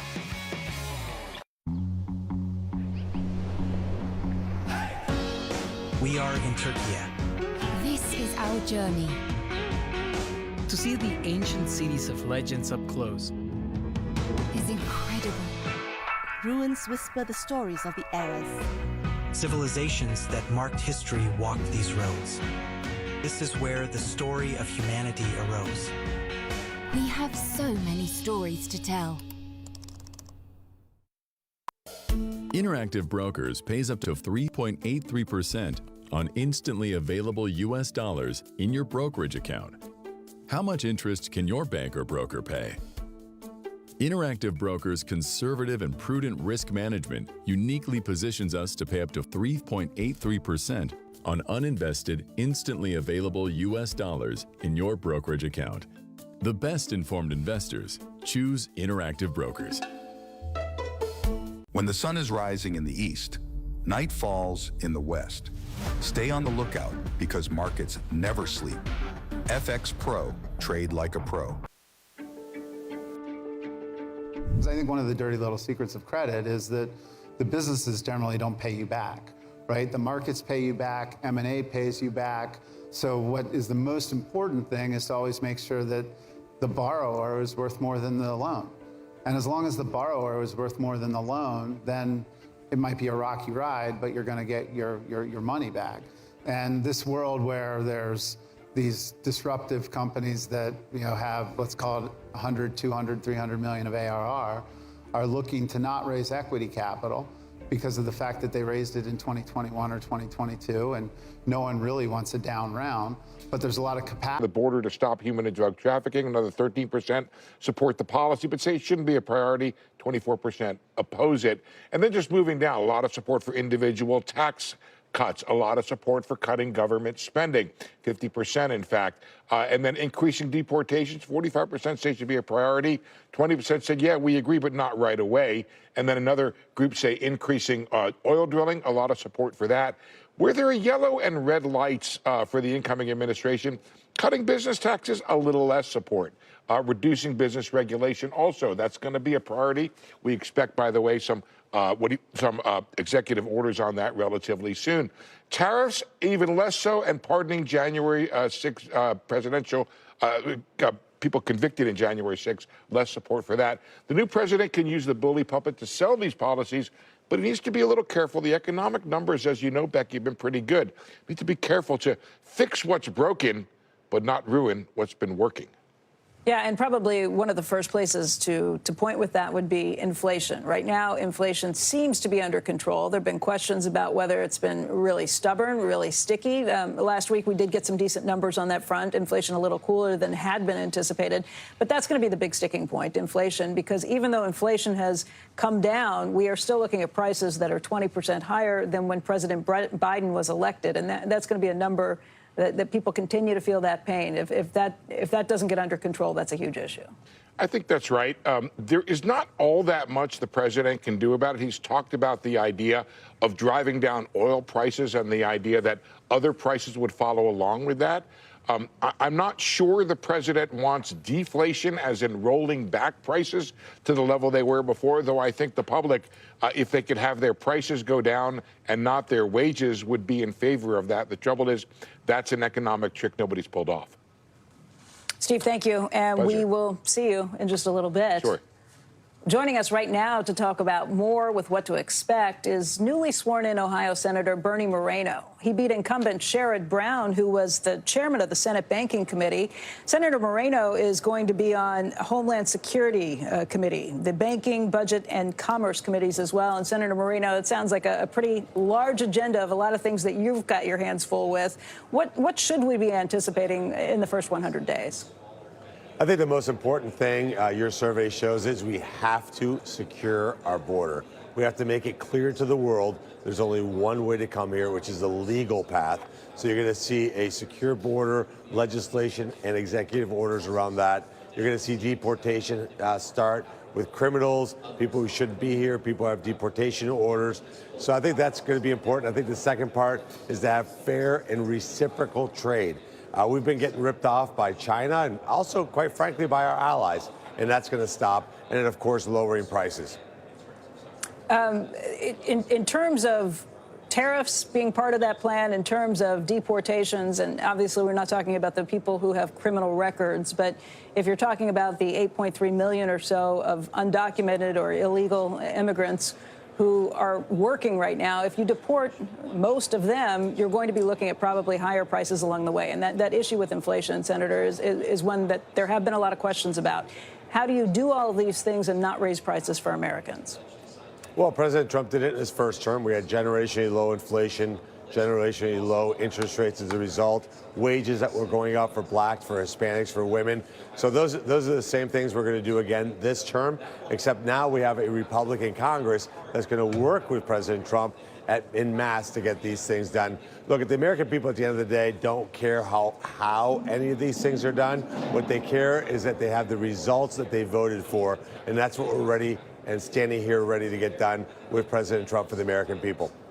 Senator, I'm wondering, as a freshman senator, you look at this new DOGE committee set up by President Trump. Elon Musk is going to be running it. Traditionally, senators are very protective of their prerogatives, very protective of the power of the purse up on Capitol Hill. And this idea that you could have this outside committee coming in and telling you all what to spend money on and what not to spend money on, in an older era, that would have been sort of a radioactive proposal. But I'm wondering now, with President Trump's popularity, you coming to office as a new senator, how do you see the DOGE committee? Is this something you're going to just rubber stamp whatever the recommendations are, or are you going to be skeptical of what it is that you see? Well, I think all of us are working together with DOGE to figure out what we can do around government efficiency, lowering costs. Look, healthcare is an opportunity to lower costs dramatically, improve services. Procurement in the military is an opportunity. Lowering the number of people working in these agencies from obscenely high numbers is an opportunity. Getting some of these agencies out of Washington, D.C. I can tell you, look, I don't know any different because I just started, but there's certainly a sense here in Washington, D.C. that the way we used to do things just didn't work. It gave us $36 trillion in debt and a country that is less safe and less prosperous than it's ever been. So there's an atmosphere here to do things differently. That's what makes me excited every day to come here to the Capitol to get things done. Yeah, very interesting time, Senator, and you've got a unique perspective as a newly sworn-in senator. We appreciate your time today, Senator Moreno. Thank you. Thank you. When we come back, we're going to talk tech and small business in the second Trump administration with Steve Case. That's next. And later, legendary investor Stan Druckenmiller will join us on his expectations for the markets in Trump's second term, the things that he is watching right now. CNBC's special inauguration coverage continues after a very quick break.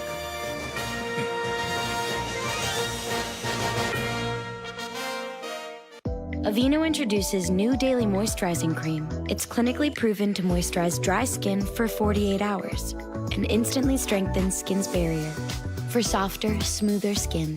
Aveeno, the power of oat for sensitive skin. We are living with AFib, and over 500,000 of us have left blood thinners behind for life. We've cut our stroke risk and said goodbye to our bleeding worry with the Watchman implant. Watchman, It's one time for a lifetime. Football season already and not a satellite dish in sight. I hardly recognize the roofs I grew up on. Enough squawking. Oh, great. Coach Prime. Y'all are whining while everyone else is watching nonstop football on DirecTV. Tell me, whose house is this?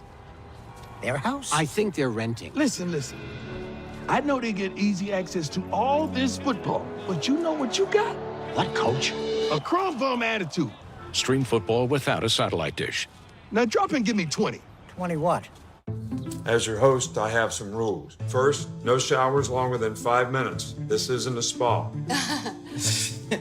That's the rule.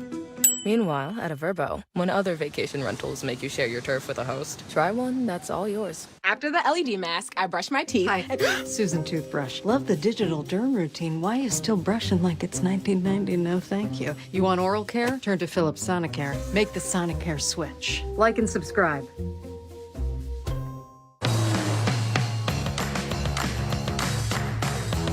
You never want to lose your edge. And the Lexus RX completely understands that.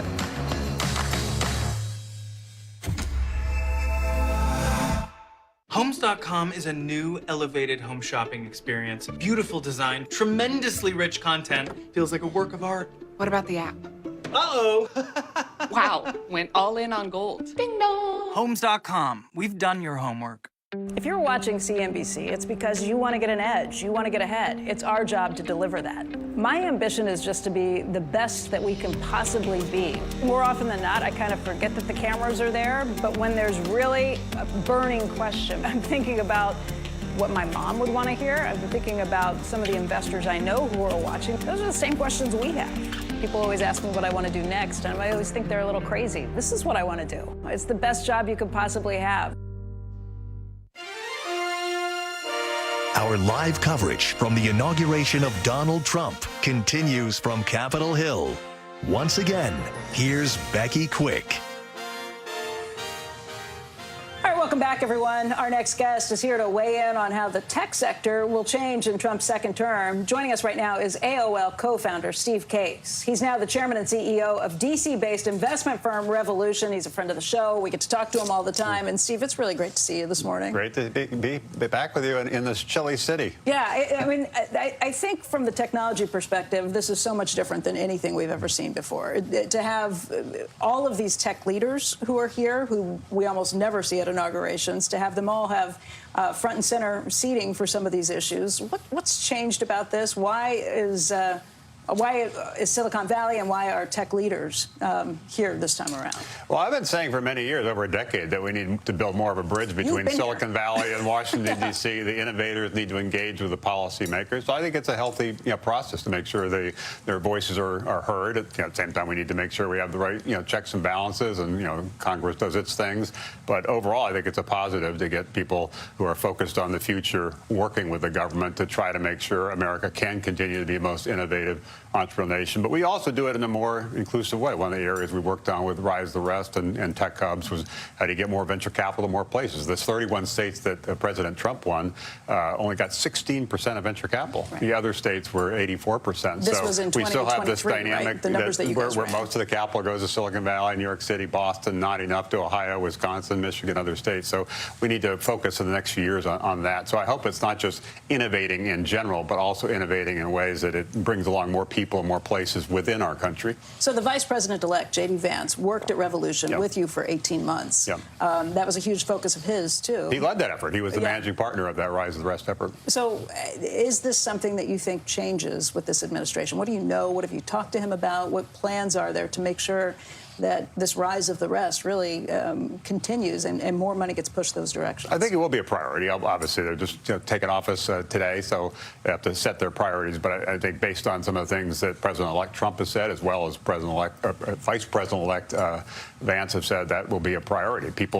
Part of the appeal of the campaign were people who felt left out, felt left behind, didn't feel like they were part of the future. The innovation momentum building was not necessarily helping them, their family, their community. So hopefully hopefully it will be the rise of the rest, and tech hubs, things like that will be a key part of this. Does that come with government spending, or is this private spending that maybe is partnered with some of that? It's a mix. Some of the government investment through the Department of Commerce on tech hubs has helped build some momentum there. The SBA has programs like the SBIC program that's trying to get more capital to more venture firms in different parts of the country. So the government has a role to play. Ultimately, it's obviously the private sector, the investors and the entrepreneurs who are going to really be creating the future and funding the future. But there obviously is a role for government play, including on issues like immigration. One of the things that I was pleased to see was President-elect Trump was talking about the need for high-skilled immigration, and that's something I've been arguing for more than a decade. We need to continue to be a magnet for talent and recognize these are job makers, not job takers.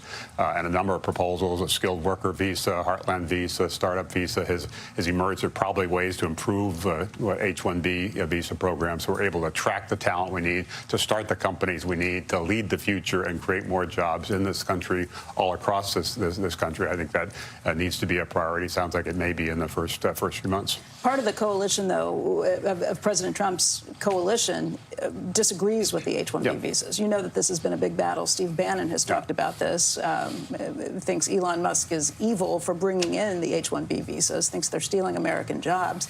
How do you navigate that, and what changes could be made to the H-1B visa program to make it a stronger, better program? I think the Economic Innovation Group, EIG, which worked a lot with the Trump administration, Opportunity Zones, has made a number of proposals, including shifting the H-1B to what they called more of a skilled worker visa. Heartland visa was part of that. So I think there are some improvements. I think some of this is just politics, and I try to stay out of the politics and focus on policy in a bipartisan way. I think when people look at the facts, they realize that attracting talent, including people like Elon Musk, to this country to start companies here that allows America to lead in the future, allows America to be creating the jobs here, is important, and that attracting talent from all around the world, which has been part of the secret sauce that's powered the American story over the last 249 years, we need to continue to do that. So I'm on the side of attracting more of that talent that are the job creators, but doing it probably in a somewhat smarter way than just some of the traditional programs. Steve, what do you make of this unprecedented jump ball over the weekend over TikTok?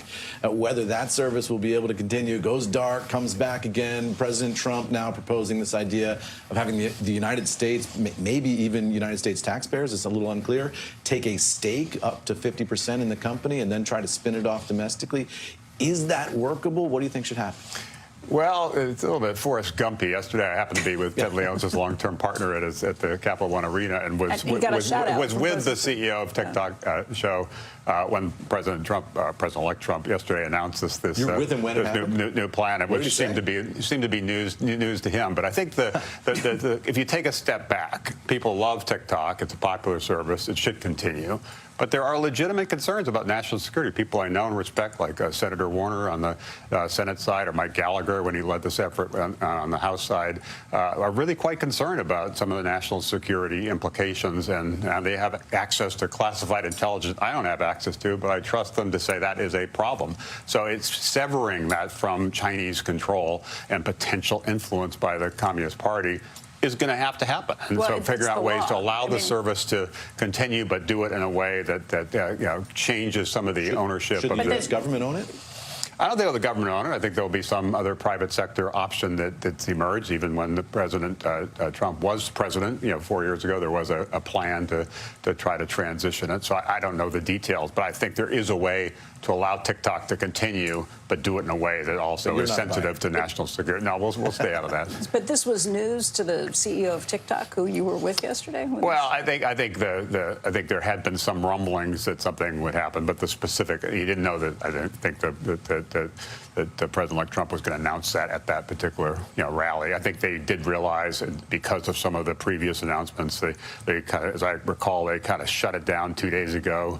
Started opening it back yesterday. TikTok kind of shut themselves down. Yeah, and so we'll see how this plays out, and I don't know what the specific solution will be. But I think TikTok will be allowed to continue in this country, but there will be a shift in ownership. It's not as easy for President Trump to undo it with an executive action or an executive order, because this is a law that's now been not only signed into law, but also upheld by the Supreme Court. And we need to be careful, make sure that Congress passes laws, the Supreme Court. We need to make sure that there's a role for the president, but there's also checks and balances in our system. And you're right, we don't want a precedent of a president unilaterally just deciding he doesn't like a law and wants to change it. So it's going to take some amount of time to figure this out. Hopefully, we can strike the right balance and deal with what I think are legitimate national security concerns while still allowing a service that obviously is quite popular to continue.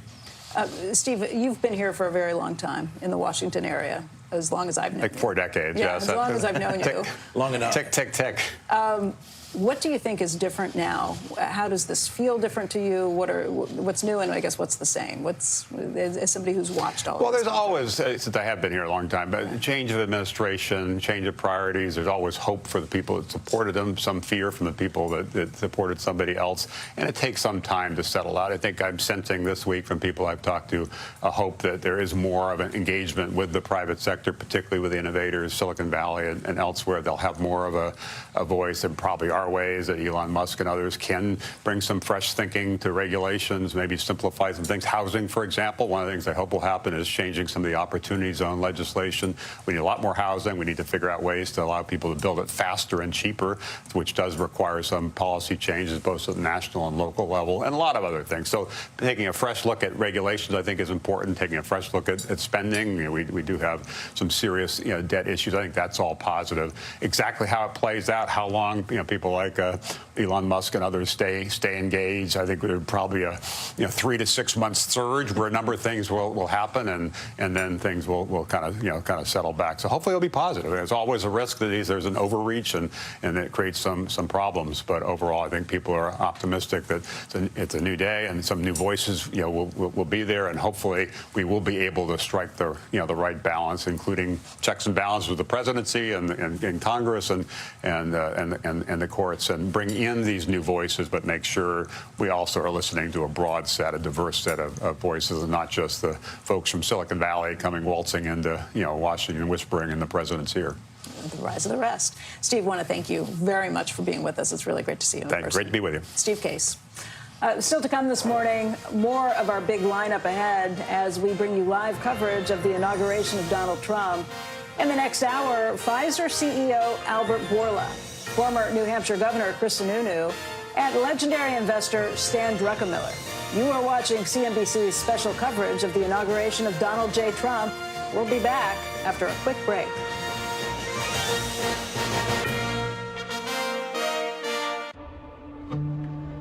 Your pain shouldn't be minimized or forgotten.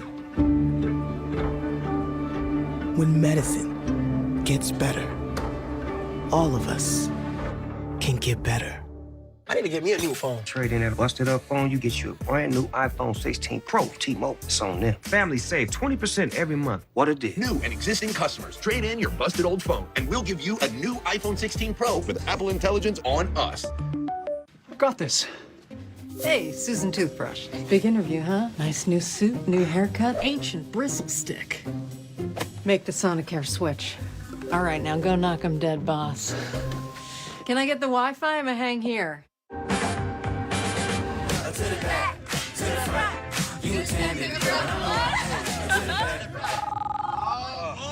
Hi, Frank. Hey, Goldie. Sorry to bother you. I'm looking for those reports from yesterday. They're already on your desk, Frank. Of course they are. Got them right here. Hi, Frank. Introducing individual audio zones.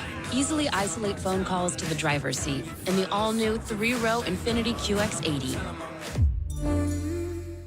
Liberty Mutual customized my car insurance, so I saved hundreds. But the money I saved, thought I'd get a wax figure myself.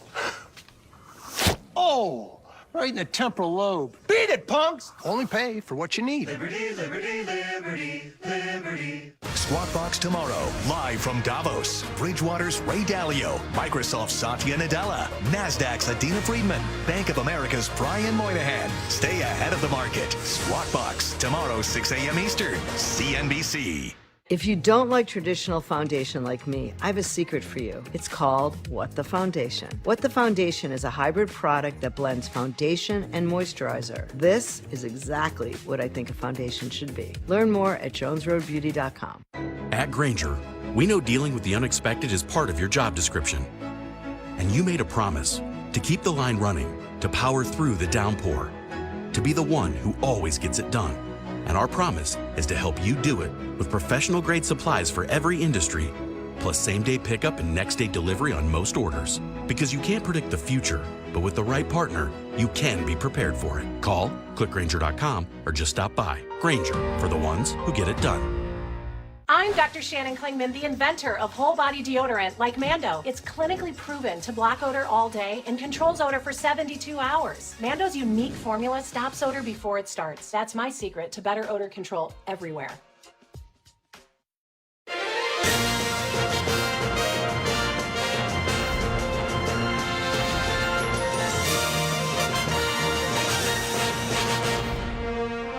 CNBC's coverage of the inauguration of Donald Trump continues now, live from Capitol Hill. Once again, here's Becky Quick. President-elect Trump is expected to prioritize policies that address health care access and costs, among many other things that he's going to be doing in this first 100 days. Joining us right now to focus on this portion of things is Albert Bourla. He is the CEO of Pfizer. He's also the incoming chairman of the Pharma Industry Group. So he's somebody who's speaking with all of his colleagues about the things that they're concerned about, too. And Albert, thank you for being here. Thank you for having me. Healthcare is front and center, and this is an arena where we're not entirely sure what President Trump, incoming President Trump, thinks about some of these things. He has broken with some of the traditional Republican ways of looking at things. He's got people like Bernie Sanders, Senator Sanders, who is willing to work with him on some of the issues that he has brought up to this point. But what do you think we can expect from this second Trump administration? I think radical change. But with change, always it comes risks and opportunities. I believe that the opportunities clearly outweigh the risks. I see way more opportunity to make things much better than not. But the point is not to speculate if risks or opportunities will prevail. It is what you do to make sure that you influence things to the direction that it is pro-innovation, pro-patients. And that's what we do. So what are the opportunities? What are the biggest opportunities here? I think, in general, a better business climate and a better business atmosphere will create an environment that all businesses will thrive, including us. The current administration has a very deep, the incoming President Trump's administration has a deep belief that strong business, strong private sector, strong entrepreneurship makes America great. There are many members of the White House now in the Biden administration and in the cabinet that also believe the same. And those are the people that we work hand in hand over the last 4 years. And I'm very proud of the things that we were able to accomplish together. But the truth is that the influence is not with them. The influence, it is with the extreme left. And right now they have the ideological dominance and they hate business. Not they don't believe we need to support business. They hate it. And that's a very big change. What has it meant for your business? IRA, I mean, it was a terrible situation. The Inflation Reduction Act, which allows the government to negotiate with the drug companies. And it puts them, well, I wouldn't say negotiate, puts them on the list for price setting in some situations. Yeah, they have a list, price setting, that it is without any controls. They have the power to do whatever they want. And it is not only that. They have the so-called penalty for the pill penalty, where the large molecules are getting protection of 13 years and the small molecules, the pills, are getting only for 9. This is driving behaviors. I don't know how they thought about it. People, companies, will not invest in small molecules even if it is the right way to fight a disease, because they know that it is only 9 years compared to 13 if it is large molecules. Science should pick the winners, not the policies. So what happens with the IRA? You've spoken with incoming President Trump. Is he going to stand by those parts of the IRA, or will that be stripped away? I can't speak about his intentions. He's the only one that he can do that. What I know it is that I explained the issues to him and he understood them. He understood them. He's talked a lot about wanting to bring down drug prices, and I think part of who he's targeted with this have been the pharmacy benefits managers. He said that specifically in some of his speeches.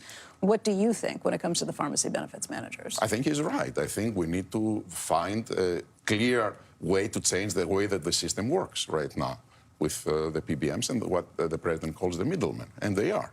Right now, you need to understand that the difference between the list prices that you pay to the pharmacy when you go to buy your medicines and the net prices that we charge to the PBMs, it is 50% difference. When I say 50, it's half.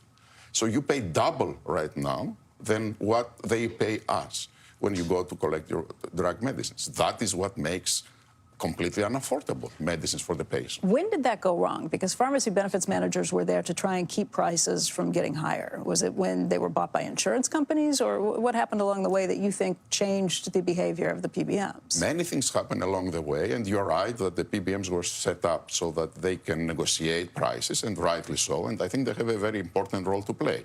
But the system over time, and that includes our also engagement with the system, because we were the ones who were accepting to have huge list prices and huge rebates to justify, because that was the only way that we can get access. But that's wrong.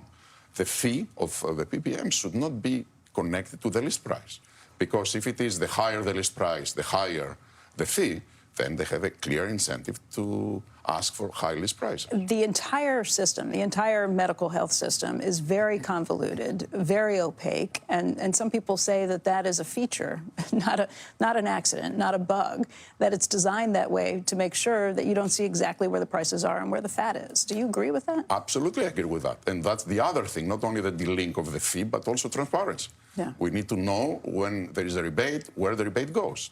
That much to the premium, that much to the patient, that much to the payer. Right now, we don't know. And there is very credible voices that they think maybe they keep it all, or maybe they keep the biggest part of it. Shouldn't be like that. Transparency is important. All right, let's talk about the risks to your industry, and that would be Robert Kennedy Jr. coming in as the head of HHS. He is seen as someone who's a leading anti-vax proponent, or anti-vax against vaccines.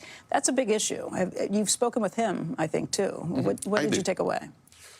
First of all, it's not me that I select the Secretary of State, and shouldn't be that the CEOs are involved in this. It's the President and the Senate that confirms them.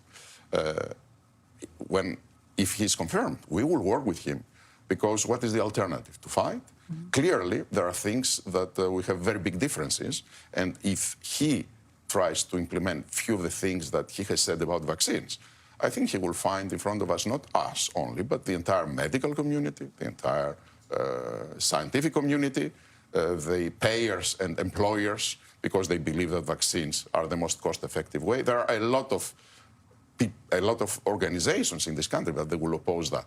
But there are things that Kennedy says that we can work with. And I don't see why we wouldn't be able to create together something on cancer, for example, so that we can find the cure of cancer. Mm-hmm. And the boldness of this administration, if it is implemented, imagine a new Operation Warp Speed that is focusing this time not to find the solution for COVID, but to find the solution for lung cancer. That would be very effective, and that would be something that all the Americans will applaud. Mm-hmm. We're watching members of the Trump family and others who are leaving the church at St. John's, that church service that took place, and you're now going to have the president-elect and the vice president-elect, or the president-elect who's going over to the White House to be having tea with the current President Biden at this time for the next step of this inauguration. You're on your way to the Rotunda, too. Have you been to inaugurations in the past? Pfizer has already been, but 8 years ago, it was the remote. Other CEO. Mm-hmm.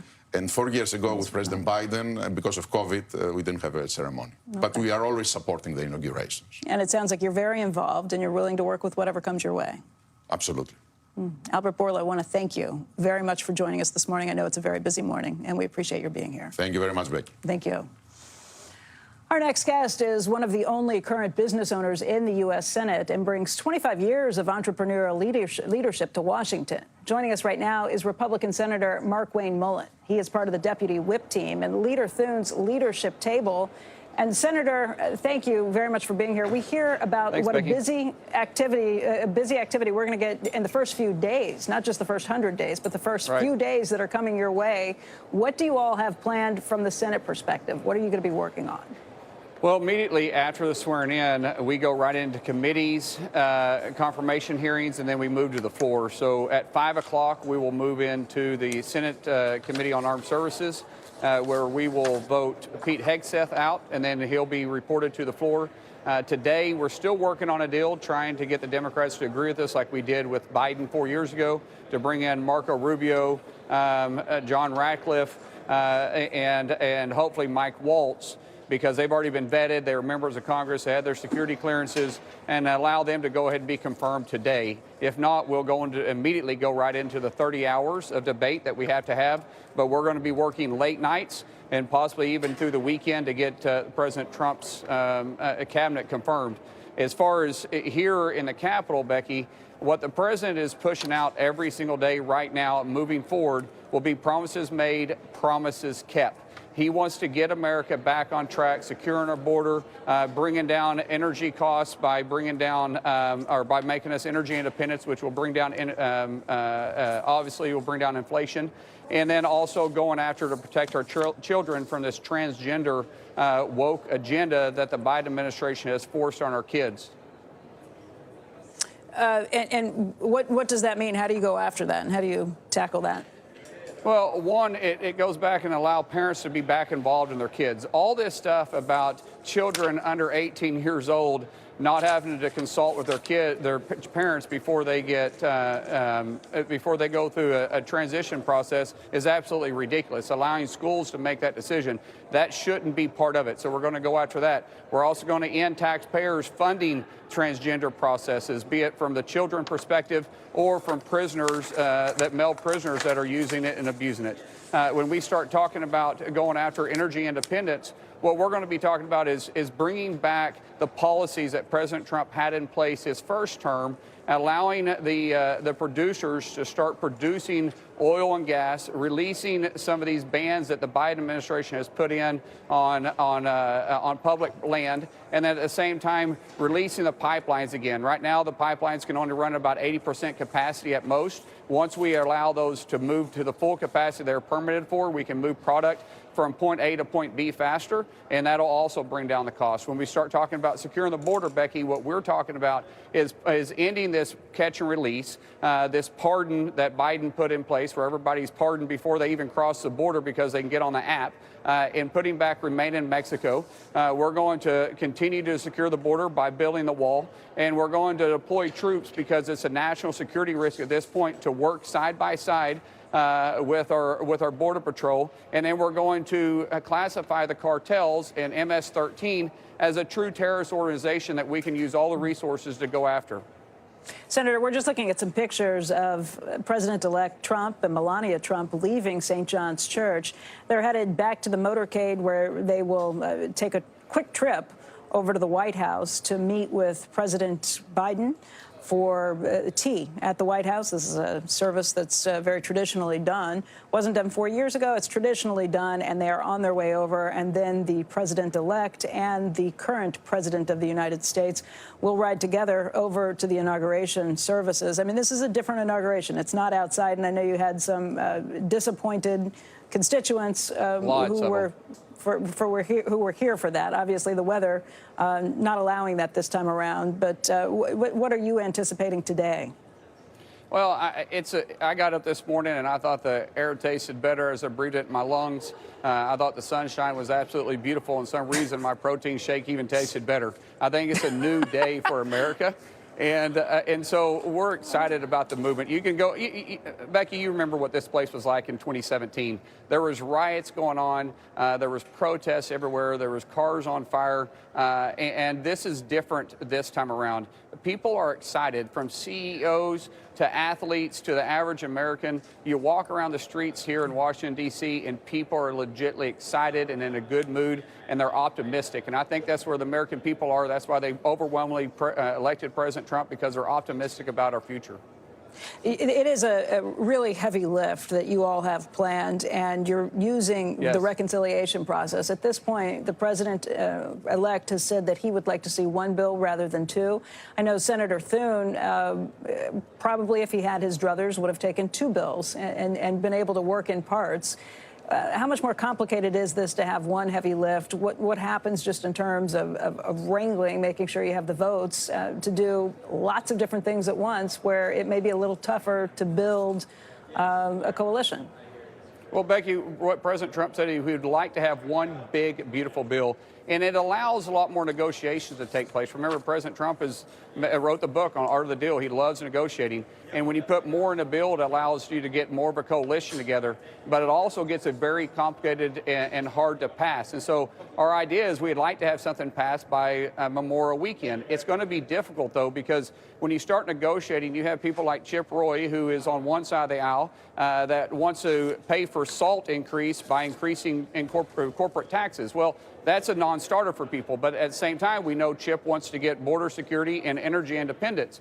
And so when you're able to do one big, beautiful bill, sometimes you can get enough in there for people to be able to vote for that maybe wouldn't vote for it separately. If you separate the two, which might happen because it's less complicated, you can put border and put energy on one bill and try to do taxes on the second one. And when you try to do taxes separately, we will get it done because we have to, because a lot of taxes are going to expire this year, but it'll complicate it more. So the president has said he wants results, and so if we can deliver one big bill, that's his preference because it moves faster. But if not, he's okay with dividing it up in two. So we're going to give the House time to work its will, and we'll have a contingency plan here on the Senate. If they can't get it done, then we'll work with two separate bills. Senator Markwayne Mullin, thank you for joining us this morning, sir. Thank you, Becky. Thanks for having me on. Still to come on our special coverage of Inauguration Day, legendary investor Stanley Druckenmiller will be our special guest to talk about what investors can expect from the Trump administration. Our live coverage of the inauguration of Donald J. Trump continues after a quick break.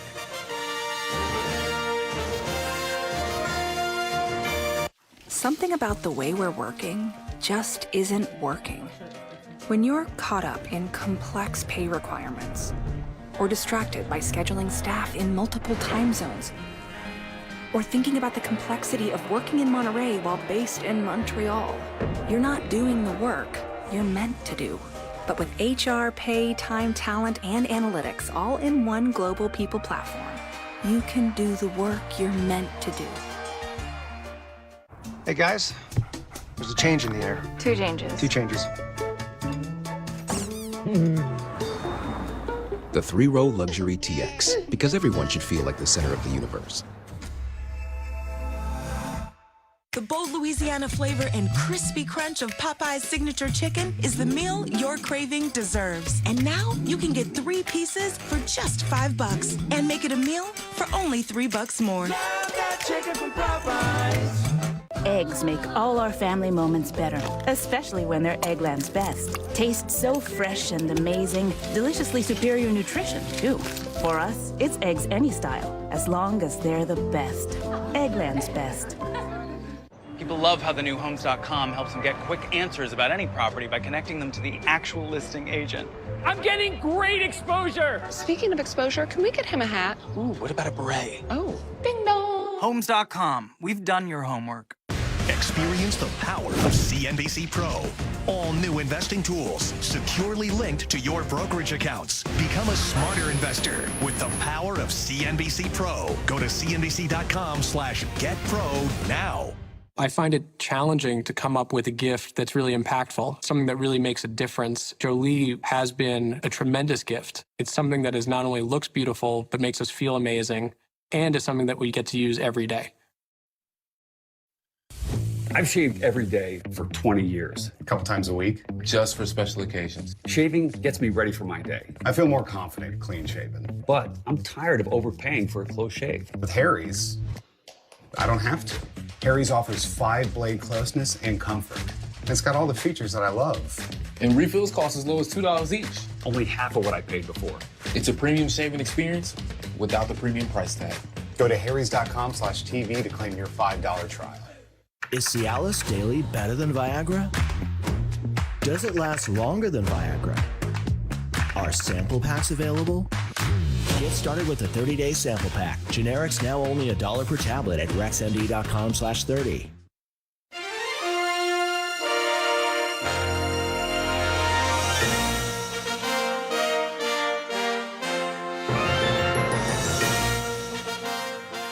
The incoming Trump administration just briefing reporters on the executive orders that will be put in place later today. For that, we're joined by CNBC's Emily Wilkins, who's at the Capitol and was on that call. Emily, what did you learn? Hey, Becky. Well, we've got a number of different calls today. The one that I was on really emphasized that Trump will be signing an executive order today that will really be seeking to eliminate all sorts of DEI programs, policies, anything like that that was put in place by the administration. They are now eliminating that and going ahead and eliminating the funding.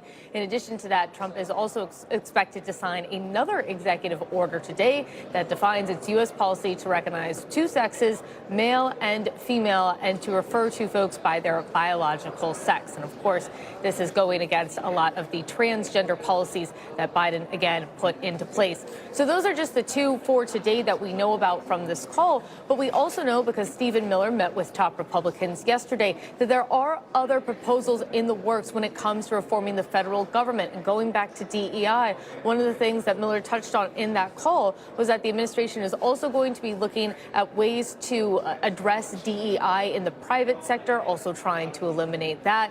Also expect to see some changes when it comes to the government workforce, how government employees can be hired, whether they can be let go for insubordination, and what that process would look like. And then, of course, bringing it back to the wonkily titled Schedule F, which basically just defines which appointees can be politically appointed and which ones are career appointees that will go through the administration regardless of party. Trump is again looking to address that. And so two executive orders that we're expecting on DEI and gender and biological sex today, and more to come. So Becky will, of course, be keeping a close eye on that. Okay, Emily, thank you. And I guess some of these things are still vague at this point. We're getting some of the details, but I guess we'll get much more as the day continues. We're definitely expecting to get more details on a number of these, Becky, as the executive orders roll out. And then I think beyond that, you know, the executive orders come out, that's kind of just an easy first step for Trump to take. The real challenge here is going to be taking these executive orders and getting them into law. And the lawmakers who I've spoken with, they say, hey, we have a plan for it. We have a process. Of course, it's going to be interesting to see how Congress navigates all of this with the slight margins in the House and in the Senate, as well as, of course, the debate over exactly what this first package is going to look like, whether it's going to have everything, whether it's only going to have part of things. So many decisions left to be made here on Capitol Hill, and a lot that's left to be done to put some of these executive orders and really put some power behind them and what they're going to mean and how they can be enforced. Okay. Emily, thank you very much. Emily Wilkins, who we will check back in with in just a little while. Up next, though, Democratic Senator and co-chair of the Harris campaign, Chris Coons, will join us right after this break. Plus, he's been a staunch supporter of President Trump. Former New Hampshire Governor Chris Sununu will join us to talk about the future of the Republican Party and the incoming administration's economic agenda. We'll be right back.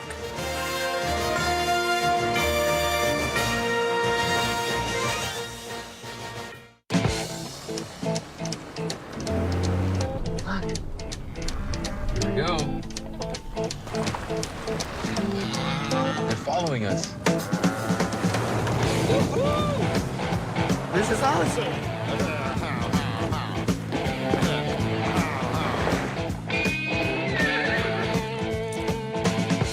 Giddy up. The first ever Nissan Rogue Rock Creek. Zyrtec allergy relief works fast and lasts a full 24 hours, so Dave can be the Deliverer of dance. Okay, Dave. Let's be more than our allergies. Seize the day with Zyrtec. With moderate to severe plaque psoriasis, my skin was no longer mine. My active psoriatic arthritis joint symptoms held me back. Don't let symptoms define you.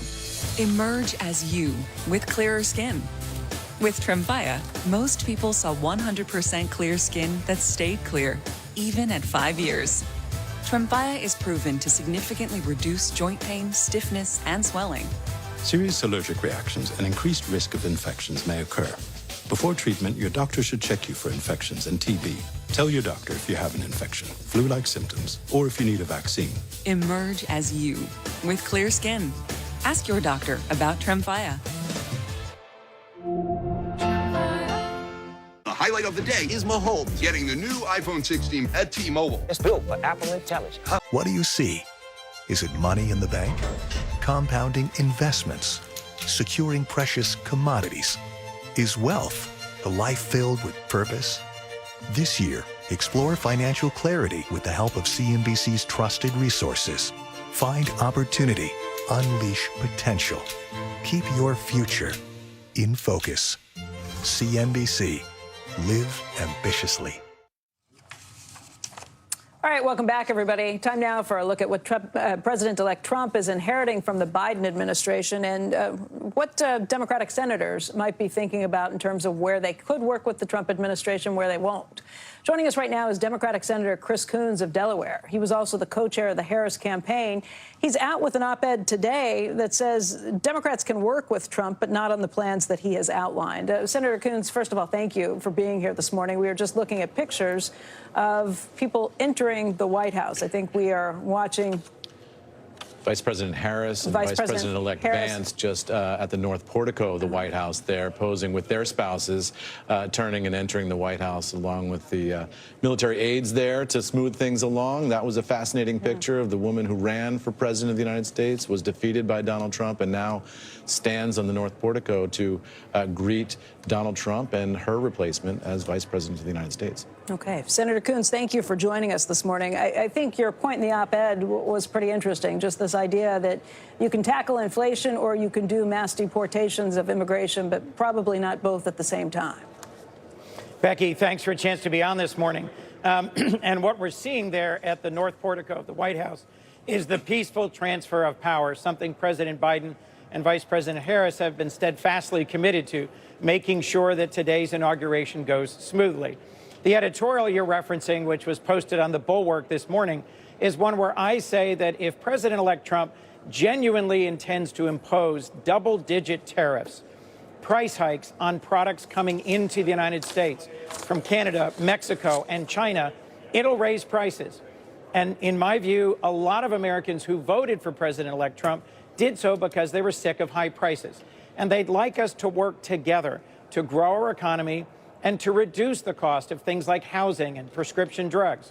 But if we slap 25% tariffs on everything coming in from Canada, the price of gas will go up and the price of housing will go up, given how much oil and lumber we import from Canada. So that was my first point. The second one was that mass deportations, literally deporting millions of people, will also have an impact on our workforce, on our ability to deliver groceries and housing affordably to the American people. So we could work together, we should, on identifying, detaining, and deporting criminal aliens, those who've committed additional crimes against the American people. But those who are here without committing additional crimes, and that's millions and millions of people, are also contributing to our labor force. We should be able to find a way forward through this, both on tariffs, which act as essentially a national sales tax, and on deportation. Those were the two issue areas that I focused on in my editorial. I think, look, we've had a lot of people on today and talked about this, and some of the Republican senators and others we've talked to have said, look, we're going to take care of that by doing things like executive orders to open up for more energy, more quick energy drilling without some of the slowdown with the regulatory oversight process. That will do things like bring down inflation on energy prices, which was a big part of the problem that we've been facing over 4 years. Look, we're still looking at inflation, Becky, even though it's come down. Go ahead, Senator. If I could, on that point, this past year, the United States produced more oil and gas than at any time in its history. We produced both more renewable energy and more oil and gas than the United States ever has before. So this idea that somehow unleashing drilling is going to bring down energy prices, I think flies in the face of the facts that we are already the world's leading oil and gas producer, as well as producing a record amount of renewables in the past year. Not energy prices, but prices overall, inflationary prices are up about 20% from where they were when President Biden took office. Obviously, they've come down, but those are some pretty persistent numbers, some pretty persistent price shocks to the American people. I hear your point about thinking it's going to be very difficult to keep inflation under control while you're also exporting mass numbers of illegal immigrants who are working here in this country, 8.3 million, according to the Pew Research Center. But there are also people who will say, look, you can't flout the law. You can't not enforce the law when it comes to these things. We should be looking at ways for more legal immigration. That's right. And so one of the challenges within the MAGA movement and within the incoming Trump administration is the sharp fight between those like Elon Musk, who run big tech companies, who advocate for more H-1B visas for high-skilled legal immigrants, and those like Steve Bannon and others who say, no, the whole MAGA movement was about ending immigration, both illegal and reducing legal immigration. That's a fight within the Republican caucus and the incoming administration that they're going to have to sort out. I think we need more high-skilled legal immigration in order to keep our currently strong economy moving forward. Look, in recent months, we've had record stock market highs. We've had periods of record low unemployment. I think that President Biden is leaving President Trump a strong economy, stronger than any other developed economy in how it's recovered from the pandemic. Yes, prices went up a lot because of the recovery from the pandemic. Inflation is coming down and prices have stabilized. I look forward to finding ways we can work with the incoming administration to continue in that direction, because that's what Delawareans asked me to do. But where he wants to do things that will shoot prices up, like imposing high tariffs on our top 3 trading partners, I just think that's a bad idea. Senator, it's Eamon Javers here, and as you look ahead to this legislative session, I wonder if you think about Democrats being in the minority. You talk about working together with the incoming team, but I wonder if you can give us any insight at all into the strategy for Democrats to oppose some of what President-elect Trump is doing. Are you going to pick your sweet spots here to oppose things, or are you going to try to oppose across the board? And given the limited numbers that you have up on Capitol Hill, how do you expect to be able to do that? Well, the editorial I published this morning that I was just talking about emphasizes that exact point. We need to find places we can work together because that's what the American people want of us. But we also need to stay true to our core convictions and values and oppose initiatives that we think are really not in the best interest of the American people. We don't know yet exactly what the Trump legislative agenda will be. He's issuing, I think, 100 executive orders today. And historically, there's been a big gap between what he says on the campaign trail and what he actually does. Is he really going to go to war with Denmark to try and take over Greenland? I don't think so. I certainly hope not. That would be profoundly disruptive and frankly, unnecessary. So even in the last week, he's been talking about some things that I don't think are serious policy proposals. Could we find a way to work together on Greenland to increase America's engagement and defense? To open up this market to the development of critical minerals? I think we could. But we would have to do it in a way that respects that Denmark is a NATO ally and Greenland is a part of Denmark today. So there's different ways to go about the same goal. And I think in the coming weeks, we're going to sort out the difference between campaign rhetoric and governing reality. Senator Coons, thank you for joining us this morning. Thank you, Becky. Right now, I want to bring in another guest in studio with us this morning, former New Hampshire Governor Chris Sununu. And Governor, thank you. I don't think Denmark ever thought they were going to get so much attention on Inauguration Day. How exciting for them. Who knew? Let's talk about what is happening here from the economic perspective, the economic agenda on things. We are talking about a lot of executive orders, a lot of executive actions that are expected to begin immediately. And there has been a real sense in business confidence, at least. If you talk to any of the places that are measuring that when it comes to CEOs of big companies, CEO of small companies, there is a different feeling here. What's your perspective? There's no doubt. So much of what we deal with the inflationary pressures that Americans deal with come from regulation, right? Because there's regulatory inflationary issues that come to bear. So from a business perspective, I think the business leaders say, wow, this could really open up opportunity. There's so much cash, as you guys know better than most, so much cash being held out there to hedge against what might potentially come. Could there be tariff hikes? Absolutely. I think they'll be short. I think they'll be fast. And I think they'll put America in a better place to negotiate something long-term. Being short and fast meaning they won't last? They won't last. last. threats because, that are used? Yeah, because it's always it's short-term pain for us, long-term pain for either a Canada, a China, or other folks around the world. If they don't last, though, you don't get the revenue benefit that the president-elect has been talking about in terms of offsetting the deficit. So it's sort of like you're It is in the short term, but the idea is to get better long-term deals.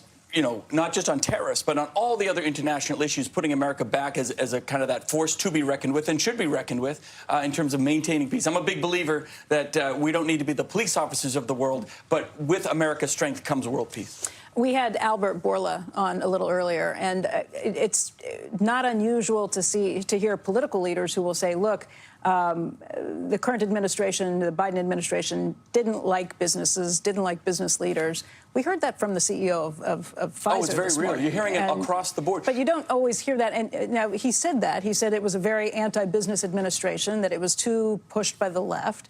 He also said there are risks, though, that come with this new administration. He said he thinks the benefits outweigh the risks. Sure. But the risks that he would point to would be things like tariffs that come through, questions about what happens from his perspective with Robert F. Kennedy Jr. coming in to take over if he's anti-vax, what happens with some of those issues. I think what you'll see, look, I have my skepticism about RFK Jr., but what you're going to see with him and HHS is a huge opportunity of efficiency, breaking down, I'll call it the cartels within healthcare, making it more accessible to folks at a real, I was talking to some folks the other day about dialysis. Dialysis is a multi-hundreds of billions of dollars of cost, effectively run by a few companies in America. We have to break that down, modernize the treatments, and that's just one example of many where you find efficiency, save money. These DOGE efforts, people talk about this program and that program. There's literally $500 billion right off the top that you can find efficiencies for. And I'm always a believer. You go to the governors, Republican governors especially, that know how to create efficiency in government, quality programs, delivering services, but again, pulling back on a lot of that bureaucratic malaise that just bogs things down, makes permits last 2 years, not 2 months, decentralizing government. Huge opportunity there.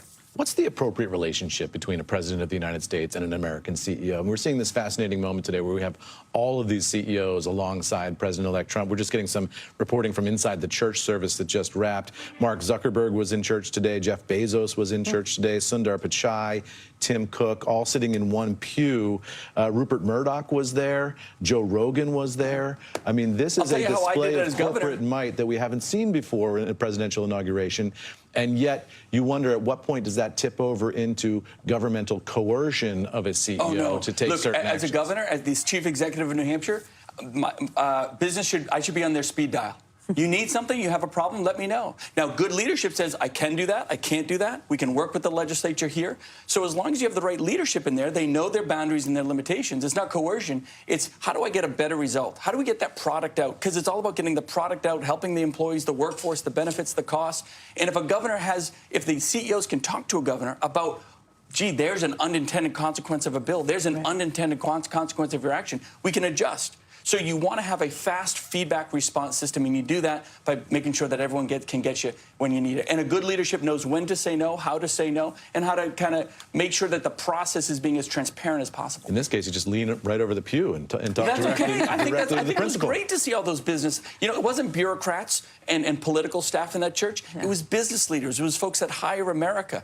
There's big government in there. There's no question. There's a lot of big money in that church. I don't know if they're passing the plate, but they should. Would have been a missed opportunity if they didn't, missed opportunity if you don't get Zuckerberg and Bezos in the same offering. But Governor, you have a unique perspective because your father was the chief of staff to George H.W. Bush. And I'm just thinking about the pace of change, what's going to happen, not just in the first 100 days, maybe the first 100 hours, maybe the first few weeks on this. Don't be afraid of speed. Speed is a good thing because not only is President Trump going to set his agenda, he's going to say, we need to do this now. We were elected for a reason. I said I was going to do it. We're going to do it. Some things will be a precursor to legislation in the Capitol. Some things will be things that can be done internationally, and some things will just be executive orders that take place. Some will be challenged in court. But he's setting that tone. Let's get it done. 4 years it was going to go by real fast. Such a big contrast from the first term where they got bogged down in the repeal and replace of Obamacare. That took months. It took a lot of the steam out.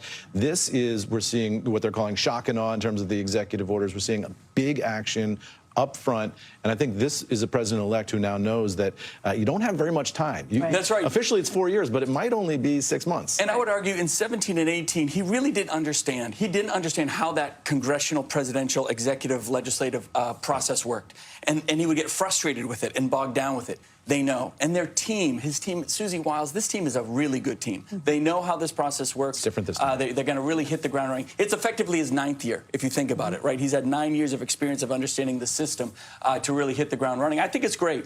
We're not going to all agree with everything he does, but he's moving quick. It's anti-bureaucratic, and every American should be happy about that. Chris, thank you. You bet. Former New Hampshire Governor Chris Sununu, we appreciate your time. Thank you. Good to see you.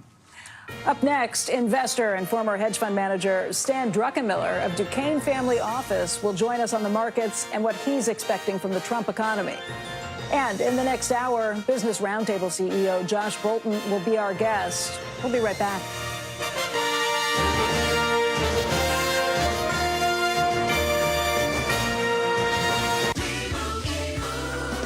And Doug. You'll be back.